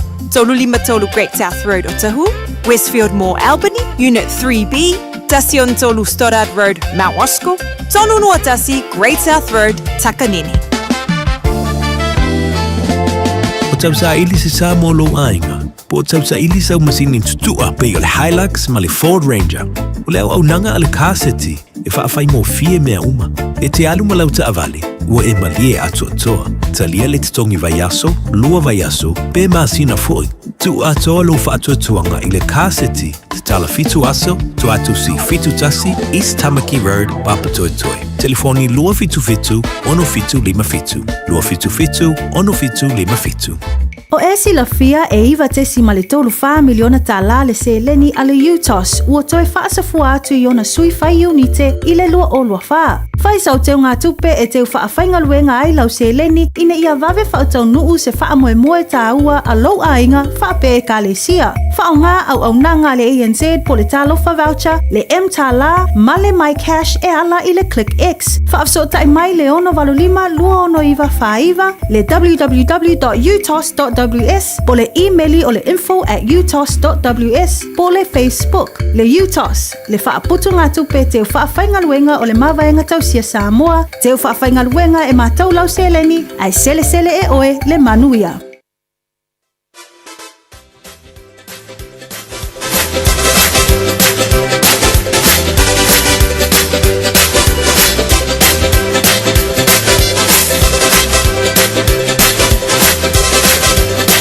Dai bale wati le wa fitu minuto te dele tula se full maltas yo le taimina ta tole wa ia lunga le tu bala ulanga le Samoa ta si liba iva tolu a mo ai fa tele tu ole o tali watu tatu fasalonga tatu so ta tu fo Samoa le i am Samoa le to fa ya pau Dr. Royo Sange ya po sunga fo mai ya lo ngalue mai tono am Samoa o lo mo wai tatu so ta inga I leva yaso ma leva yaso I melo tupu I te tono Amerika Samoa ia so ta inga fo la tau malo telo Amerika manisi o vaenga I meolo tupu I tono le tatu watunu ia e fa so mai foi le sunga le fo mai e fa tusa I tulanga fo lo ia la tau fo I tautua I tono le tatu watunu ma la tau Amerika Samoa ia pe ona ia fo I tatu fa so I le vayaso ma le vayaso le nganga Fiafia ia lava tatu taimi fa so mai le sunga le fo mai nisi o tatu tatalanga ia ba se tapenanga lo tapenanga tu Amerika Samoa I le latu tuto tasi mo le tausanga te lola mo e foi se finangalo o le to faia lo moenga mo le tatu pakala le Taeao anga Fiafia fa talo fatu lo sungal fo mai Dr. Royo Sange ia polo to fa foi pa le Taeao lungal tatu tu mal taunanga ma lo se fo moria ma lo fo la mo le vayaso Pafte tele tia mo le abno le Taeao ia tal tonu fo le ta auto pa ia sam fa nga o le tunu ia ai fatalo fatu I le fapopongo le tapulo kalama e masani ai vai astaitasi ia malor so fu malor lange ma Ia e whaatai le tu o leo ma whai ona tu te mailu se fua ma so uola mai le la fo iwa yaso sa ta mafutai ia leo ma whai ona tatu e whiloi ma ta mafuta o mo longa le vi ingo le tu o ye pe le anga le leo le li lo se fua tau tu le ngati tono le malo ia e me se fo ye fa nga ino se fua tono ainga fa pele nga luenga le tu ia fo ia le vi inga le li wana le se no ia te tatou le ma fa te fa tau ino le tapo klame pe on ta fa so ai lunga le tu le Samoa I le vayaso mo le vayaso o mo ngalo manuia mato inei o le fu amata tau ta pena tu langa o le tau ia pe ona iai le a tau mo malia tu ale tau mafanfana se mai le tau malulu ia a o le mea kas e moni le saunanga tia ia o le me foi le tele ana fa nga ele taimi ia o le anga I mo meo maliu ma fale la usinga e moni le ala la saunanga le Taeao ia o le faafetai ma le viiga e foʻi I le atua ia o loo malu puipuia le soifua o le tatou tunuu e ui lava ia I latou failagi I le folauga ia ae faapena lava uiga ma tulaga o le soifuaga ia e faafetai o loo manuia lava le totele I lona alofa ma lona agalelei papaveloa le tafaasoa ma le tapokalame le Taeao ia o te lo fo lo boenga ia o lo o manuia me uma le lo fo le li pe ona fa so mai fa pena fo manto nei ta bua se tata tal noanga le Taeao o le wa ta pena fo ia o to nei am Samoa fo na tuina o le tuto tasi mo to wai mo o to fa to so le mato ia o la se ta pena ngo ye te lo la te le se to ta pena ngo wa fo yo le to tele le vala o le te lo tatu va ina se singa fu tatu Samoa e moni le leia sa noanga tia e peise I o le valaulia le mai Samoa o si ti ai le tapenanga e le ngata o auwaa ia a me po ia uta alo uma ia ai o te lo fo ia fa pena I afioanga ua tusi au ia il fenga malo Samoa mo o Fiafia e pe o pese masiva ia mai o le tauala o le sisingafua le o le fatinoina I Amerika Samoa e pei o na whaia I tausanga uma ia a perila ia o le mawa e fo le o le au o yeile ia le sisingafua ia o na o I e fili tangana mai ai ia I latou o le au ai atu sisingafua Samoa ia ele masani o no vai nei tutuila fo le tele ni no e fai ai ni ala to fate ta ingal kirikiti okay au tawina ia o tele afio anga ne Amerika Samoa tate pasi atu le Fiafia ia o fai ala to fate ta ingai ia la to malae kirikiti to lo fa fonga le to no ia wa foi la o le foi vala ulia au kirikiti mai Amerika Samoa o le champino la wali ma champino la utamai tai mo ta longa fo kirikiti Samoa o le winga la pe mele tsau no ia o le tapena na o le whamoemoe Amerika Samoa. Ia leo ni o uma le siampini. Ina ia malanga I Samoa. Ia mai olona winga. Wasi tia foi la tia vane whafonga le atunu le tapenanga. Ia o le finangalo tangata wa e iai foi le vaenga ta ua tapenanga. E a fia ile me ta o le mental health. Ia por ko malolo ino le mafo o tangata. Ia wasui ai la tanga meuma. Ia e o foi la le tapenanga o fautasi o fianga. Ia salo se aso le masina le nei por masina fo. Ia tau nu mai ele sao le fianga o nuli. Ia le fio fo mapu so li tau mafalofi mal fitalenga le tofa. Ia le va leo le foi fa mai America mai nei fa pi ai. Ia o ia ai ole matau tia le na tia ma le whaafonga ale tatu tunu po whea lava lo ma uen whasalo. E te o le fia sila tangata. I le foi tua I ngā sā.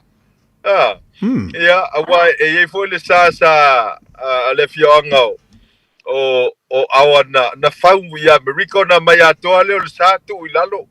Ia e se la le sā le fia angau nuli. Ile mak. Ia o lea mai vaenga foi le na mai le whapi nei. Ia ma se teimi mua mai o se tala whasolo pito foi la le tu lai me Amerika Samoa. Ia o se sa e whau mai whafo a mai vaenga na mai la ia le tu whatasi nei.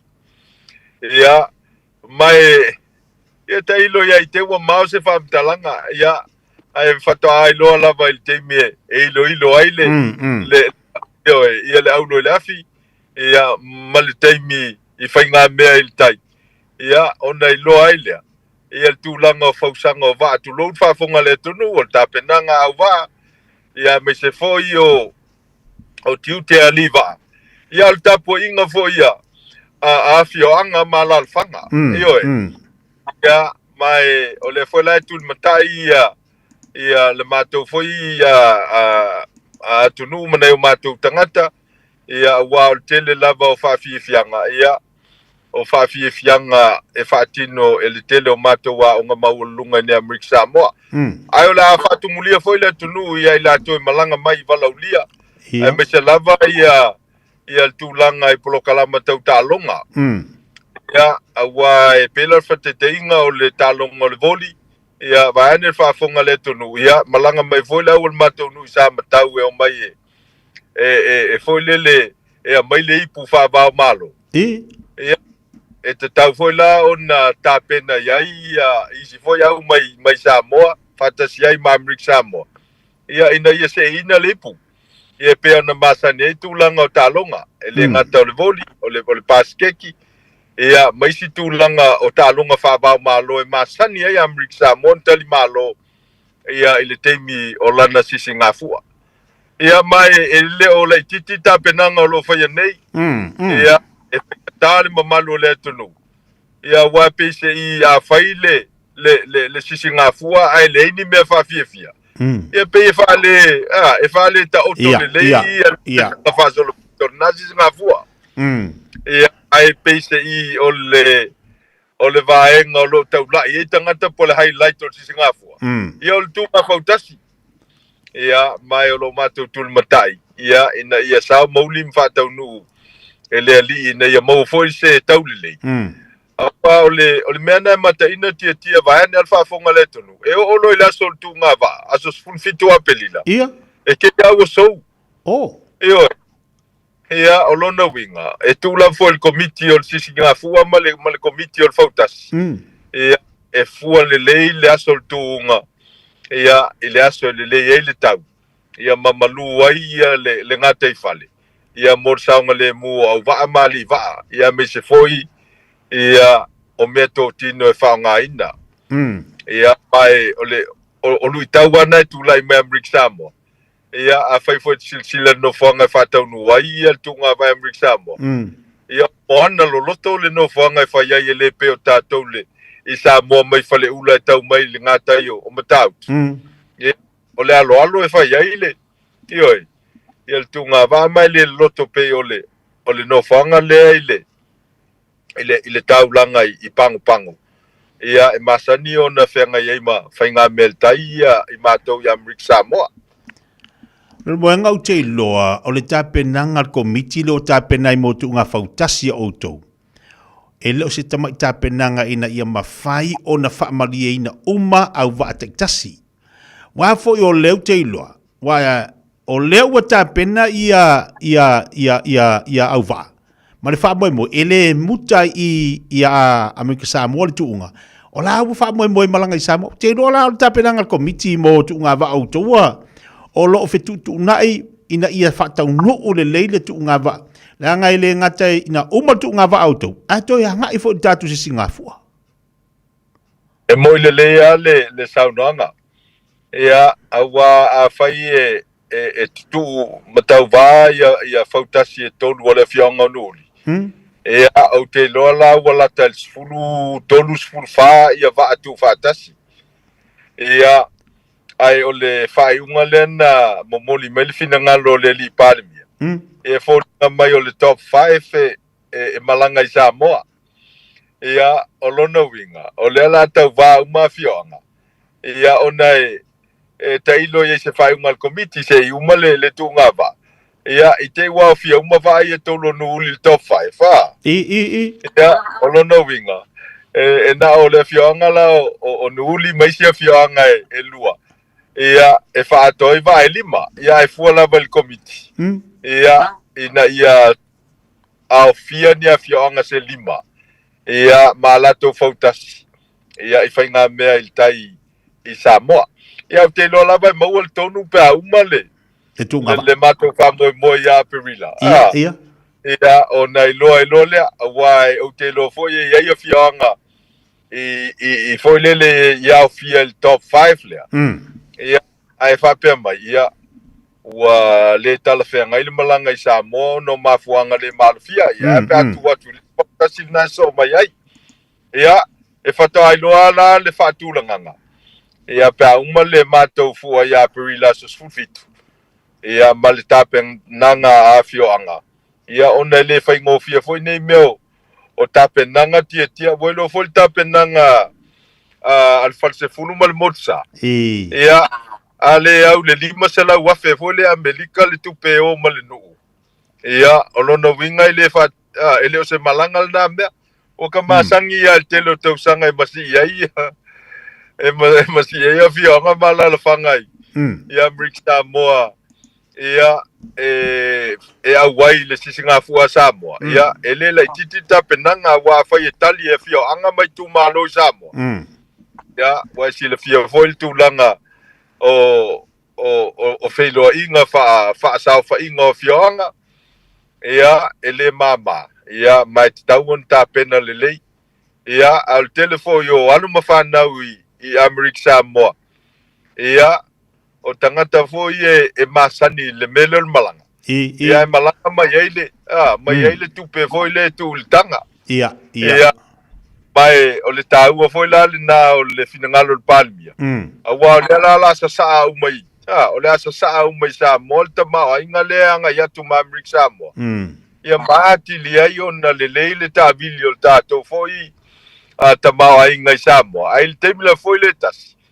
Ia e mawhai e foi e alo mawhanau mai Amerika Samoa mo I lātou whata o I Samoa le teimo mua. Ia ono lato langona ina ia le sio manga o Samoa ia mafa mautu ai ia le teltonunga ele ai e nauna I se a whainga malo ia o Samoa ia tasi o le uso le ainga e fia ni fautasi o leua tau whalongoti e doktor le tau tapena tu morto si Singapore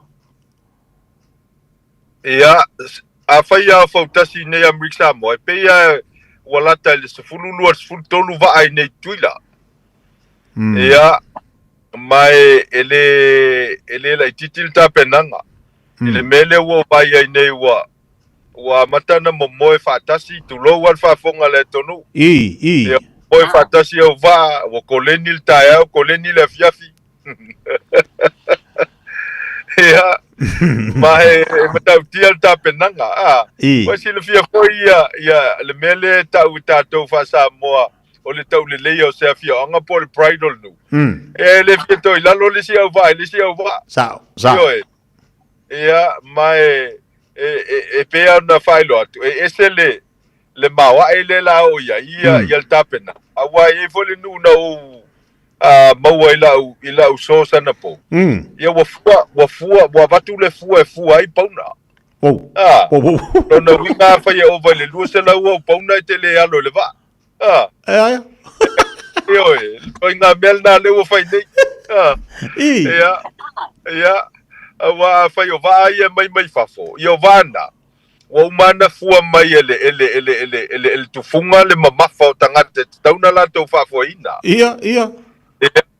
E taipei au o le tulou au le nofoa. Foi le nofoa le tangata tusi mai al mamafa o tangata. Tauna nofoa. Ia, e fape nā la le fausanga usi va ia lea wa mai fafo. Ia a faia e sau e limas ful tangata e te tauna iai e le te tauna sili atu se lau limas ful pauna ia le mena e tauna tau sisi. Ioe. Ia a faila o pete e te pia. Ioe. O ani mea aida e kausienga ko ngā au waafape ngā pe ale manga mi. Ea foi le winga tonu ane o le mele tātou te tala noa. Ia a faila o tangata o le mawalunga lo na mafa o na mauna. A laifi alova. E le leile alova. Ia e lua la me fai. O le tau samia na o le supo. Foi le ana fuala au fai supo. E le teimi atoe a mata tu lava neise ia o ile asol tu ngava. Ia pole ana pongi fala uso so oro. Ioi. Ia al tulanga na tia vai al fafunga le tonu. Ia wa nga ia America Samoa el tapenanga. Ia mai ele o te foi le me foi sa masani ia tapenanga e pe e ula ia al mele we nei. Ia o lona winga. O ila tau foi leo lo tai mua i tapenanga auwa. Ia o makua fai ale sa foi lele male tapu sa to tau maftapa ia sa to tau mafava ia matua fatulanga leo ngai e sa le so ai male ioi ia on koi nga me ngai fai ai a ola na to tasi lau va ile manu lauti ia mua lo la kousa ia e fa fai ngo fie ma me mal tapenanga ioi ia ai sa ia panga mia la mor kakafanga le makua ma inga ia ar kama foi la le kau alo kwa le mama fa e vai ser tia vai ne fa funga le to nu o fina ngala le fa il temil nei e manatu stanga ta foi mama fa la to tin ele ka wa foi mama fa ta wa e ba lo si ai le e ba lo si ai le alo ia awa e mai foi masu e ngai stanga te mata upu fa pe ia ale ai fina mai ele o ka wa kele lo mama fa ka wa mama makale fi ai ku kam mama fi ai ka pisi ia ana ko ngo ia I mo meu o va al temel nei ia wa foi pe o nei si le it's all about fitness malaval manaba sa ia faila tu nga le a matou e fitu mai la ia ele o se mamau voi le kike faiasi mamau ia mai tau ia ona lava ta pena ele o vai atu o le liva avo le wa makang fa tau ele afal tu oi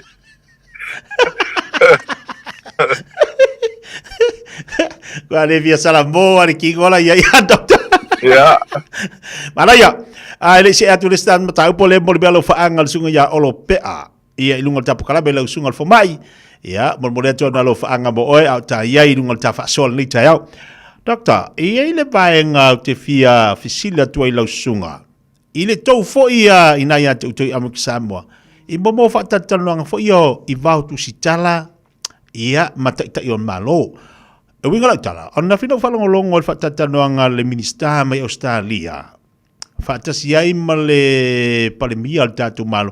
I mata upu i mata upu wa na nga ia tuai i ale minista foi la Australia na mafu ai o le board whatatalonga matusi tala o le winga la ofisiri na i ai tusi tala na avi fafo ona ua ovale ma fo pe na saunola fionga le palemia ia avi fafo ovale ma o le winga la ofisiri i vao tusi tala ma whatatalonga whapene i tai o malo ia matusi tala i tutonu Amerika Samoa whapea foi Amerika e ia ni mea tutupu whape i le vao tusi tala ia ai me se fo ia tai o malo o le winga la ofisiri le tau mole atu leanga no whaalongolongo o ave le fisili e winga i le tupe fo i lea mai Australia i le tatu uni la kapi wha malama lea le palemia ia ele umal forsanga ala lava e tamo whai atu ale tustala lea la mafua ina mafua na sa nual palemia avi fafo i le vano no fo i atu sitala ma tai o malo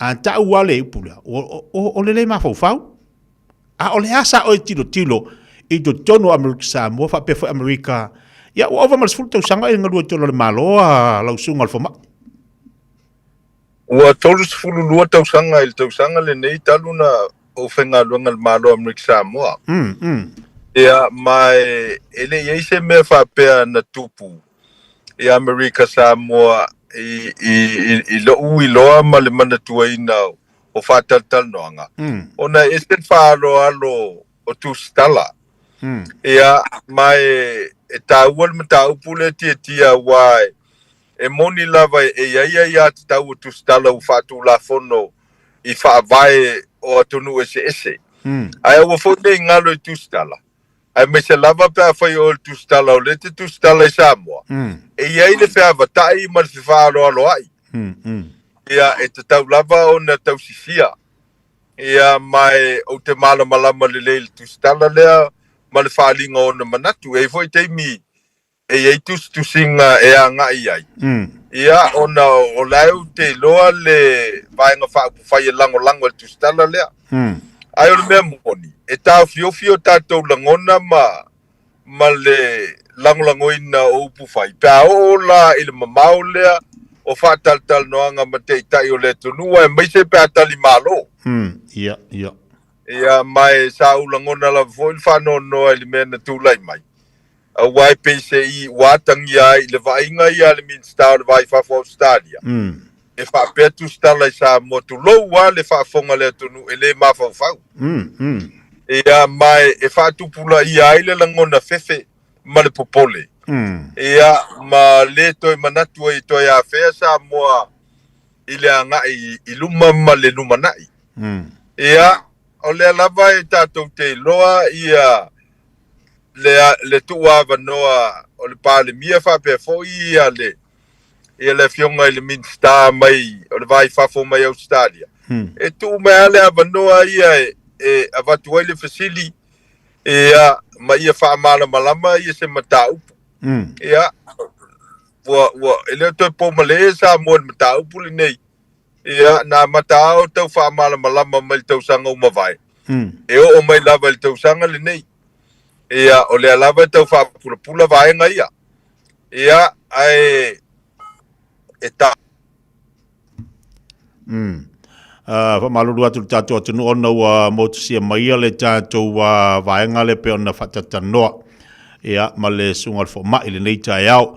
Tāua ia le vaenga le na whafsiri atua i le sunga alfo mai. Ia i le tūlanga olo i fu ila tu i Amerika Samoa. I le vau tu si tala ma taita i o malo. I le vau tu si tala. Ina i mawhai fu ina tātou loa. Tūlanga olo i ai le vā no nofo. Ia, ma le tūlanga olo i ai ia saidi linga o fesidi e whaatino o me whai i tu tono le malo Amerika. Ia whaatasi ai. O leo te mo maia le avanoa le sunga alfo mai mo tātou le nei Taeao. Whaafitai, dokta, ia o le ua mo tiatu. Ai whaafitai lo te mo le avanoa. Ia, o le mela na ta wali mele te sauno iai. O ngā duanga ia whaatustala. Ia, whai al whalo ai, ia, ma ia mautinoa. Ele whaatanga ina le mele o so whaatu o le whaataltanoanga lai whai. Ia, ma a whai au tātou ia Samoa i loa le lalolangi le mele o le whaaloalo.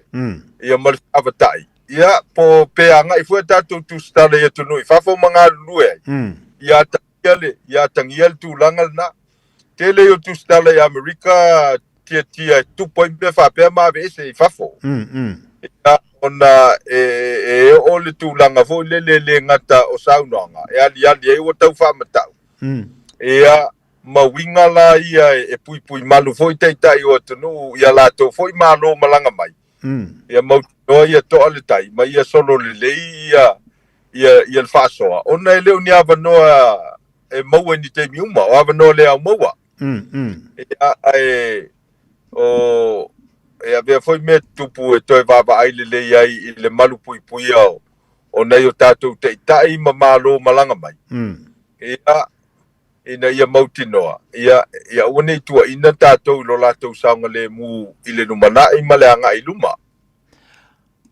ole popo lenga fo ile le na tatau tilo iai ana fa pea o se malo mai tatou ai Samoa mai sisim tanga luenga ele le ai fingata ole malo ole minista mai Australia pe ole popo lenga le na pena sauno lo sungal fo mai ne ia faina ai le vano nofo o atunu ma tai o malo ia matele ina faina ai vaenga o le tomo fai mai le malo e sa atu ai maluia ia ma fe tanga te atu Samoa o le tasi le vaenga pe na tau tilo ia le mata upuna tulu ai mai ia moni le leia o tangata ia e malo malama le mata upule nei o le fisilia le tau na tali o le ale mea wala I ona fina ngalo le malo Australia mai le malo Samoa le tupe awale avesa awale unila kapi a Samoa ia wala le tali o le fasili na tatou te loai ia le mea lai tupu mai le tau fuela ona sofa le tali lea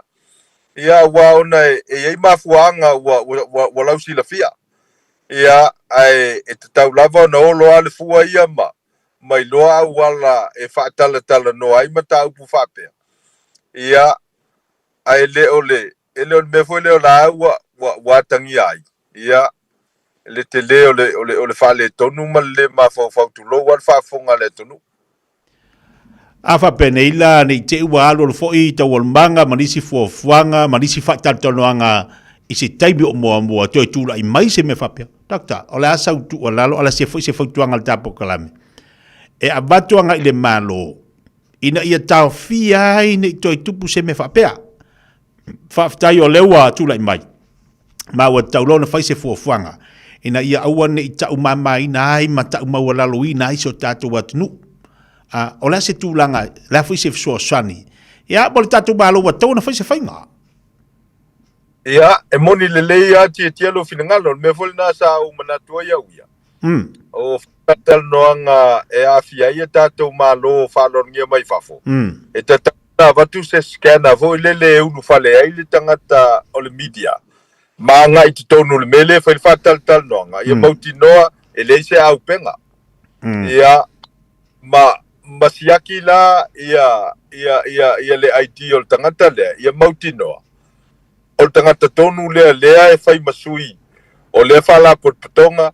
Ia ma le foi ofisa fasalau ia mai I le teimile nei wa te tau fona fatulanga ia media Samoa ma media mai fafo o tātou o leanga I sao ia latou fasili mata upu ia le ona famtalanga ia nga I sao le fasili mata upu ia ai le me foi le tu mata upu ai personal le ai personal le fasili ma fia fuata mali anga tangata le e anga I fasili tala no sao ai mata upu e tai peia o famtalanga we ma sani ele atunu I talunga la kapi ta alo le polo o ta alo le tino ia ale mea ele na mai tawina o ta alo tino le tustala ia awale ta alo sao ai le polo matala no ai mata upu le tautalangia ia apai fo ia le family ina ia e fa pena me ne fa tal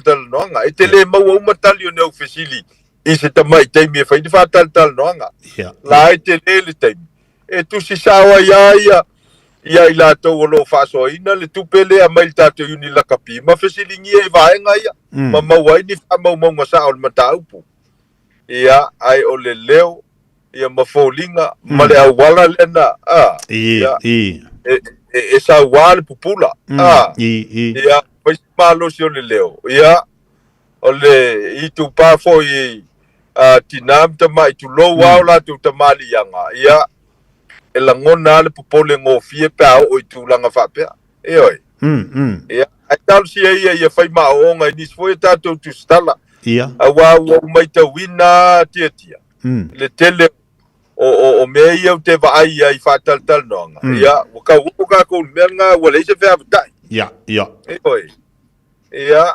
ai e te tawa ona manatua ia o Samoa le fai el fatal nonga ai o ka ko pel mele le ku pu isi atonu ia e oi o le sua atol tu stala utanga ta valeina e oi ia o ngo ko nga me ko mo ia le ko kalngo ai ia ai tau foi tu stala ia nga pui la ko lo la ko kamalia nga pui la ko lo la ko soifua ia o nga e le mo no tangata i o lato langona e faali i ke o ko me le lumanai ia ai tau ana o fa pena ia i lo le vata tapu ia i lo le ava fata ia ai me se lava ia mata upo ia afia ita i o tato malo mana ia fasoa mana ia tene le fasoa fa fonga tatu wa tunu utulanga te tau ona iai le vau tu stala ma le vata puia ma le vano nofo fe alo loai le tasi le ava fata e tatu te si tia fo li tatu te tai o tatu malo ma ila tu wa filifilia ma le temi nei ua nei tatu fai meita ai sa odi saunuanga ia ta pena ma ia tatu wole le ta pena le tatu fisili anga ia le mta upule anga mai ai mari fo fa so nei Taeao ia e so ni fo mo tatu ai mai se tatu fai nga malo i me te tau ona fatino e tau fi ai to inga tu stala ma ia to inga me tupu nei te fo to tupu se te mo a o tau na fai se fo le o ta pena tu le fai nga palo tala titira so Taeao sa fata ma vai singano ia tai doa la tu bolunga se tapo kala me li Taeao dokta ola sa tu tiro ia ile ta longa le sa Taeao ia wa te do ta longa ia le finga palo tele sa fatasi fa pe foi ia ma vai singano ia o le meta u lava tia ia to ale sa le tunu ia ele leena o le luai tu malo ia fai la tu finga palo tele titi ta mawala no nafi o te ile no fonga le fai nga palota isa ali tu malo sa fata numero mo wasa usa mo ia ka mai ta winala o lai to ale tu malo sa fata e folinga mai le se me o tu pola nga tangata i foi lele i me masani o nga luenga ma nga yo ingoleso i o lono ngala wala vala le atal na ta mai ta ia wa masani nei o tatu tangata i mene o palo talai ia ai na po ia fai ngungula o palo ta malangolango ngungula lausui tauva ia ngai ko ia le fale wa pese ia langa vevesi ia o ngo kala fa le lunga o le apio folinga ma so na ole la fole le fiafia le suio le sui tauva listanga ia le pisa al meia e quero ngua o ie e mai ko foi lo fale le se me te fe alwa solo so sa ocupe sui kauva po komite sui tauva ia wal bela ngai ka ke e kula me fa fica uli o me ia lo me fa fica uli e solo mau ese io ai ala ngai a fa ingal fa fica uli ola ke lo le ola ke lo kulanga o la ngono tangata ngi me paloka ia nga ia a fa ia ke lo sapota si al fast o ele chapipi ia le se me ke alu fo ia wa o me nga ku pole pisa ia e masaniala to nu tu langa palo ia tal si el fa mo o vai singano ma sa fata ia fe fo ia u ia le fa unga tangata ia fa ile na motatu ia oso ia te masangi nga fa ia ka prediction ni tangata e malo ia ai wo o wilo le kele o ka prediction ele sao ia me fola le wo manga koi ele sa o prediction ne fa il palo tale ia ka ko ka lia fingalo le kongu ia o ai lava e tasi moe moe ai ia le tonu e ala le palota ia o le ka ko suilenga ia mai o le fasino manga le na ua mai e le kongu ia e tusa mal saulu tonga e palota i mawhailau filfilinga o mea whainga tai whaingo fiel po kalame nei a ta ua pe ona whaaso i ai lau sunga fo mai. A lea se tatu walalo. Nge i te e wha ua umangi pāloka koi o le whaamasingonga kal kol whapea ngā avakule kupe la whai ai. Ngā avakule kupe ai ai. O lea se tu walalo mo i latu. Mua se lengi. Ke ulelei. Moni lele a tia wango ka o foi kai le me. O le mea o leo mai talo sanga se so soni e vatu ele so soni ai o koi momori kai whaamasingonga. Ia. Ai moni lele ala usau nonga. Ia. Oi. A fai a wa mangi inga o e foi lele ke o se ku ia se me va pe. Ia, la me ke pisa i foi. Ia, fa nga file mu le selin.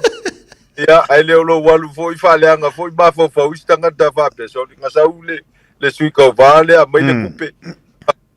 Ia, wal me anga le kupungi. O mo me o tala e fatu istanga tele ni tala moni. Ai kupo le vevesi. Ia, ai o le o onga le na mo tatou tangata. E fa masani le mele o le file mu. Ia, ma ue ke fai e fo le kala e fa le anga e fo walisi taimi. E leo ni tala moni e fai. Ai pe o kala fo i e fako e fai ka i loko liskanga. Ia, onga vevesi ai le asu e le ima se me sao. Ia, awa e masangi mo me o tau suanga fa pena le tele o tatou tangata. Ia, pe fa pea. E leo ngi me fo e fai ngi kala kausua. Ia, awa fo i e ki ngale loto le si pa fai e fai ina lana sui. Ai le isanga kupenga maua mai ai. Alai walu umal malo si o lana sui le fai e ina i tangata i le i pano ta ia te. E maua mai le. Maua, ia. Ia, a fai ala usi se eku se wha mongi anga iawe. Ia, ngofo lele i o ia mai file mu. Ia, ai le se kai se me kia rui fo fasa la lau. Ia pe kia rui fo i tau se komite o tangata nao. Le ke sa ungi ke moli mau. Ai mai sa ukupela koe ke moli mau. Ai avel mata pamsinonga. Oi, wa me nga sa kupu ilo ukai. Ia ma ra kupu sa mo. Oi. Ia o nga faulole on moli mau pipelo. Ina ia mo mai se kupe wai o me ale wai lo nei. Ale ku ko ngiel moli mau ele moli ma. Oi. Ia ai wo tau tatu wotunu. Ia nga alo ese mai i nga me fa penga. Ia mai o la u i fo ke sui ko va. Ia. Oi. O ame kulai mai. Keu le luava. A wao ngei meo paloka. E ei le teimi ke mai, ei pe te oti tu lau al whafonga le tonu. A lai wha e kongulo wa malisi sui tau wa. E le langoa oe. E a ingo sui tau walna. Ua whailangi le wholangwa. A whai e kupu se me wha pena lai le lei le wa. Nisi sui tau wa, malisi sui tau wa. E o mai uma tangata. O le a inga ma sapota so tangata lea ua. Ua maliu. O ngase. E lango lo sui tau wa. E oi. Ia, al mea lengo mai kauinga le afo iau te vai. E faulinga mai e umal so i whanga nei tia. E o atangata le tunga mau. Malola kou le tia. O le sisu kauwa. O le paloka. O le sistem na whatu langa. E o tatou tuama tonu e fili e tai. Ia. E nga umal paloka back to normal ka kou. Ia. Ia al mele iai. E tau ave a ele stangata le ti ngā ile malolo palota. Ia pe ika i kanga ngau mai a watu tupe le lango ina. E kau ave a se iau le oki. Ia, o le alau te whaalongo talinga le ngangana le na. Ia, e waka kau ngasui. A umal paloka uma. O a whale tonu tanu. A ngā ilumal soi whaka. Ia, ma whaafi le mule tonu. O le mewholanga le kelele vesi o Samoa. Ia, o le marolo istangata Fiafia e whawewesi au au mana pāloka. O mai e lango le whainga marolo iai. Ia, o awhina ngalo e whale le iai. Whailoa mai, ave tusinga i tai o le tonu. Au ai whapengala o mele whai tia vaiane al whafonga le tonu. Ia mata upu ia e. O te loa te tau na toi whataltala noa. Ia, lai iai au wala le malo e whataltala noa. Pe whana mele wa vesi sa mo si tanga. o le la fonga fo le tua sa mo ti pate tax ia fa pe ai male ma mo meu airport facility usage fees ia sa mo ia o le ala ve visitanga ta la ile process e ko ave ko fa kalkala ngoai ia matalo sanga le tai o malo mal kabineta ia pa mole ko sila ia o pa u fail tal malo ia ke le foi la fa inga tato turisi matato malo ia pa fa yo la ese si tanga mawa e fa penga e fa nga fa singa me si kanga le titi ia ai le tau ona tele fa penal si tanga ia awa fa isa o la si tanga le yo longa winga le la fa popor se la usful lima tala sa mol pasesi ni o se la lima tala fa popor ti pate tax malio no lima val se fu ia mal facility usage le se la tala ia ai kakaua o nga va ai lele ia fianga o le si tanga le awa ko mo benefiti ai nga o le vaenga o malai va lele ia ai le mol vaenga tu risi maisi vaenga o le kako malo ia o mena e ave fa tuanga ia le awala te mawai le loto le tai o le tonu mal kabineta ia ai awale ave awala foi le o te ta le tal no so ai ia o le mol sofa ma pese ai ia wa fa ai lolle ma fo kulo wa fa fonga le tonu ia ai o lai ia wala fa tino i tulanga fa pena se langona aia ati e o fa tasi male au mal ta polo kalama ia fa ngo fie me fa ngata ai o fa nga me fa ngo fie ma le fa soa ma le te le fa soa talinga fie longo foi fa fonga tatu wa tulanga saunoanga matango fie le ngata oni vaenga fautuaina ia oni vaenga fa le leia ia ma fa malama fo ia niso vaenga pe ole tupu mai tolo tatu watu fa tusa fo ia te utona ia I America Samoa ia me se fo ole me fa ona ole fo ia fa ima malangai I le vao America Samoa ma Samoa le tele na si de fie fo tulanga mo le tupu tolo tatu watu fa pe fo ila ma nisi o unanga mau pisi nisi o leo lo i tolo tatu watunu. Lea foi o lo o iai. E fiso sani mo tatu watunu. Al fasoa ni tau mani I tere lau fasoa mani I tua lalo o mea whaingatai whaingofia le fasoa. Lunga le tau tua le wede Samoa. Whaftek tere lau sunga iai le fo mai mo le tapo kalamina ni Taeao o no ta taimi. Ia la fatuia lau sunga. Dokta o ani si whainga whamai le tapo kalamina maranga whalalo. Ia tia whaftek tere a o le ta ual na o le ta fasoa. Ia o le tua lalo I le atunu le ngana tala whea ngai e whaonga. Ia ina ia ola ai le nganga o le stangata. Ia matapuntato whamasani le whasoa whapena. Ia mawhetu whainga e maua I le stangata. Ia le whaatuma wina lona tamarianga. Ia o te le lopo le almea o le ave vesele atunu ma vesa moa.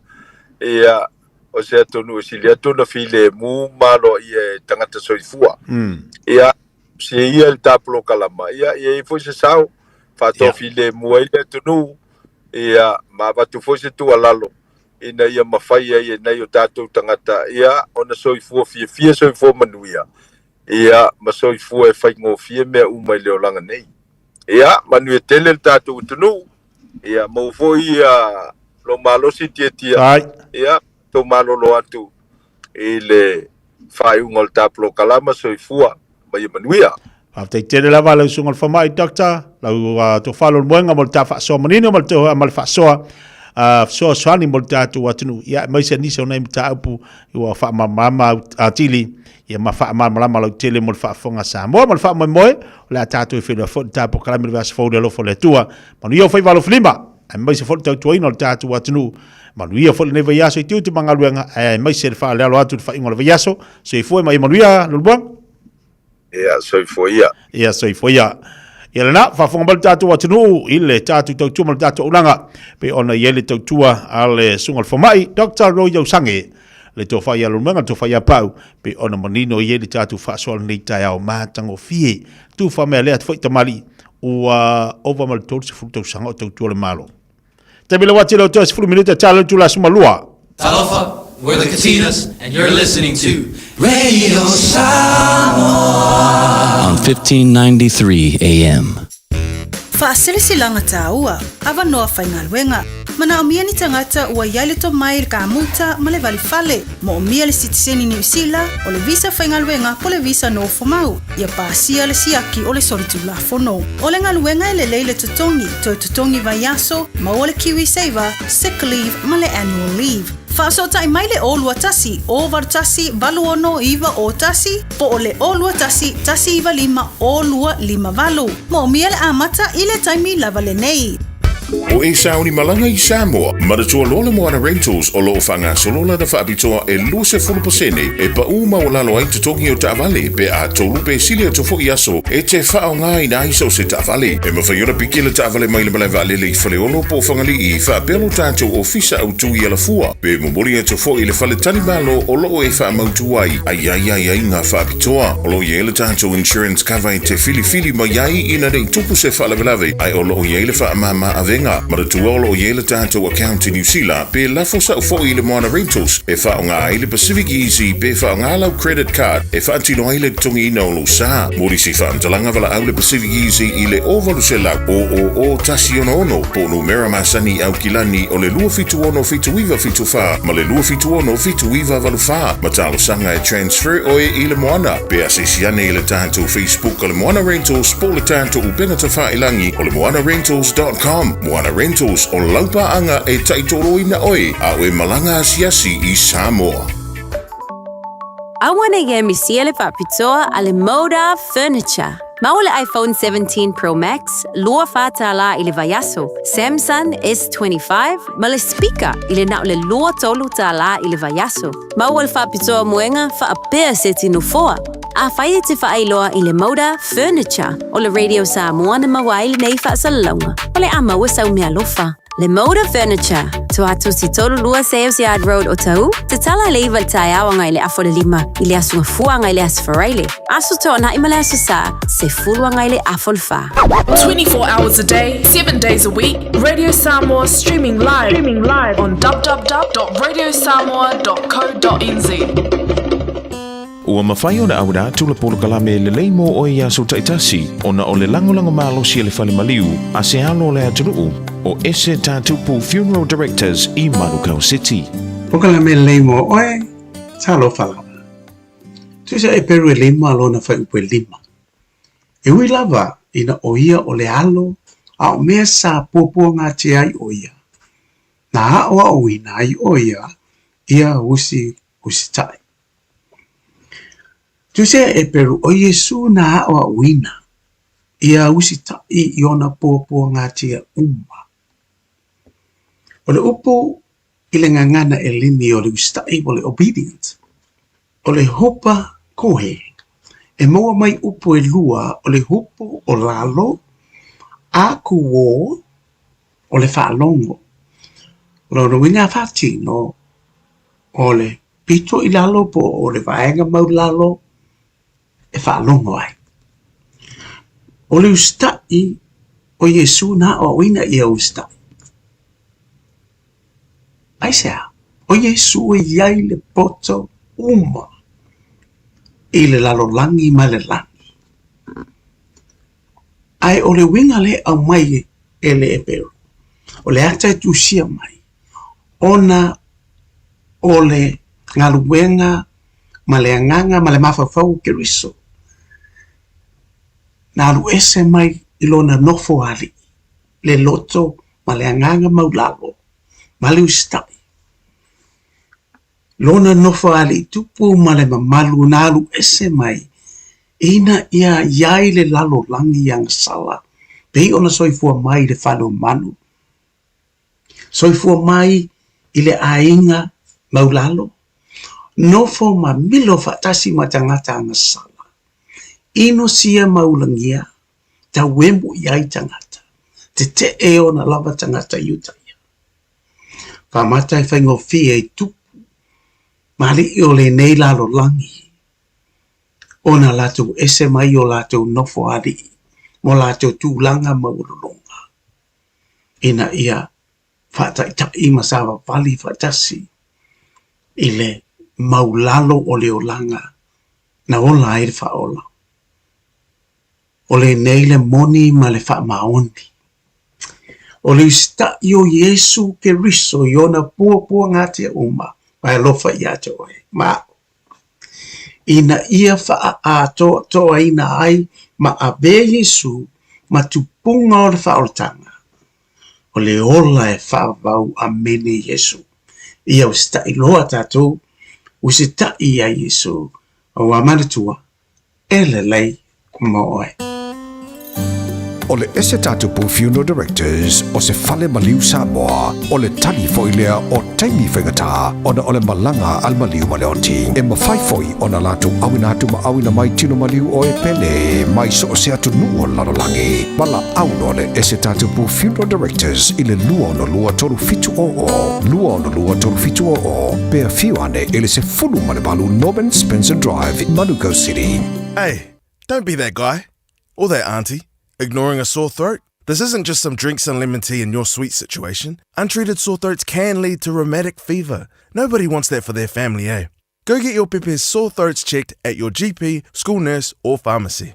It's quick, easy, and most importantly, free. So come on, whānau. This summer, take care of your tamariki. Get it checked and get it treated. For more info, hit us up on socials at Stop Sore Throats or visit stopsorethroats.nz.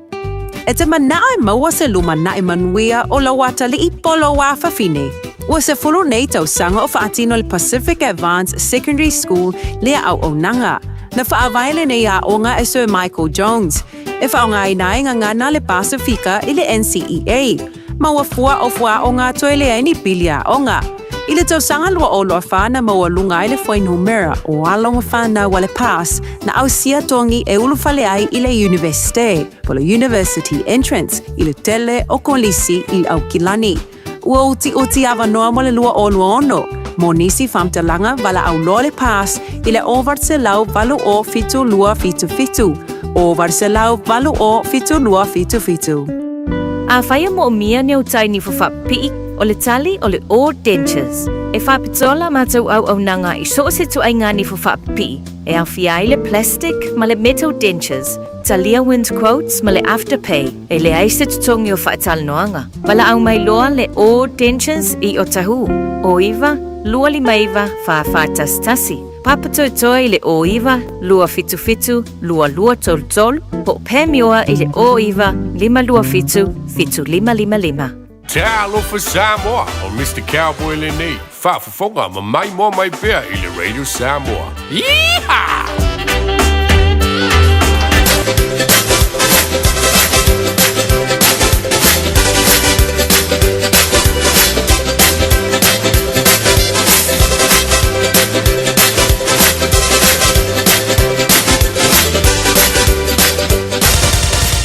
O se mai ala whaafofonga o le whaapoponga fo ele nei o talafou mai Samoa. Awina sa mai mo oe e lau leiti o whalongolongo le Radio Samoa. Tasilima iwa tolu amo.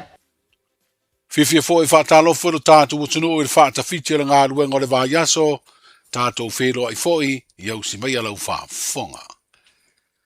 O atunga lunga ua whaaleo e le teitai o le tātou malo I le pālemia.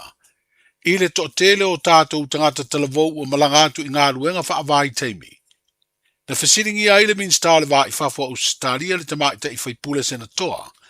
Ia Penny Wong, ma o le talia le minsta e whai mea whaalongolo na malo I atunu o le Pasifika, ma se lātou tu alalo. O le polkala me fau o visa malanga mo le atunu o lo tālo sangai tangata mai le Pasifika, e au fia isa moa e fia ngā lulu e mano fo mau I Australia, na a wailo tātou o tunu o le tausanga na te nei. O le porokalame o ngā luenga whaavai taimi a lea malo, lea e whaingoina o le Labour Mobility. Ai mai se ai le porokalame New Zealand, mō ngā luenga whaavai taimi ua toa tele o tātou tangata ua malanga mga lulu ai. O lea porokalame ua whaalia le pālemia le sunga la auria le malia toa le ua tea polata I wafosi. Ua toe whetu na ia le malo le numelo o tangata e te tau, ona malanga ai. Well, we always want to listen to and work with governments from sending countries because we want these programs to work for you. Thank you.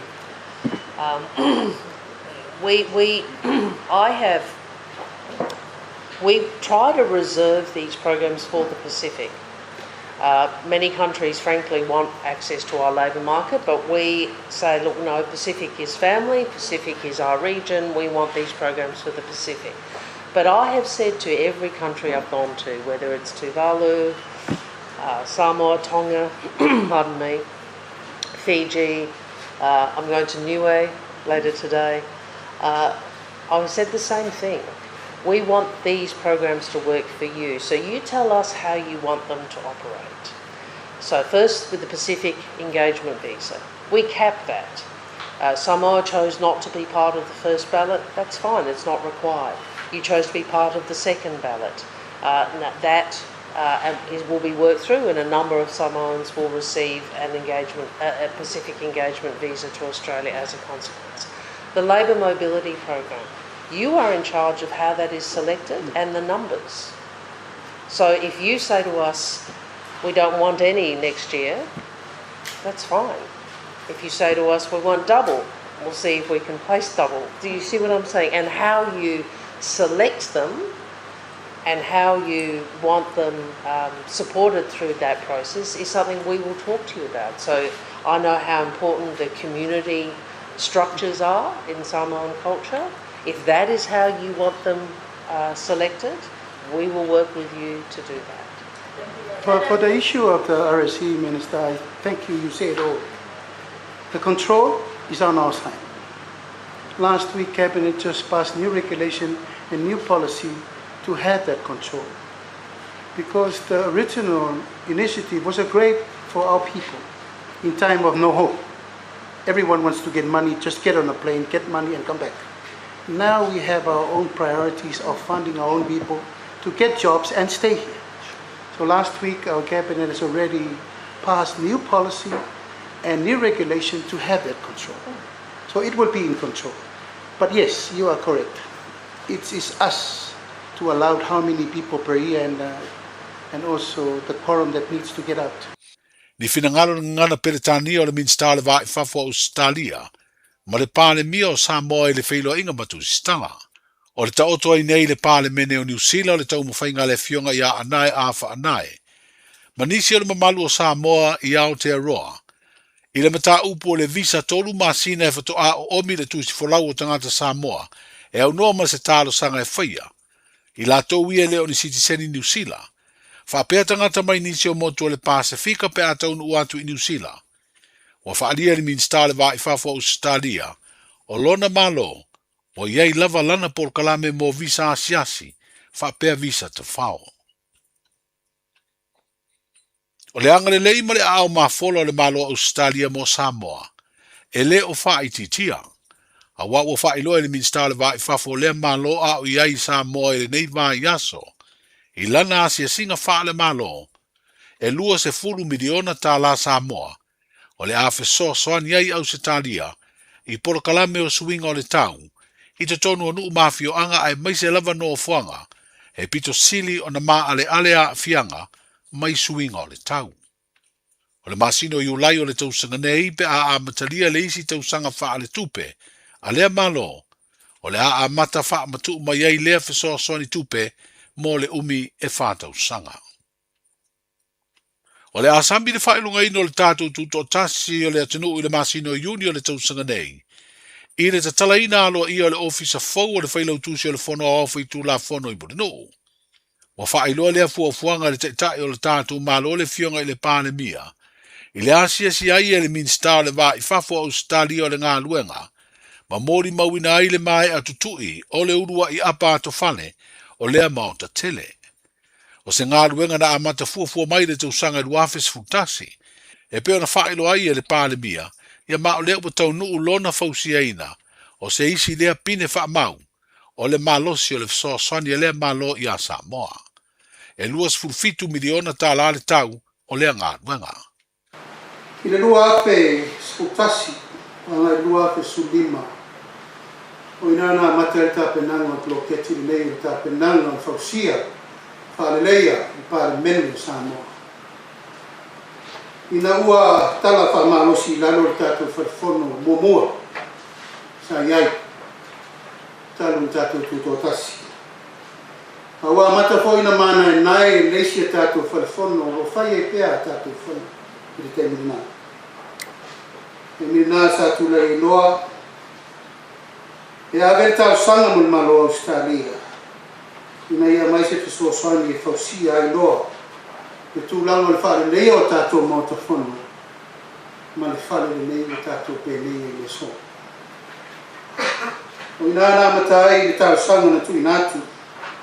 I lo taimi whaafonga white lai ma le whailau tusi o le whono. E whionga i a whipulea i Ropati Atila. I nātu tausanga i a Dr. Stevens, Henry Hand. O ia le nā, sa mapasa ai komsina o stadi o te mili. Ma da mata i lo na whaatara noa le polo keti me.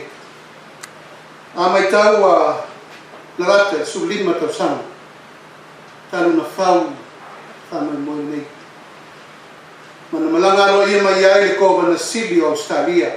Whaira na launga te tonu le mota. A matai le ofo le nei Australia. E whaile whale whono fau leo tātou vai e. Whaima le ofisa le nei. Ia le tua lo na lofa marona ngerei. E ui whita na whaina tā. Lui tau na taini ma mea uma sa whasoa. Ai vi ia le tua. O leo tātou tau mai whātau nuku te me kolo keti tau. Eo ina umi wana whausia. Mai tātou patele mo na lo stari. Kala ka mama wina, tātou whalfono lea, ia e la lata i le 2 miliona tā la Samoa. Tau le tātou kolo keti le nei, e 2 miliona tā la Samoa. Ulu nuinga atu whatasi, se tasi le polo keti te lea malo Australia. O whausia mo tātou. Al me sili mar tāua le Taeao nei. Ua tātou saungi i o sā i o whatau nui. E whaelonga ai mo tātou mālotu tō tasi. Ia yuni i tau sanga nei. Mona i pele nga mawhaafitai, nga renga sa whauao whaupō, isi fo i taitai o le mālo sa whenai ma ia taimi. A wha ngā solo ai fo i tau le mango whiutana inga, tala noanga, wha vao mālo ma le mālo Australia. O leo tātou pēnei le so, ono le lofa, mananga le leo le tua. Le fionga i le pāle mia, sa sunga la audia le mali e toa leo watea polata i wafosi. O lo alu le ngā luenga le ofisi o le whono i Murinoo, ma whaatino atuai ma le maonta e mapu i aisu i whaipule mō malo longa, pe a taua o fia whono tanga a le pāle mene. O le tāua le lava tā pena ma sauni uni o au nanga i lo tātu o Murinoo, ai mai se lava au nanga o lo ngā lulua i le ofo ina o Fesoa Swani, ma tali atu i teimi o puapua ngā ma mawhitianga, pe a tula i maininga lulolo po tsunami, o whanga solo ai le vāiaso a tōre nei, se whono tanga lo a wai tu tino whaavao malo e whengai ma tāpenanga i teimi o ngaru lolo. O lo a wai fo ima ofisa sinia, o le ofisa lo tātu malo, o lo i aile pule o ngā ruenga e tali atuai, i teimi o whaavelame whaale natura. I se pepa whaalawi lo le whaata singa, o lo whaailoa i e se fururua vaenga au tua tāpenanga, o lo tau la i ai whetu wha inga i lea whono. I le naunau ta inga o e o lo whaurulu i tautua, ma au nanga e o foina i teime te tupuaini ngaru lolo. I a lava tā oso por kalame tali atuai. I le tausanga i luafes furuma le fitu, o le fioanga o sāva i le whanga na wha mawina le lei o lātu tā penanga, e tūsa o wha ta inga na wha tino mō ngaru lolo. Le lei fo i le wha ta oto ina o por kalame, e tā pena i eitangata o le fioanga. O le ofisa le malo a Amerika o lo whaawala mai ele Fesoa Swani tupe, ua mawhai ai o no usuia i Samoa lea whono tanga. O tala i o le whaatawhiti, Sa lofa lava, o le siu fofonga le nei o Samoa, le Radio Samoa. Get ready to feel the beat, taste the authentic flavours of the Pacific, and immerse yourself in 11 vibrant Pacific Island cultures at the Pacifica Festival. Join us on the 14th and 15th of March at Western Springs for powerful performances, incredible food, and a celebration like no other. Bring the whole family for an unforgettable free day out. Pacifica Festival, March 14th and 15th. He waka eke noa. O tau sa ili se Samoa lo ainga. Po o tau sa ili sa masini tutua pe o le Hilux ma le Ford Ranger. O le au nanga ale kaseti e whaafai mo fie mea uma. E te alu malau ta avale, ua e malie atu atoa. Talia le titongi vaiaso, lua vaiaso, pe maasina foi. Tu atoa lo whaatu atuanga i le kaseti te tala fitu aso, tu atu si fitu tasi, East Tamaki Road, Papatoe Toi. Telefoni lua fitu fitu, ono fitu lima fitu. Lua fitu fitu, ono fitu lima fitu. Le Big Pots and More, ua whaiti tia tau nisi o loa. Maua steamers, woks, olo la pupua, ipu teo ata, ipu popo, maisi. E iai fo i o ngā mukesi, e whao ngā i tutonu mufafu. E whi tau i le lei mo a inga e ka le sia ma soo si wha moe moe. Le Big Pots and More, o mea uma e timana o miha, i le whale o loa e tasi. Asia siane i se la lai lata i fo iate oe. Tolu lima tolu Great South Road o Tahu, Westfield Mall Albany, Unit 3B, Tasi on tolu Stoddard Road, Mount Roscoe, tonu noa tasi Great South Road, Takanini. O tupe whamomoni Samoa, mana tua loa le Pacific Easy. O loo whaawau pia le tāru papitoa nao le lima tala tu tongi pia whaunga ina le Pacific Easy app e whaatino ai au tupe whamomoni mai lau telefoni FEB ai. O loo hawanofo le tāru direct transfer ti posi mai ai au tupe le tāru account ma whamali ai na fasili lupa le telefoni ma whaatino la whaino lau tupe ai na whapitoa. Mo le tutongi ino pidio le pai, mo li te ngā tupe so se whare tupe Samoa, pe tutongi nino no ngā tupe le numpi wha Samoa Housing Corporation, UTOS, Samoa Land, ma so se au nanga Samoa, o lo ma whaino whaatino umai le tātu au nanga o le Easy Pay.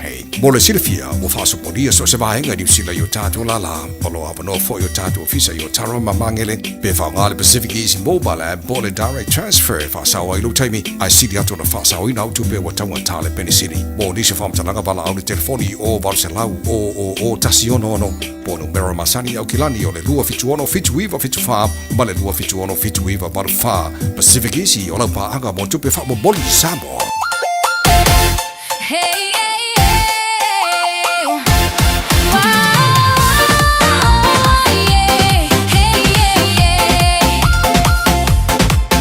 So deceiver, so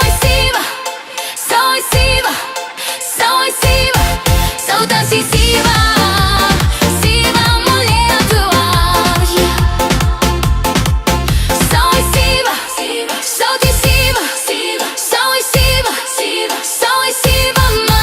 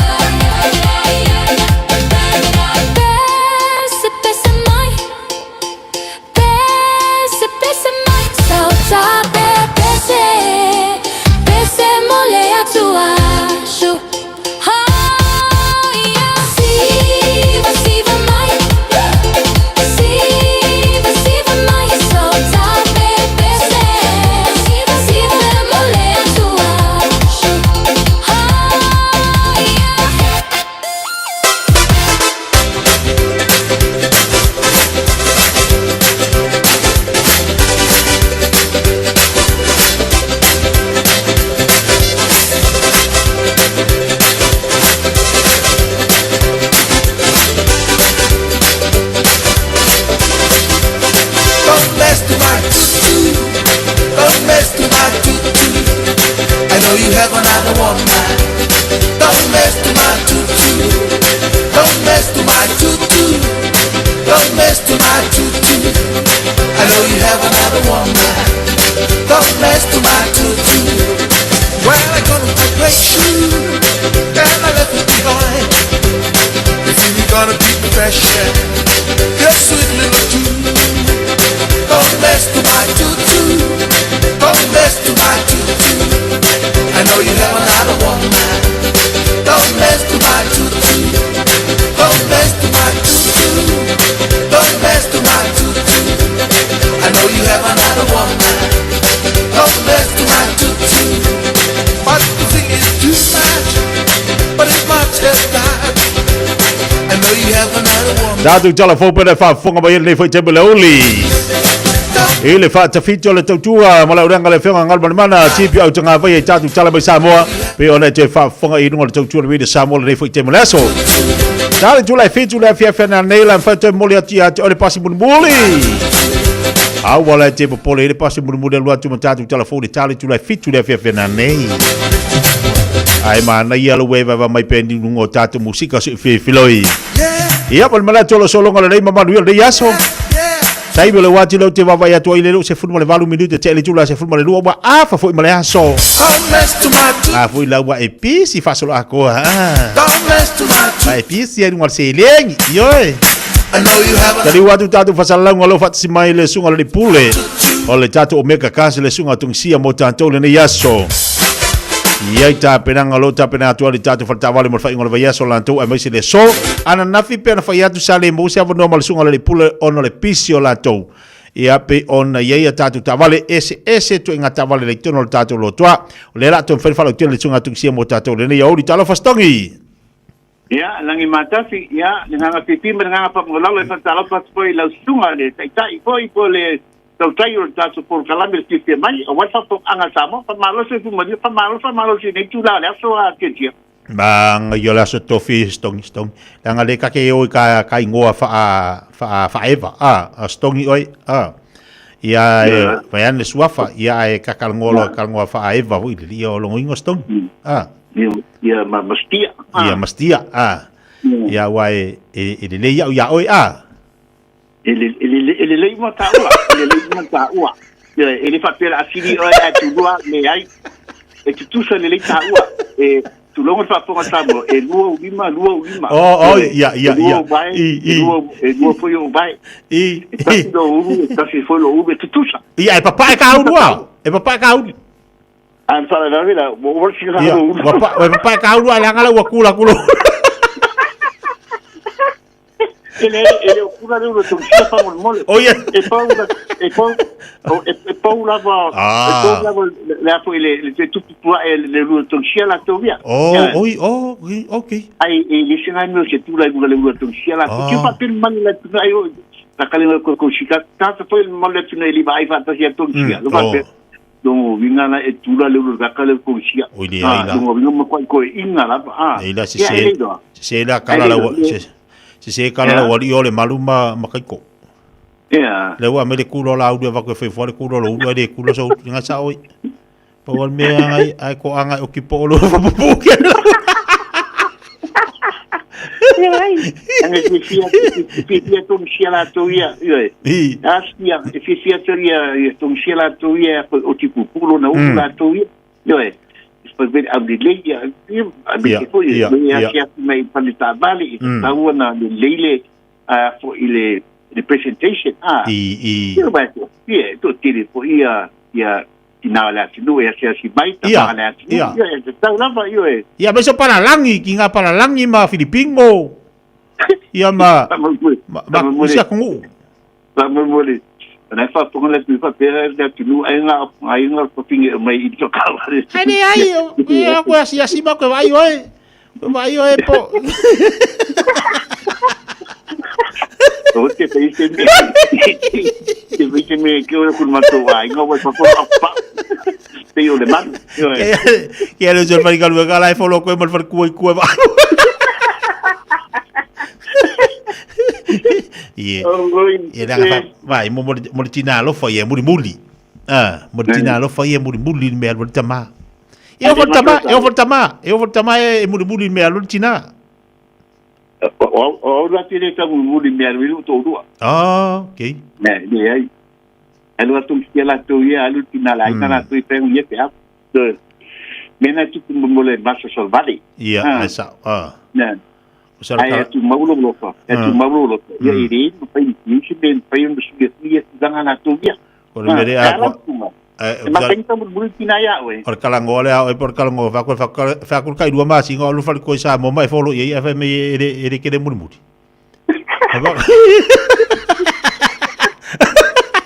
Sorry. Ole kalango le fa ko kai dua masi nga malo fa ko sa mo mai alu ka wanga mo ia fa mai sorry. Ore. Ele está muy muli. Mena no está o lero famoni. O lero famoni chai ya. Lo fai te muy chai foi. Vai a te te muy chai lo no vine te le alo. Ia. Me ngai ka o lero fai le uma. Va pena pe lo fai le tu e sta muy muli foi le tu ma na ma venga. Wa me ma to e ma pai ko. Ya, wa mata na tapi ngapai ma pengabua la tu dia. Ya le vanga wa mata to mau mai bat ngatu inga ya ke la tar to foi temi la tu ya. Yo e.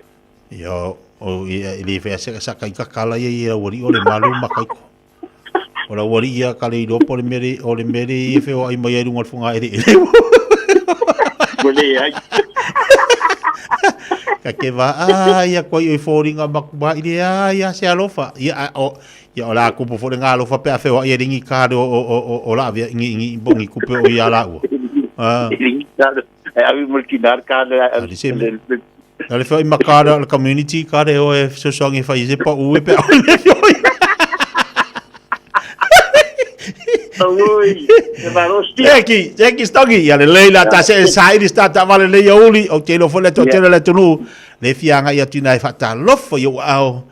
Ya masa ini sta avali mulai inga misal mek talo ngale au ka foi bai amul mo ki famul monistia ki falta vale si mai tinata mo mole falta vale fata vale mon manu la ke le tnu ye pe tu danga le ki o maso so se le afo il to tu a to xiela to via yo ya ai fa taitele la songa fa taitele mo la mo mato no fa au le tu la le aso o bi inga lama fa fo ia te ina mai o lo soifua si o tātua tinu pele ina lama Samoa ia fa peso mato ola vai baile ne o tātua whailua ili monu a leo tuonu fa talo fa Samoa lau fa funganga o fia lama tonu a te roa te tonu tātua lau whanua i Samoa do maunga tātua whasalaunga fa pisnisi man tātua ma tabela ale siufonga Samoa ta silima i vatolu a mo ile ala le la leo tasi o ono pa mo i Samoa fa pe futi tuila manua pape foi au papa au ia tinu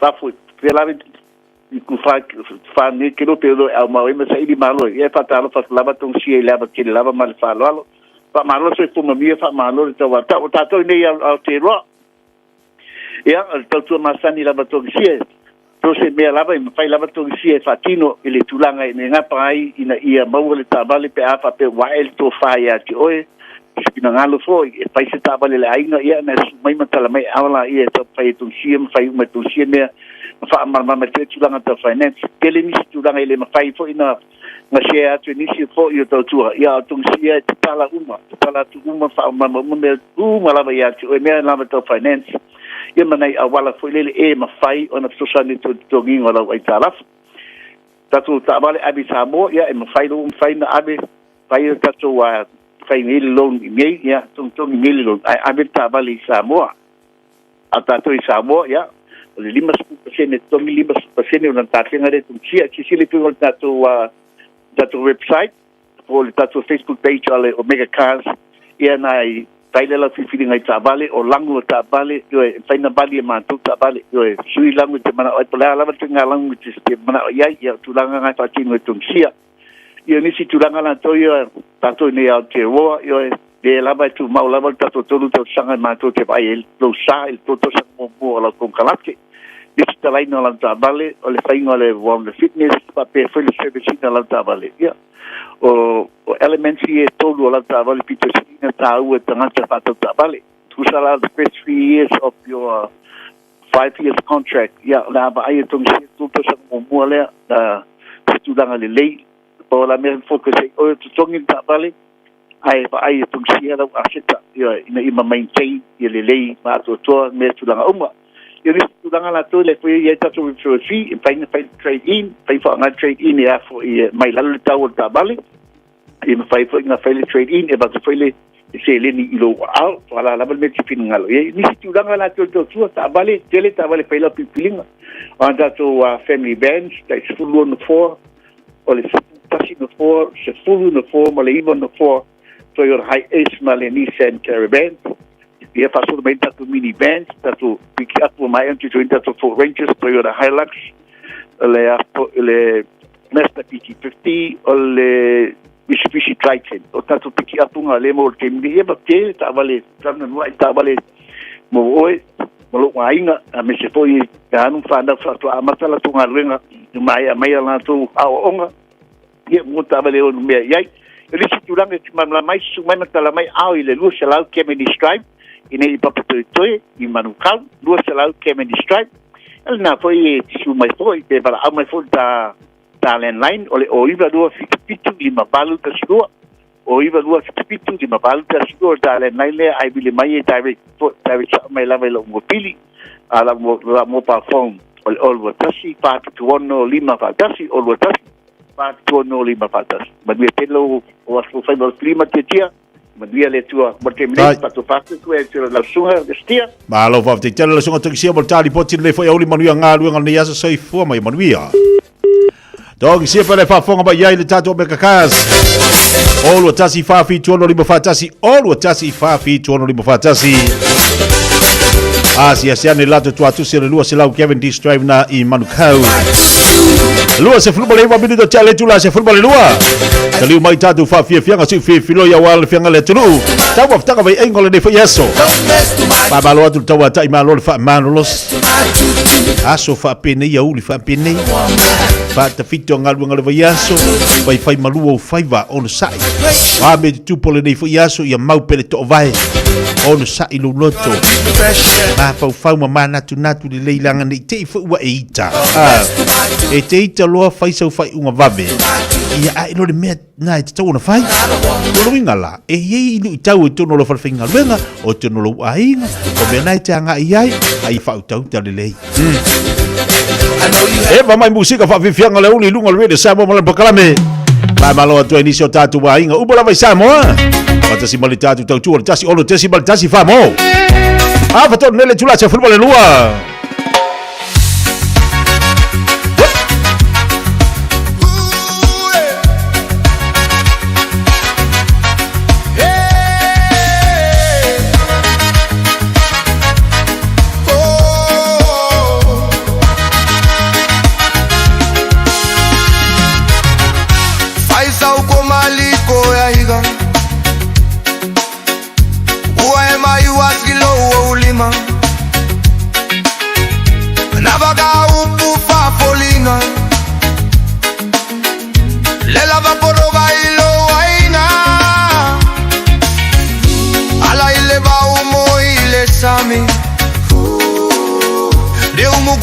Fai mau masami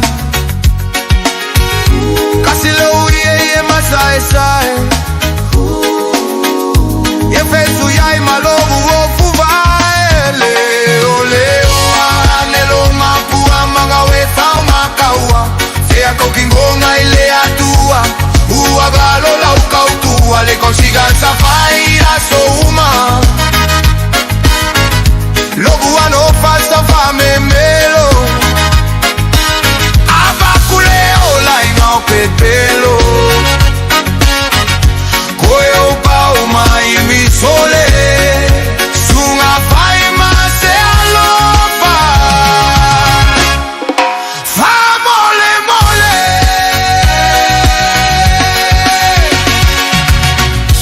wa sama yole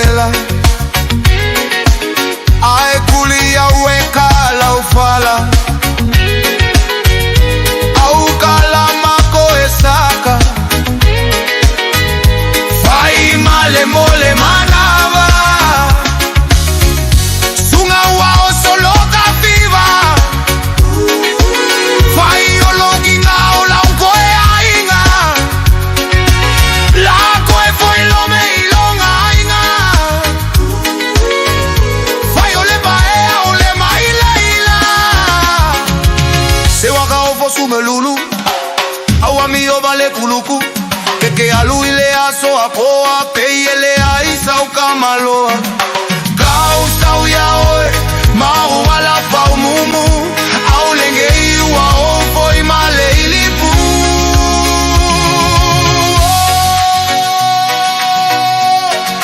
Lulo auma Leo leo alelo makua magawe keke akaua Seyo akune awa malua Ua galola ukaukua Lito siga safari ya souma Ragua lopa safa memelo Papa puleo laima upepelo Copa umai mi sole Suma faima se alopa Va mole mole Selulu ovalo ula Venga ni wa semicula Ele koe foia kule pama Kofa soy mua Oluluma Lo veo auma Io leo già lui si fulmo le hono minuto giallo le giulla jasi. Ole ato e fo ilome. Quale il mafacchia le lavalo me. Mafatia lome le tinga hino le ainga. Faisa Lame. ukobaliko ya higa Lo che va vialu. Lo che lei mangava. Iwasilo ulima Lo me au che va vialu. Navaga upu fa folina Sa mai ngar ka ko ainga kal a woki lo fia vai oe. Bailo aina A be for que lo fia ole ainga. Le sami Wali lo me pola me la fai. Umuguka ua fai mau masami Ya la fo ya mo moya kwa ngangol fo finge. Ye masai sai O sai lo me amo le fanga. Lo me amo le fanga. Magawe fau makaua Sea kokingonga ile Kala ngai lo fai lo ko lo e la va amo le fanga lo me. Tua le consigan safai a souma Kau si fa le ma ko se o ko lo me. Abakuleo la inga pepelo Aba pe uma le matinga ngenga o lo ia ngai kasi o sai. Si e sa ko su ya ku so pe mula la po.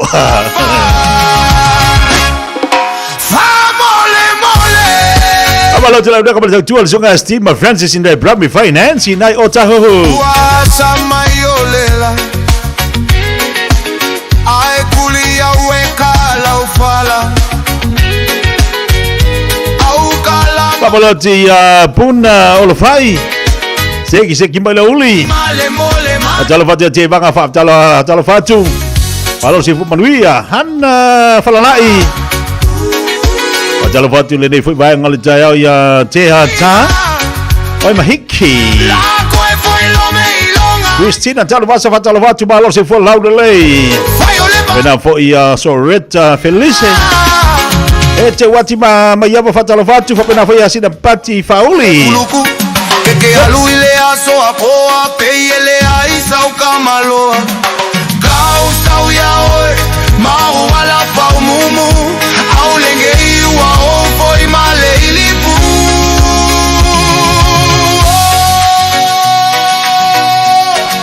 Lulo auma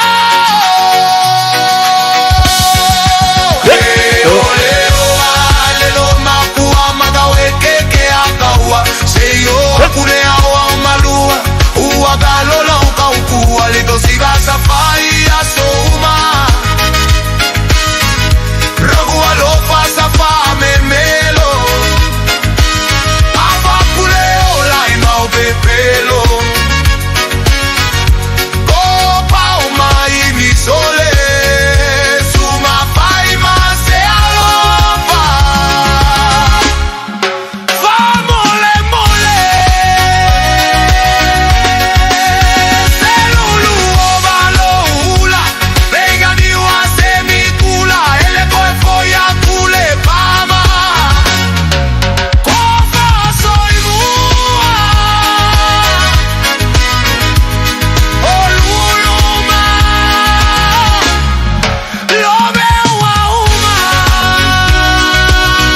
Au nga se mala ku kala nei foi vai ngala se fa malo tu kala be yan au tau lome.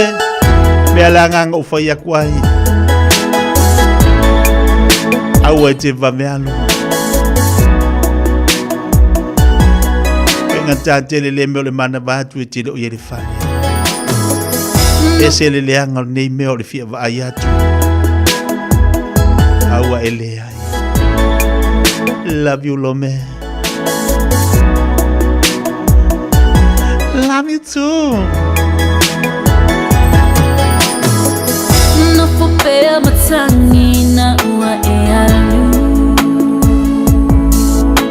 We'll never find na enough for my Fiafia too. Tele upu matala wa Italiana.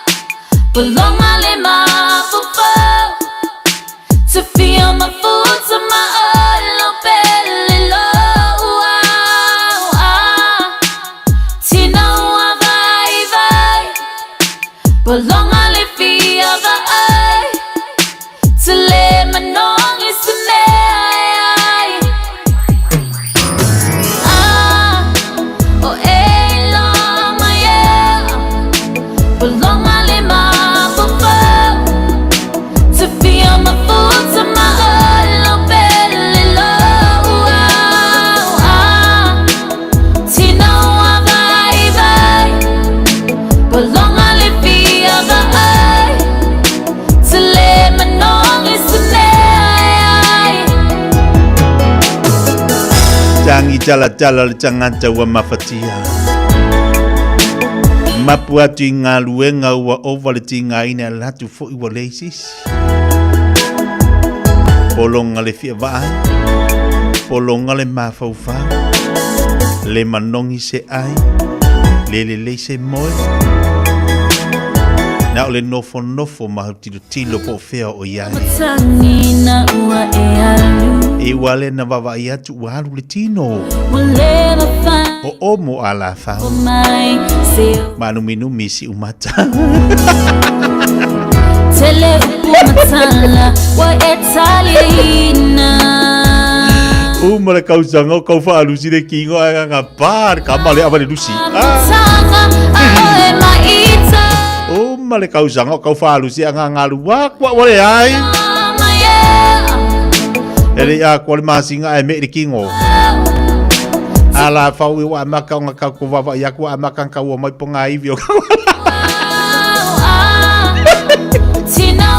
Kako si umaka wa amaka ka manu minumi. Ai sia tele polonga le mafau fa. Tele le atu le loto. Wale ai si tautonga. Ya wa fo ngalo fia kama.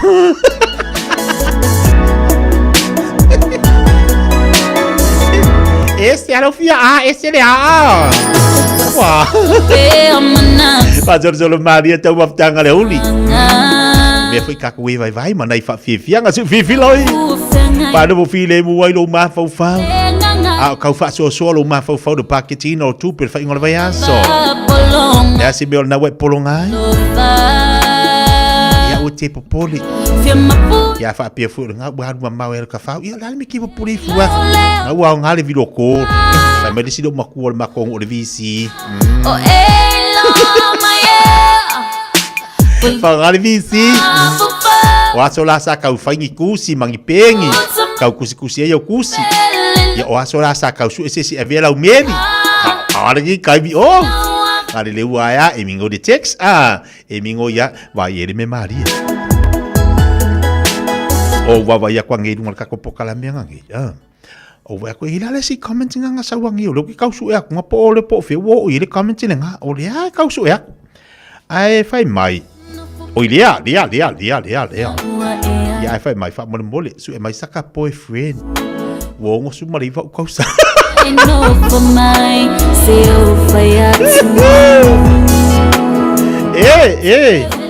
okay off of my my su e mai saka boyfriend I'm 69 years old a good boy su e good boy boleh ele se Facebook su ingi boyfriend ele se fanga apa lah ini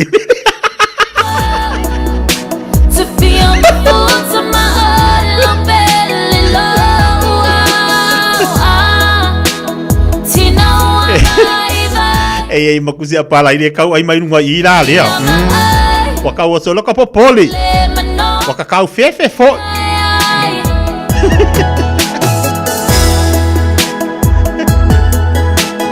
Jadi Mario ngi me make up fa ko fo ia ka kalang mo fo ngi me make up ma nga ia fo ia vali ka pe aka haru no Facebook ma ko fa audio ko foreign ayo ya au long fa sanga ka ba u ma kafi ai ba ai la ia e ku ma ya o fi ku fa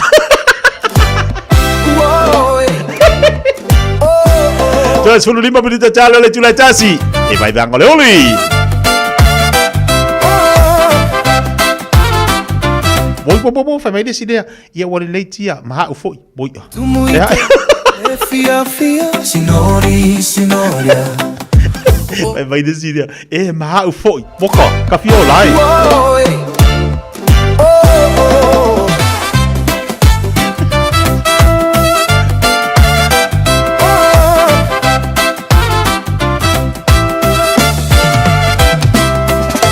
Tumuita ilele fiafia sinoria o amio uale manuia sinoria olu felicitia atia onai o faiga ua fiafia aevai ilautino ama I maya pese umukuka watuluia sinori soia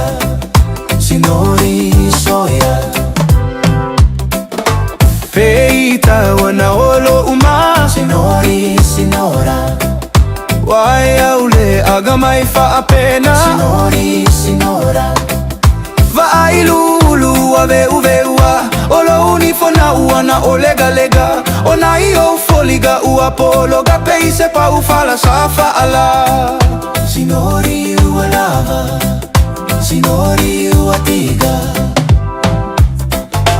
E atata sio uloto Sinoro Ilo fia fai amio Sinoro Olene ilava ute nofo Na ona ute uma salo Ma o uma utino a ua faisa ua ute faga uma lao malo Sinoro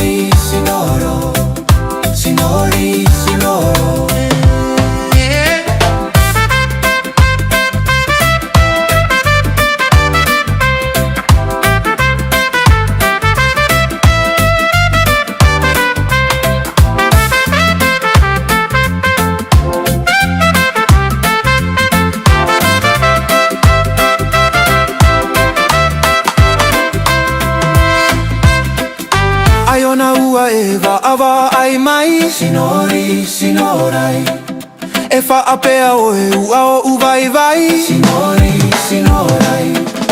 Ali I ele ai utele I tai tai. So se taloga utele le ai. O ala ona ua o fa pe la uva ai o ulupua ana e la umai. Sinori, sinori. Sinori, sinora. Masalola I ona ua e fa apena. Sinori, sinora. Ua e tau ino I a taita. Sinori, sinora. Awa e te va ai fa a tau va a. Le tino le tava le ua pala. Au le afi e te fiu e fa o gai fai. Sinori, sinora. Oh, matua. Esa ua si a ua va. Sinori, sinora. Oa o matua. Tele to e fia fai to alua. Sinori, sinoria. Oh, amigo, uale manuia. Sinori, sinoria. Olu felicitia. Malo va tele va mali tato wa tu le fa ya uli va tele vai va. E vai va ngama se ka ku le aka. Ka ku vai fori. Sinori, soia. Soia, sinori. O a o te la ititi. Wana olo uma. Sinori, sinora. Vai Maria, to telo la to ia wa mataranga ia tu I ngā ruenga to toi. Ia malo la fa manlosi. Malo la sai. Seki mana uli. Bata vale lunga ela. Bata lo vatu se pesa mino. Kada lo vatu maruia ngā ruenga dunga loli. Ia masuk si avita amali. Shoop, shoop, shibana baby. Shoop, shoop, shibana baby. Shoop, shoop, shibana baby. Shikia oe. Shoop, shoop. Ai sa wala salo. Si kalau sangal pulo ke. Shibana baby. Shikia oe. O itame ua mimita. Fai fui o inga. Ile mana yo na yau fika. Ua uso ai lo univa. Fie songi o fufunga. Ona o onga. Fie tupai lo ulani le italo faya itame. Shoop, shoop, shibana baby. Shoop, shoop, shibana baby. Shoop, shoop, shibana baby. Shikia oe. Shoop, shoop, shibana baby. Shoop, shoop, shibana baby. Shoop, shoop, shibana baby. Shikia oe.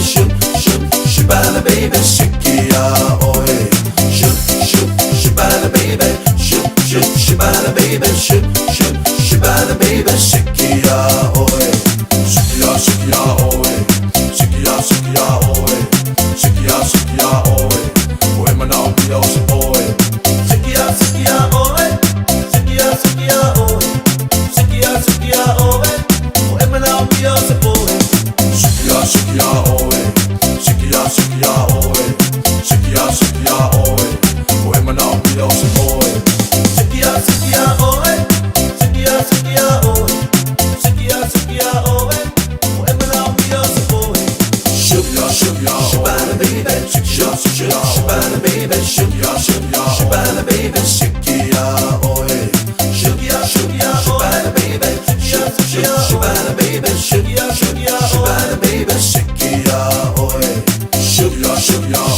baby, shake it off, Shabana baby, shake it off, Shabana baby, shake it off, oi.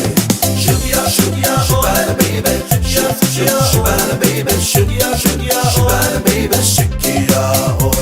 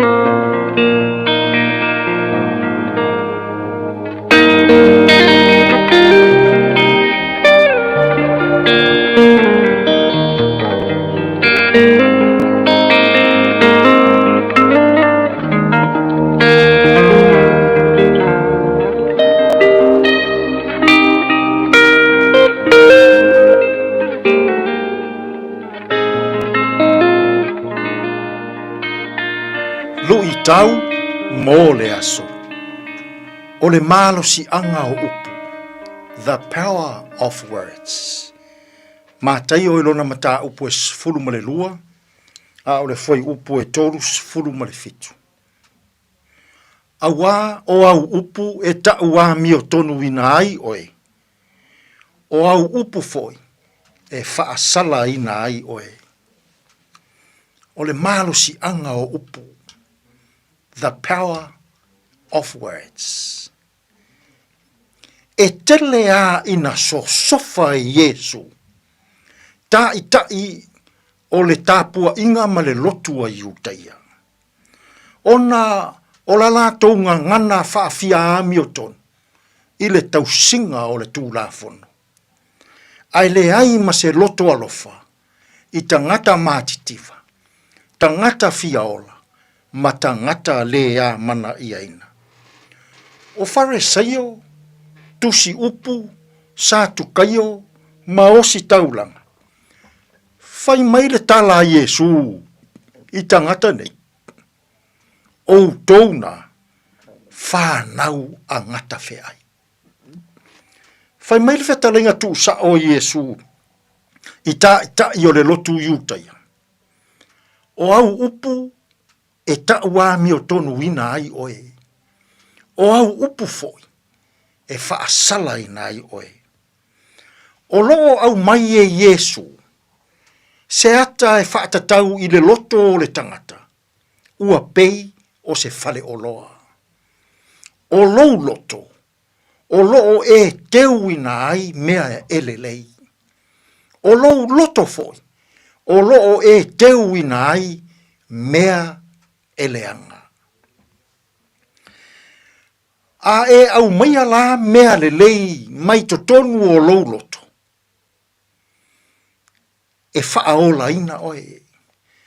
Ai a e au mai a mea leanga mai to tonu o lou fale o loa o lou loto lea. E whaasala ina ai oe. E au mai e le tangata mea lelei. O lo teu i lona loto. E au mai fo i le tangata mea leanga. O lo teuina i lona loto. Samoa ai. Ia teu i lou loto. Mea lelei. So ia tātou te teuina mea leanga. I to tonu o tātou loto. I to tonu o lau whainga mālo. I to tonu o lau e kālesia. I to tonu o lou nuu, ma lou ainga. Ai a, pe a se i teu ia nā o mea elelei. I to tonu o tātou loto. Samoa e, ua toa tele nai tangata, ua mānua nua ma māwhatia. I lo tātou whaao ngā ina o upu.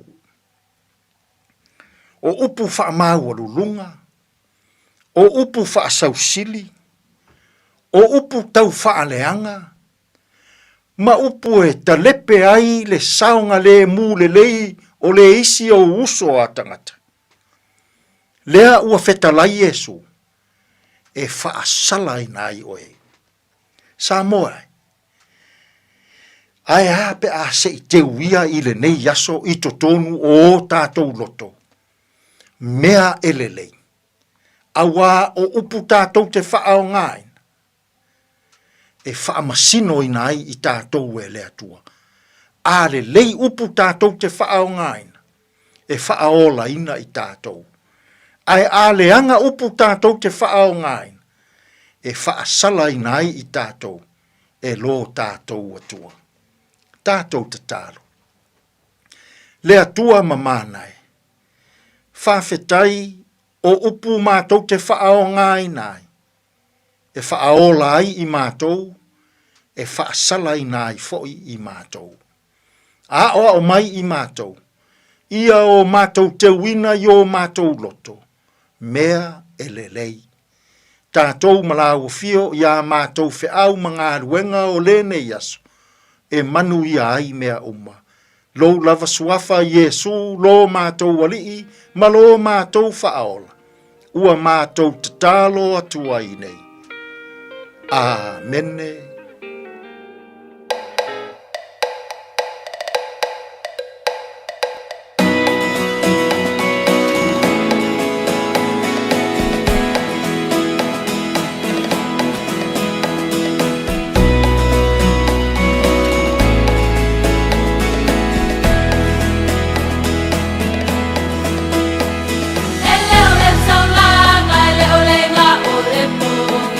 Lele o te tele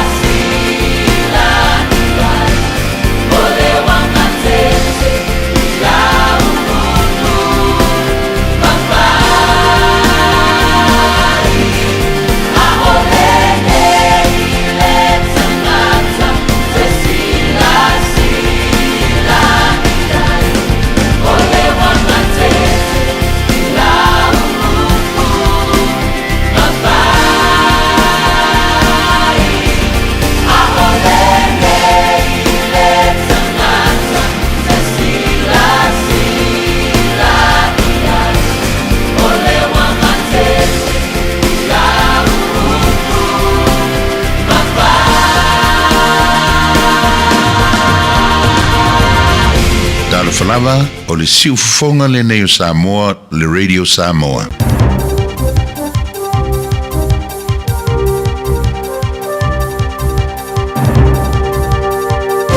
In this update, Labour says it's completely unacceptable. The number of kids in hardship rose by almost 24,000 in the past 2 years.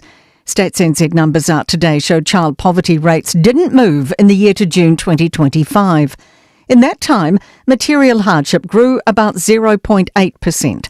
Child Poverty Reduction spokesperson Jan Tinetti says that's more children unable to have new shoes or go to the doctor and living in inadequately heated homes. 1 in 3 Pacific children, 1 in 4 Māori, 1 in 4 disabled children are living in hardship. That's not a New Zealand that I want to live in. The COVID inquiry will be made public next month. A Royal Commission of Inquiry into the pandemic has delivered its Phase 2 report to the government today.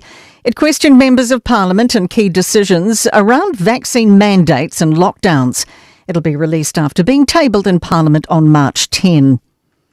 An industry representative says our reduced alcohol consumption represents a culture of moderation. Stats NZ data shows our alcohol production dipped 8.3% last year, and daily drink consumption is also down 8.4% to just over 1.5 per person. Alcohol Beverages Council Director Virginia Nichols says it's now socially acceptable to pass on drinking. There is real change going on out there where we're drinking less, but we're drinking a lot better. Christchurch's mayor says he'll step in line with government tactics for tackling rough sleepers, but disagrees with the approach. It's promising changes to let police issue move-on orders to evict rough sleepers and beggars from public spaces. Those refusing could be fined up to $2,000 or be sent to prison. Phil Major says he's focused on working with outreach teams and community workers to get homeless people out of their situation. Some people, it's no fault of their own that they're down there, and some people have got different difficult circumstances. If you're going to dong them $2,000, where are they going to get that from? That's news. In sport, several cases of survive and conquer in the final throes of the Champions League football knockout phase. The last kick of the game has propelled Atalanta into the round of 16 after a 4-3 win over Borussia Dortmund on aggregate. 10-man Juventus have lost 7-5 across both legs after forcing extra time against Galatasaray. Defending champions Paris Saint-Germain have squeezed past Monaco 5-4 and Real Madrid beat Benfica 3-1. The Tall Ferns have named 3 uncapped players for their Basketball World Cup qualifiers in Puerto Rico next month. They are Jade Kurasami and cousins Emma and Briley Rogers. That is sport. I'm Raylene Ramsey. Hey, hey! Oh!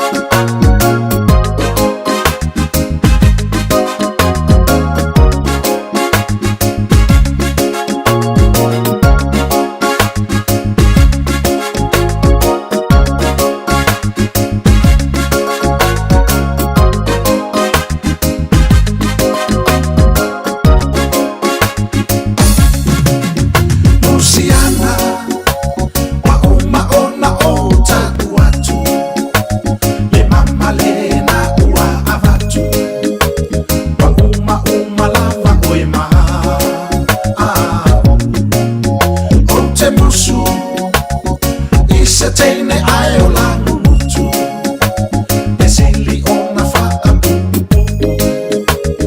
Fo I ita isi o kunu O na lama lea o oe Ita wha moe moe O lea ua o sau Ma le fasi ma moe Ma le pepa vai moa O si o pipi Tate a ai ai E fate le lava oe Luciana Luciana soia ma ona ota ma ame a pepa ma mono e ma salea na ua ava ma fula fula me pepelo que la uma ya malava oe ma Taeao ya ikala pepelo por musi felo ota mai se mama le ngava ava le isa teine aiola me mika mikana ufale aka ya si uma ya ina fata e ioa ere kafia le pasi ale I ita isi o ke fa akali lava se saure Luciana Luciana soia ma ona ota ma ame a pepa ma mono e ma salea na ua ava ma fula fula me pepelo que la uma ya malava oe ma Taeao ya ikala pepelo por musi felo ota mai se mama le ngava ava le isa teine aiola me mika mikana ufale aka e si uma ya ina fata e ioa ere kafia le pasi ale I ita isi o ke fa Wa vianga pele fa fonga mai ai le o pese Leone High School fa tsi emba si fonga mali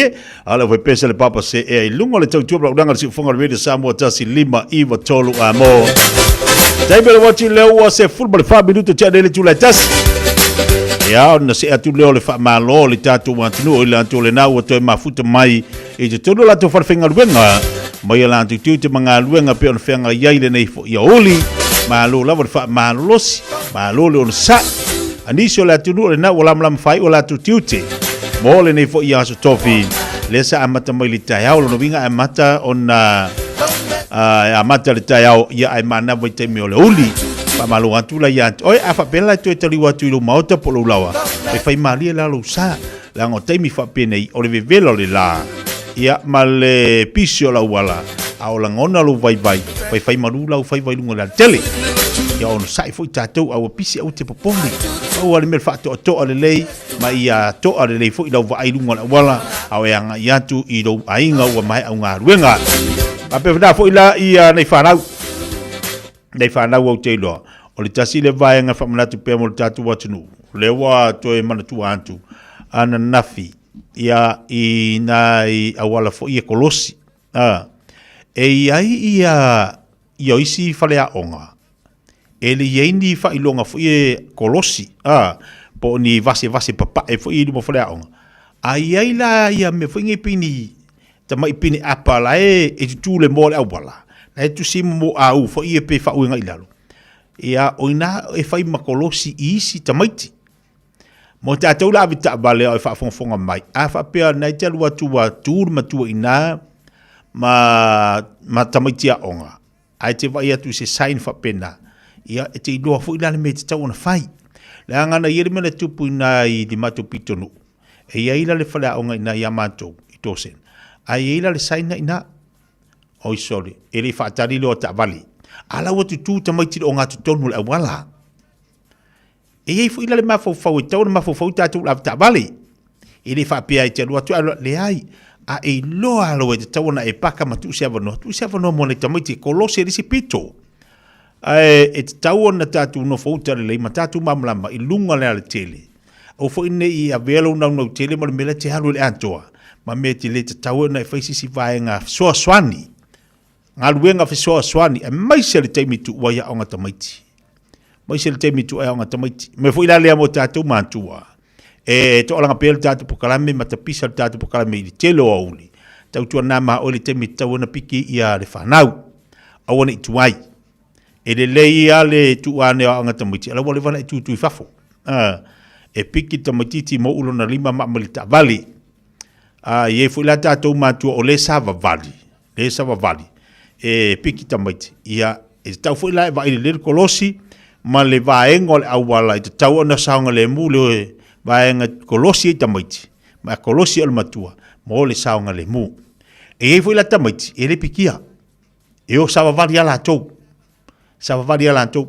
ia o le tualalo ai le pokalame to i tilo matua i la le tulanga mo nei tamaiti o nga i le primary school ia o nga laiti fai se fuafuanga e mo ia le tatu mafau fu i le o lai okay le se filio ai ia tatu te le talanoa fu ma me tupu ia me tupu no la wala tatu te le loa fu ia le o tamaiti mata alu lunga le tele ai tupu i lo fa vlave o ile tu ia a fa pela talata lo fale ile fale a onga maria faisina fa fa malstino maria faisina fa malstino tatu matua sa vali mo le Taeao sa Malu le sa toto sa vali le te piki mai o ile tele le benefiti na te mo o le benefiti mo o le maua o lau fa malstino o ilo sa vali o te sa vali mai ana taua se felo le tamatiti la sa vali lunga la wala mo a onga ana fu ima wole fa mastino mo o te mama tina no le vaanga fa pena tu fa mana tu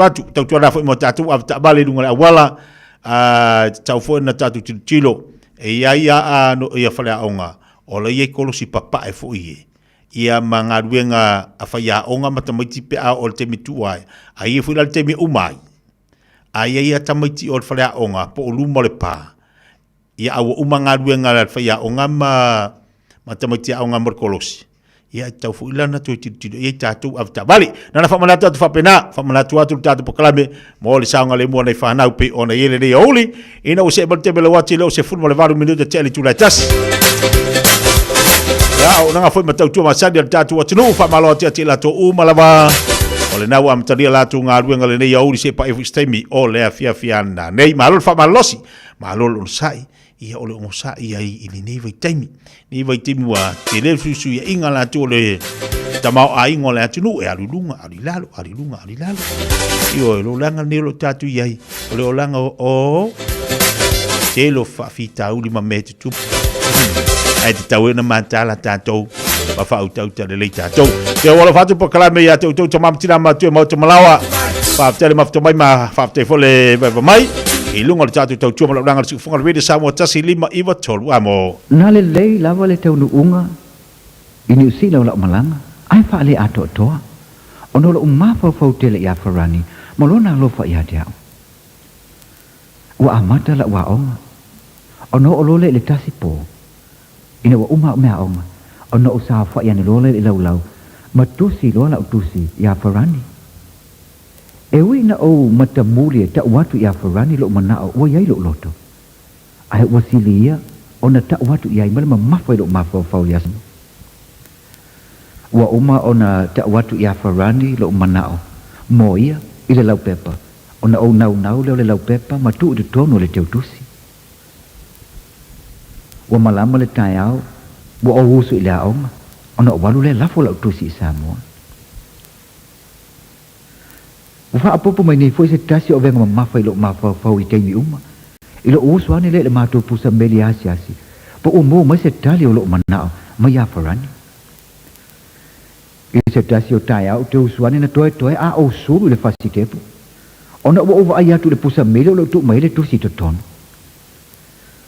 te fefe ya dia o le lo so tina awana ana o tango atu lava to tono le pusa meli se i mai mele tusi o ai atu o le tusi mai lo tina tongi lo to tono la atu aong ai au no mo le faitau na usa vali lo le fa tali le pasi o tu o mai la o ngai la so le ai fa pe mai lo yo lo anti po le uso lo tina le uti no foi ni sil anela vai la tusi nai lu ngol lo mai Samoa ele ito e inisia vano na palasia ilalo la atu aong usa vali tu lo lu ngol lau ai au mai ma le tusi e fo le tusi ila vai na ona o tango tu lava sa sale te tusi su e ane ma le lau pepa muli ilo o fia ilo le ngol te ngata le sai ni mai ai la u anta ina o tau watu ila fai tau i upu e fa pe e le sai ngo o sai ni mai ai ana upu e fa pe to fa lo anela o potu numerous furfa office of fa to anga na uma lava ona lau mo ata fa pelo sia upu Se ngau yo e farani mau tusi. Na o sa vali atu nei to tonu. O lo potu. Ma o sa fa ia ni la fa tau le tusi. Ai vala au mai lo anti. Anela. Alwane ai mo mua. Ide mali di foi me ai na to tonu falai. Ta fe ya dia. Nangata mai la ai le wil Taeao. Na le tasi le fasi falawa o so le au. Ma le ala foi le na o va ve mai le fale. Ona wala ngona le mole lo mana ve lo fia ai. Ai fai mai la utali le vala awalo anti. Fa fetai. Si tatu ai fa tasi na ne o te le fia ai. Na toe a o wala awa tu lo anti. Ta ilo foi pe manongi au kuka na le fala ile manongi le kuka le wo ulima o le talia farani la utusi. Na pawa le leina le o te fia sa ile nei. O le tali mai farani ilo mana o le na fai ai. Wa tau la uwa ai le leina. O na o fai tau le. Ia ma o pula ne ia farani o lo tusi mai le leina le. Anela. E tusa malau mana. E tau ona o fa manatu atu e fa pea. E le ma fai ona e au na ni matai se to alua. I se tei me tasi. Lona winga, fai moala wa onga, ona so olea, ma lea e filifilia. Na o mati ngata ma fawfawngol ni tangan. Na ona o tua nea ilunga fa pipi fa tasi lo lima matua mo lo lima tusi fa apa. Okay, Ranky, fa tali oi pa umala wa onga. O fa nga solo pea la wa onga. Ma lo fa pena fo ona fa awau pea ma fetusia inga ma faran. Wa mai anila ia le vaenga mua o le fautuanga farani na tu mai ata. Awa o le o manuia la wa ma wai u la wa o le o la o toi fo i Samoa. E tau tua o matua lo o ainga. Ai mai se o le kalesia mo lo watunu. So o lola ma le fa tau nu wina o lo mana o le na ta mai farani. Wa o tau ia farani mo matua la so le tau nu ai Samoa.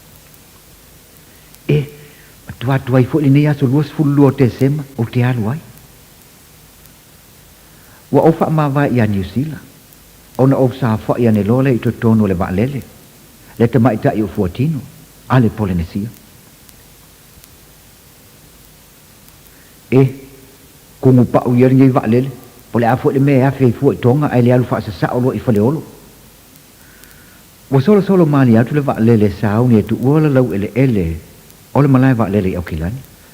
Ona opu no wifo lea, ma fai lau tatalo i lau matai o le lang. E faa fo ia tu le vi inga ia te ia. Ona o mea sili, wana faia.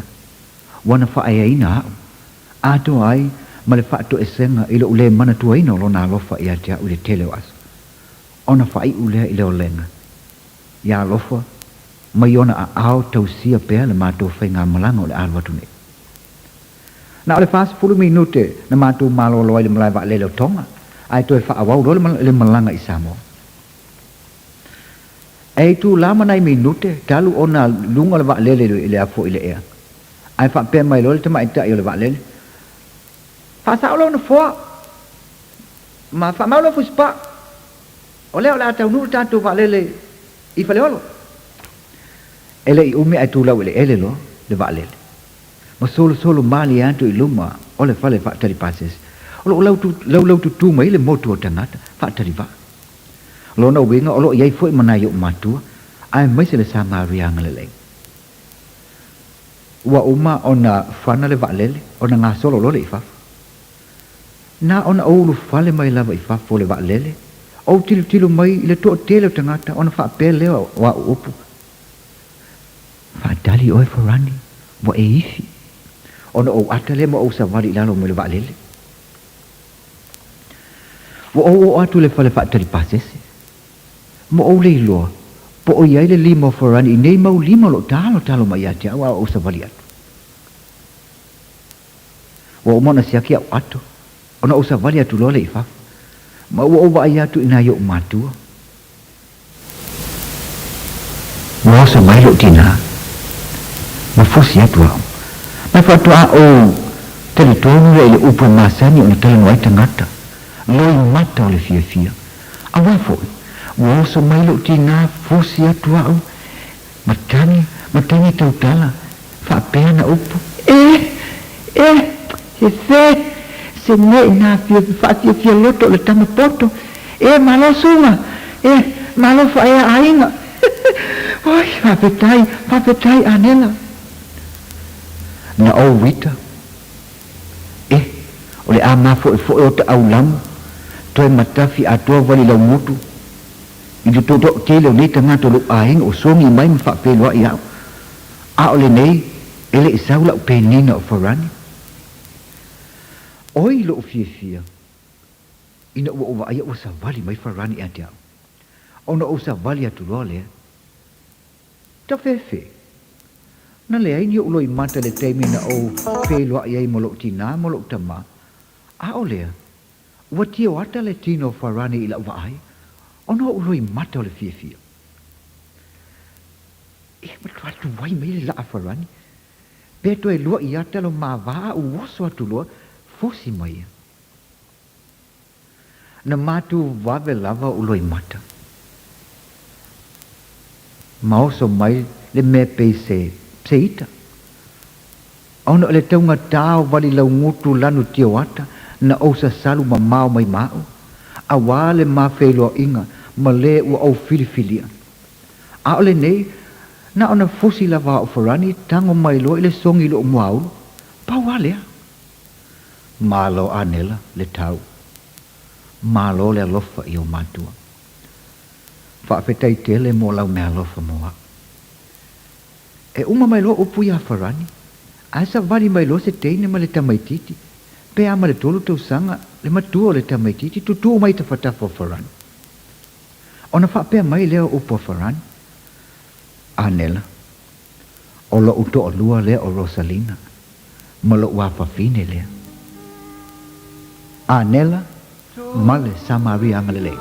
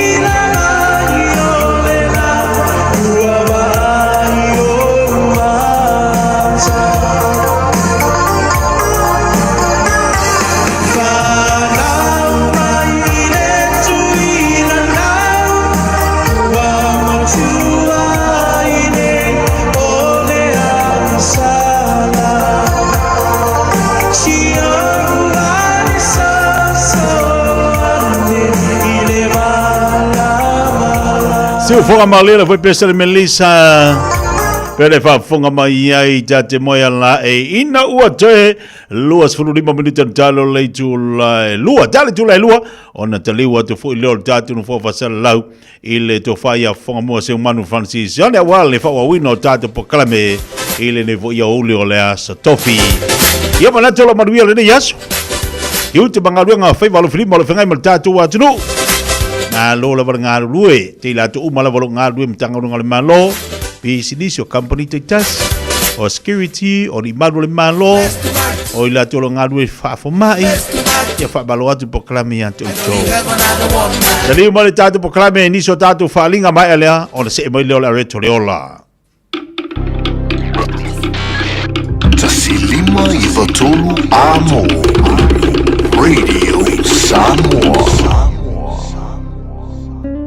A whaia mo o mia ni au tai ni whawhapi o le tali o le all dentures. E whapitola mātou au nanga i so se tu ainga ni whawhapi e au whiai le plastic ma le metal dentures, talia wind quotes ma le afterpay e le aise tutongi o whaital noanga. Wala au mai loa le all dentures i o tahu.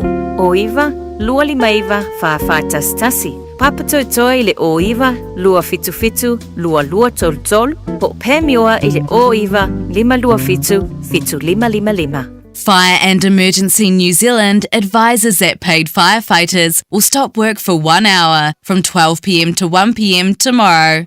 During this hour, fire and emergencies response in some towns and cities will be delayed. Please be careful doing anything that could start a fire. Do not leave cooking unattended. Remember, if there is a fire, get out, stay out and call 111. For more information, visit fireandemergency.nz. Hey, don't be that guy or that auntie ignoring a sore throat. This isn't just some drinks and lemon tea in your sweet situation. Untreated sore throats can lead to rheumatic fever. Nobody wants that for their family, eh? Go get your Pepe's sore throats checked at your GP, school nurse or pharmacy. It's quick, easy and most importantly, free. So come on, whānau. This summer, take care of your tamariki. Get it checked and get it treated. For more info, hit us up on socials at Stop Sore Throats or visit stopsorethroats.nz. O le Casa Beds and Appliances, o le tali o manaonga, I o loa whaatotonga ilo mauta, ini taulelei, toi anangata, e mawai moenga ngao si tutono New Zealand, whaapea se tino fōa le potumalo lo, laulau aimano fōa, TV, la au pese, usa aisa, masini tā lava, telefoni Fiafia, maisi. A whiu ane loa I le whawhituwha Great North Road o tau, po le tolo whituiwa Great North Road I Henderson. Le Casa Beds and Appliances. Telefoni ovalu selau, lua lua lua, lima whāwalu. Ovalu selau, lua lua lua, lima whāwalu. Bread of life sent down from glory. Many things you were on earth. A holy king, a carpenter, but you are the living word. Say it now. Come on.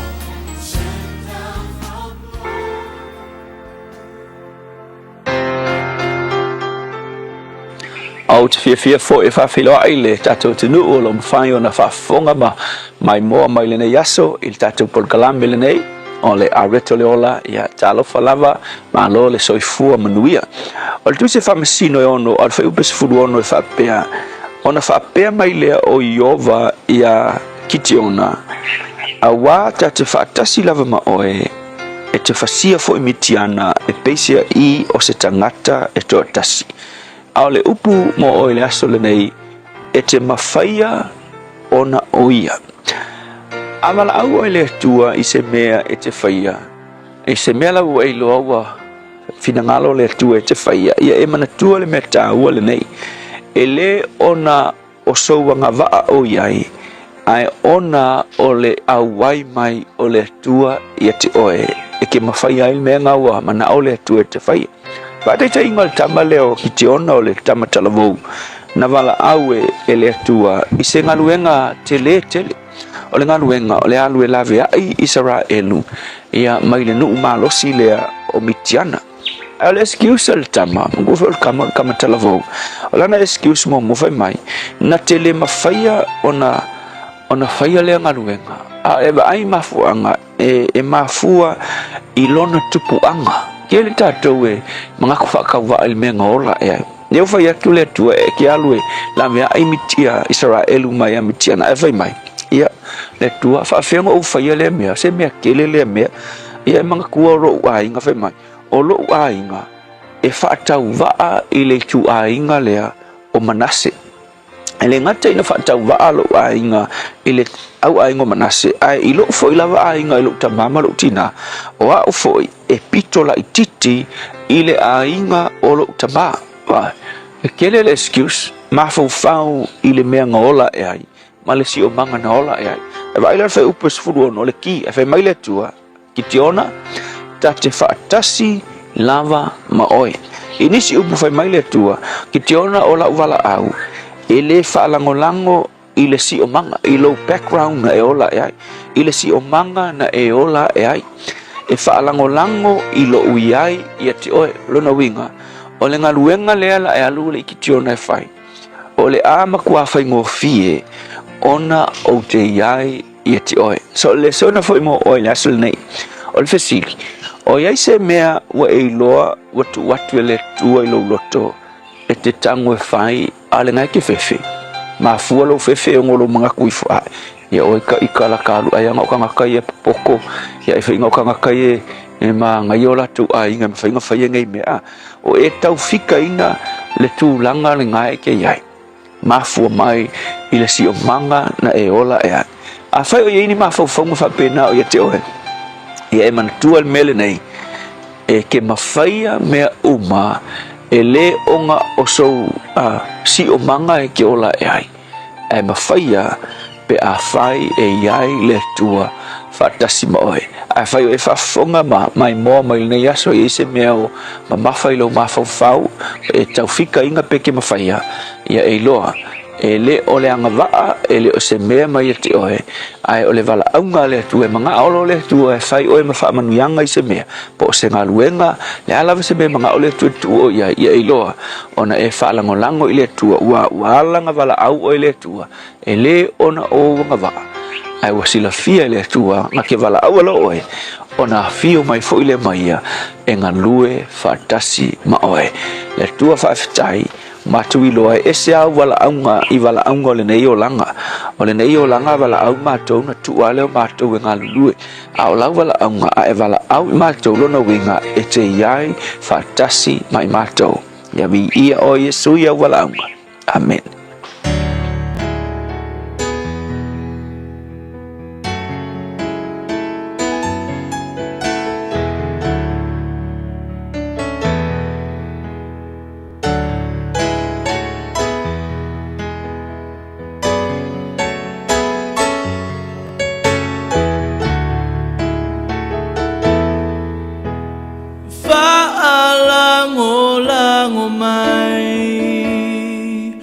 te mawhaia, o te mawhaia. O a ulawa le atua, o te mawhaia, o te mawhaia. Na pata unu, a ufola folanga. O te mawhaia amu ia le whai le atua mona malo si anga whaalango mai o te mawhaia o te mawhaia o a ulawa le atua o te mawhaia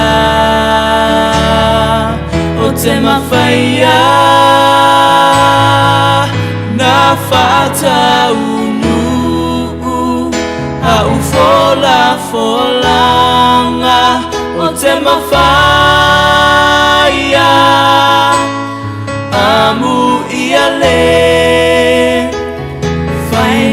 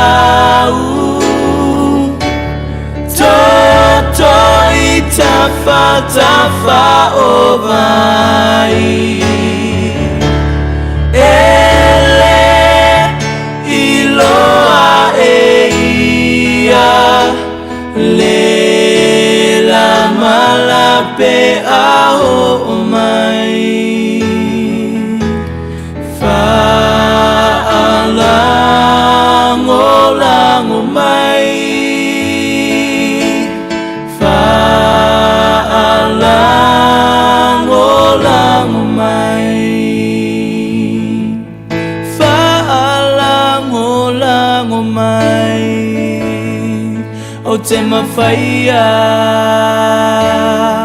o te mawhaia. O a ulava le atua, o te mawhaia, o te mawhaia. Na fata unu a ufola folanga o te mawhaia amu ia le faile atua mona malo si anga.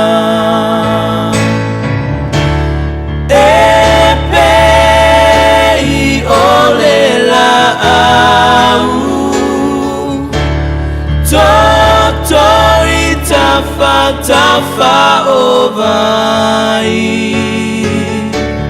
ele iloa eia le la malape a o mai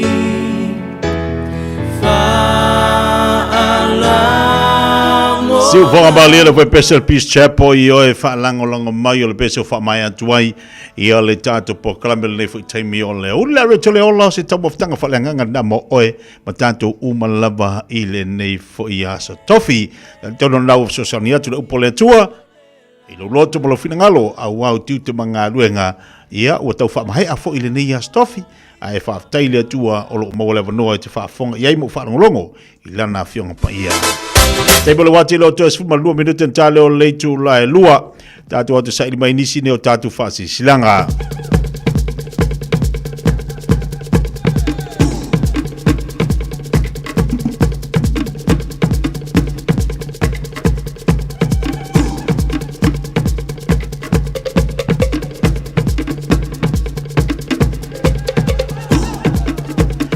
Ado fasi silanga le nei ma tanga sale au mua au kilani e fasi silatu i ala mtama fanda wala nei nu o sale au mua o ala pa au iso se ta fai au kilani ni sila o la fai tatu fo tanga le aso lusu mo valu fe poali to atusi valu au street o ta huhu e le tula suma luanga e tu tolu le fiafi e fatanu ina ma fatalo no ina ile tusi e pei ona fa fonga ia le tatu foltanga ua tona iatu tonu le lofa fa so le tua e ta ia tuelo to se fua so ma to le yola ile aso ua ta ua ilunga monisi fa telanga fa so ta ia ne ile fa lo tusi di old o fa ta stolu to tasi fitasi fa tai sai nia te fono male lau alum tama fa nau sal amua i au kila New Zealand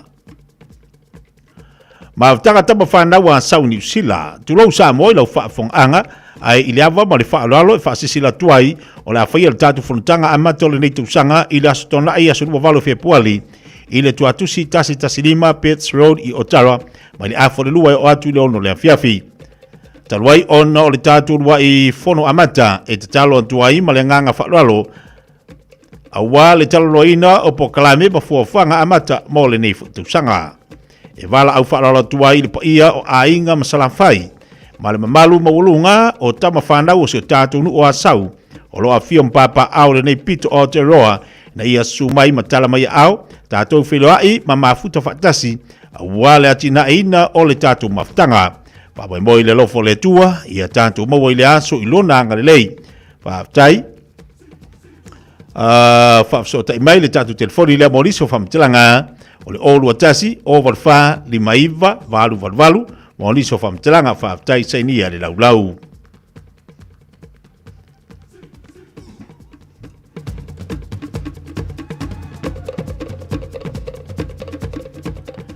Ainga sa ili maleota e vala watu male fa alalo i suli ma feoi al tatu ainga sa ili maleota ia maile pa ia la valea wala fio le tama ainga male nofo sulu matua ma usole i ya tama paa malo tusa malimta afa ma upu ile awaluma wa isi tofa i ali sao o lo no foi le tatu ainga ina ia foi se tatu filo inga awali sa ilia oni nofo po se nofo e tausia le ainga i Samoa O la whaia le tātou whailo inga i le aso tona i aso rua walu Februari le Julai wale Taeao i le tātou ainga i a maile o lou le awai mai i le aso o la le tau fiai se finangalo au tasi o le tātou ainga. Mo moli atu le tua lo tu se fua ma so mātu ola i le aso ua ato whaina whaaftai ma le whaalo te lava a lii sa o le tātou ainga o lo tausia. Ainga sa lua whau i le pitunu o ta fito i mangiangi. I le awa tele ma le whaalo mātou te whaatulu atuai lau whaafonga Samoa e maise le tapo inga la whinga luenga tofia le tua tulou na lava. Ai whapito au ngā whale nei whaasalaunga i alum whanau a inga sa lua whau i le pitonu o ta fito i mangiangi. O le a whaatanu ina le o le a le whaatanu ina la tātou maftanga i le aso se fulma le wha. Ona o le vala au pa ia le tua i se tasi o tamamatua sa whai ma whaatamao le tātou maftanga. Ai vala au atu ma le whaalalo o la whaia se tātou talanoanga i le maoto le teifono i le se fulma le wha. Tu atusi se fulma le wha pe Salo Place i Otara i le aso lua sumalima mati lua o luono o le aso lulu lea whaaftai o le teifono ma le laulaua fono.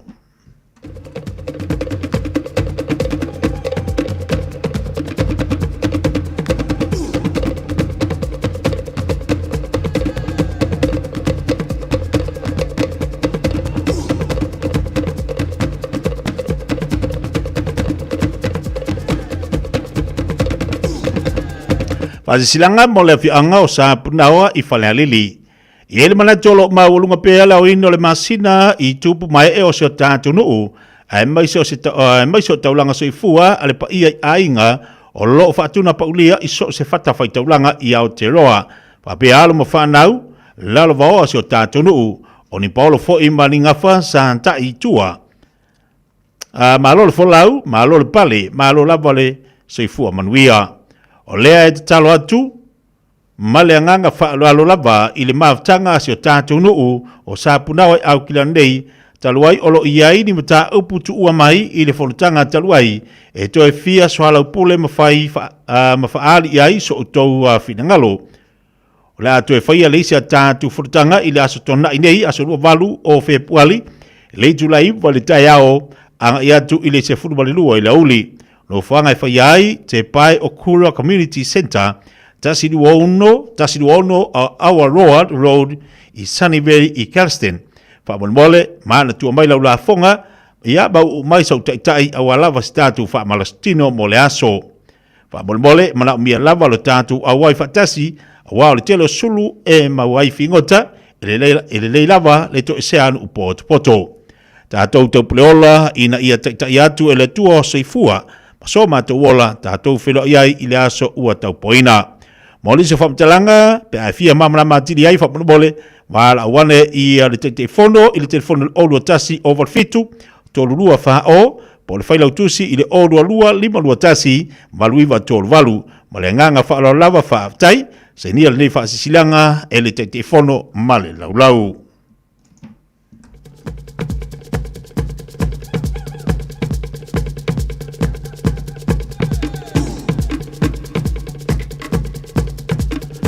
Komiti o langa nuu ale fono Samoa PIPC au kilari nei e wala watu le whala tele i sui ma Malu uma o le tatu komiti o langa nuu o le PIPC au kilari nei o le awhaia le tatu fono i le aso tona i aso tona i nei le afo le valu i le Taeao i le pinati i o tahuhu e ei se mta upu e au o na tatu whilo iai ma e bawa ma e matua man o e mana umiai lo tatu au wa poto whaftai tele sa inia ele sunga ya vai ma le malo le pepe o le whailau tusi i le telefoni whafsota iai i le olo tasi olu ono fitu o iwa wha.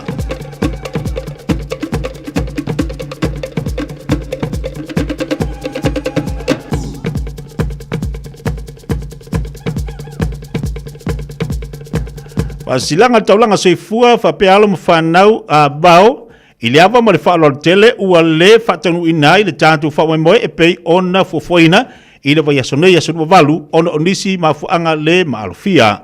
Ai ole a le ua fuafuaina I le aso lua sumaltasi o mati I le teimi ma sani disfulu le Taeao I le hola le kalisia me tisi Samoa e riri I manukau. o la whatanu nai le tātou whamoe e pei ona fufoina, tātou whilo iai le lofo le tua whaftai, sainia Reverend ngā tai masau, tai te whono. O le tanga le a kopa au kilari New Zealand, whamore mole, wala ua tupana nganga whaalalo, tawa materi tuai uma sa o tauwina al kolisio avele, o lalam papa au kilani, ina ia awai mai le tātou wholetanga i le aso ua tā ua, aso tonai, aso fito mati, i le tulai tolu i la uli, le no whanga masani, o le youth line marukau, tu atu si tasi whalima St. George Street i papa toitoe. E tātou uma le lofa, ma le pupuinga o le tāpa au le langi, o mole atu wailo utou se fua maso mātou wola whaftai o le presidente mo le ofisa a kopa au kilani New Zealand. Ia, pauna o tātou whaalinga lo tonu mai lunga o tātou pokalame nei vaenga o le oli lunga o tātou me de Samoa te silima tolo amo. Ia, wa mo tō lunga tua si tau tua masa udanga mo le malo o tātou wa tunu whaftai tele Samoa le tunu pele ma le tātou maftanga le nei aso tāpena mai le tō whaia whongamua.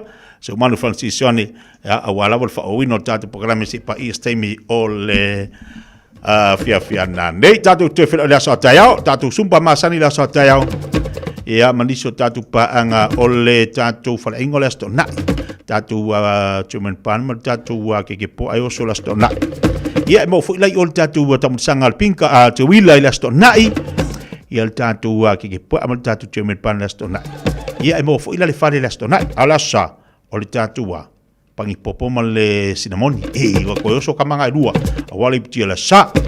Ia, pari a tele le iasi whasausonga o le tātua, tunu alof tele tula waseifo, mai manuia. Talofa, we're the Katinas, and you're listening to Radio Samoa on 1593 AM. O e sauni malanga i Samoa, maratua lola moana rentals o loo whanga solola na whaapitoa e luse furupasene e pa uma o lalo ai te toki o Taavale pe a tolu pe silia to fo iaso e te whao ngā i nā iso se Taavale e mawhaiora pikila Taavale mai le malai vaalele i whale ono po whangali i whaapelo tātou ofisa au tui ala fua pe mumuri e to fo i le whale talibalo o loo e wha mautu ai ai ngā whaapitoa o loo i ele tātou insurance cover i te fili mai ai ina rei tupu se whalavelave ai o loo i ele wha mama avenga Maratua o yele tātou account in New Zealand pe lafo sa ufo i le moana rentals e wha o ngā ile Pacific Easy pe wha o ngā lau credit card e wha antino ai le tongi ina o lo sa mori si wha amtalanga wala au le Pacific Easy i le ovalu se lau o tasi ono po numera masani au kilani o le lua fitu ono fitu iwa fitu wha ma le lua fitu ono fitu iwa valu wha ma talo sanga e transfer o e i le moana pe asesiane i le tātou Facebook o le moana rentals po le tātou upena ta wha ilangi o le moanarentals.com Moana Rentals o laupaanga e taitoro ina oe a oe malanga asiasi i Samoa. O fia maua sau Taavale po sau piki apu, ai tongi ta iwa yaso, lua va yaso, pe ta imasina, o le sleek cars o le a maua ai le fisosoani. Ua ta pena le au whaingaruenga a le sleek cars, mo oe malo a inga. Aua e te popole i se mea e tasi, te tala fitu aso, mai le sifulu i le Taeao, angai le afo le ono le a Fiafi. Tele la lai au kilani i saute, vili mai loa, i le olua tasi fa, fitu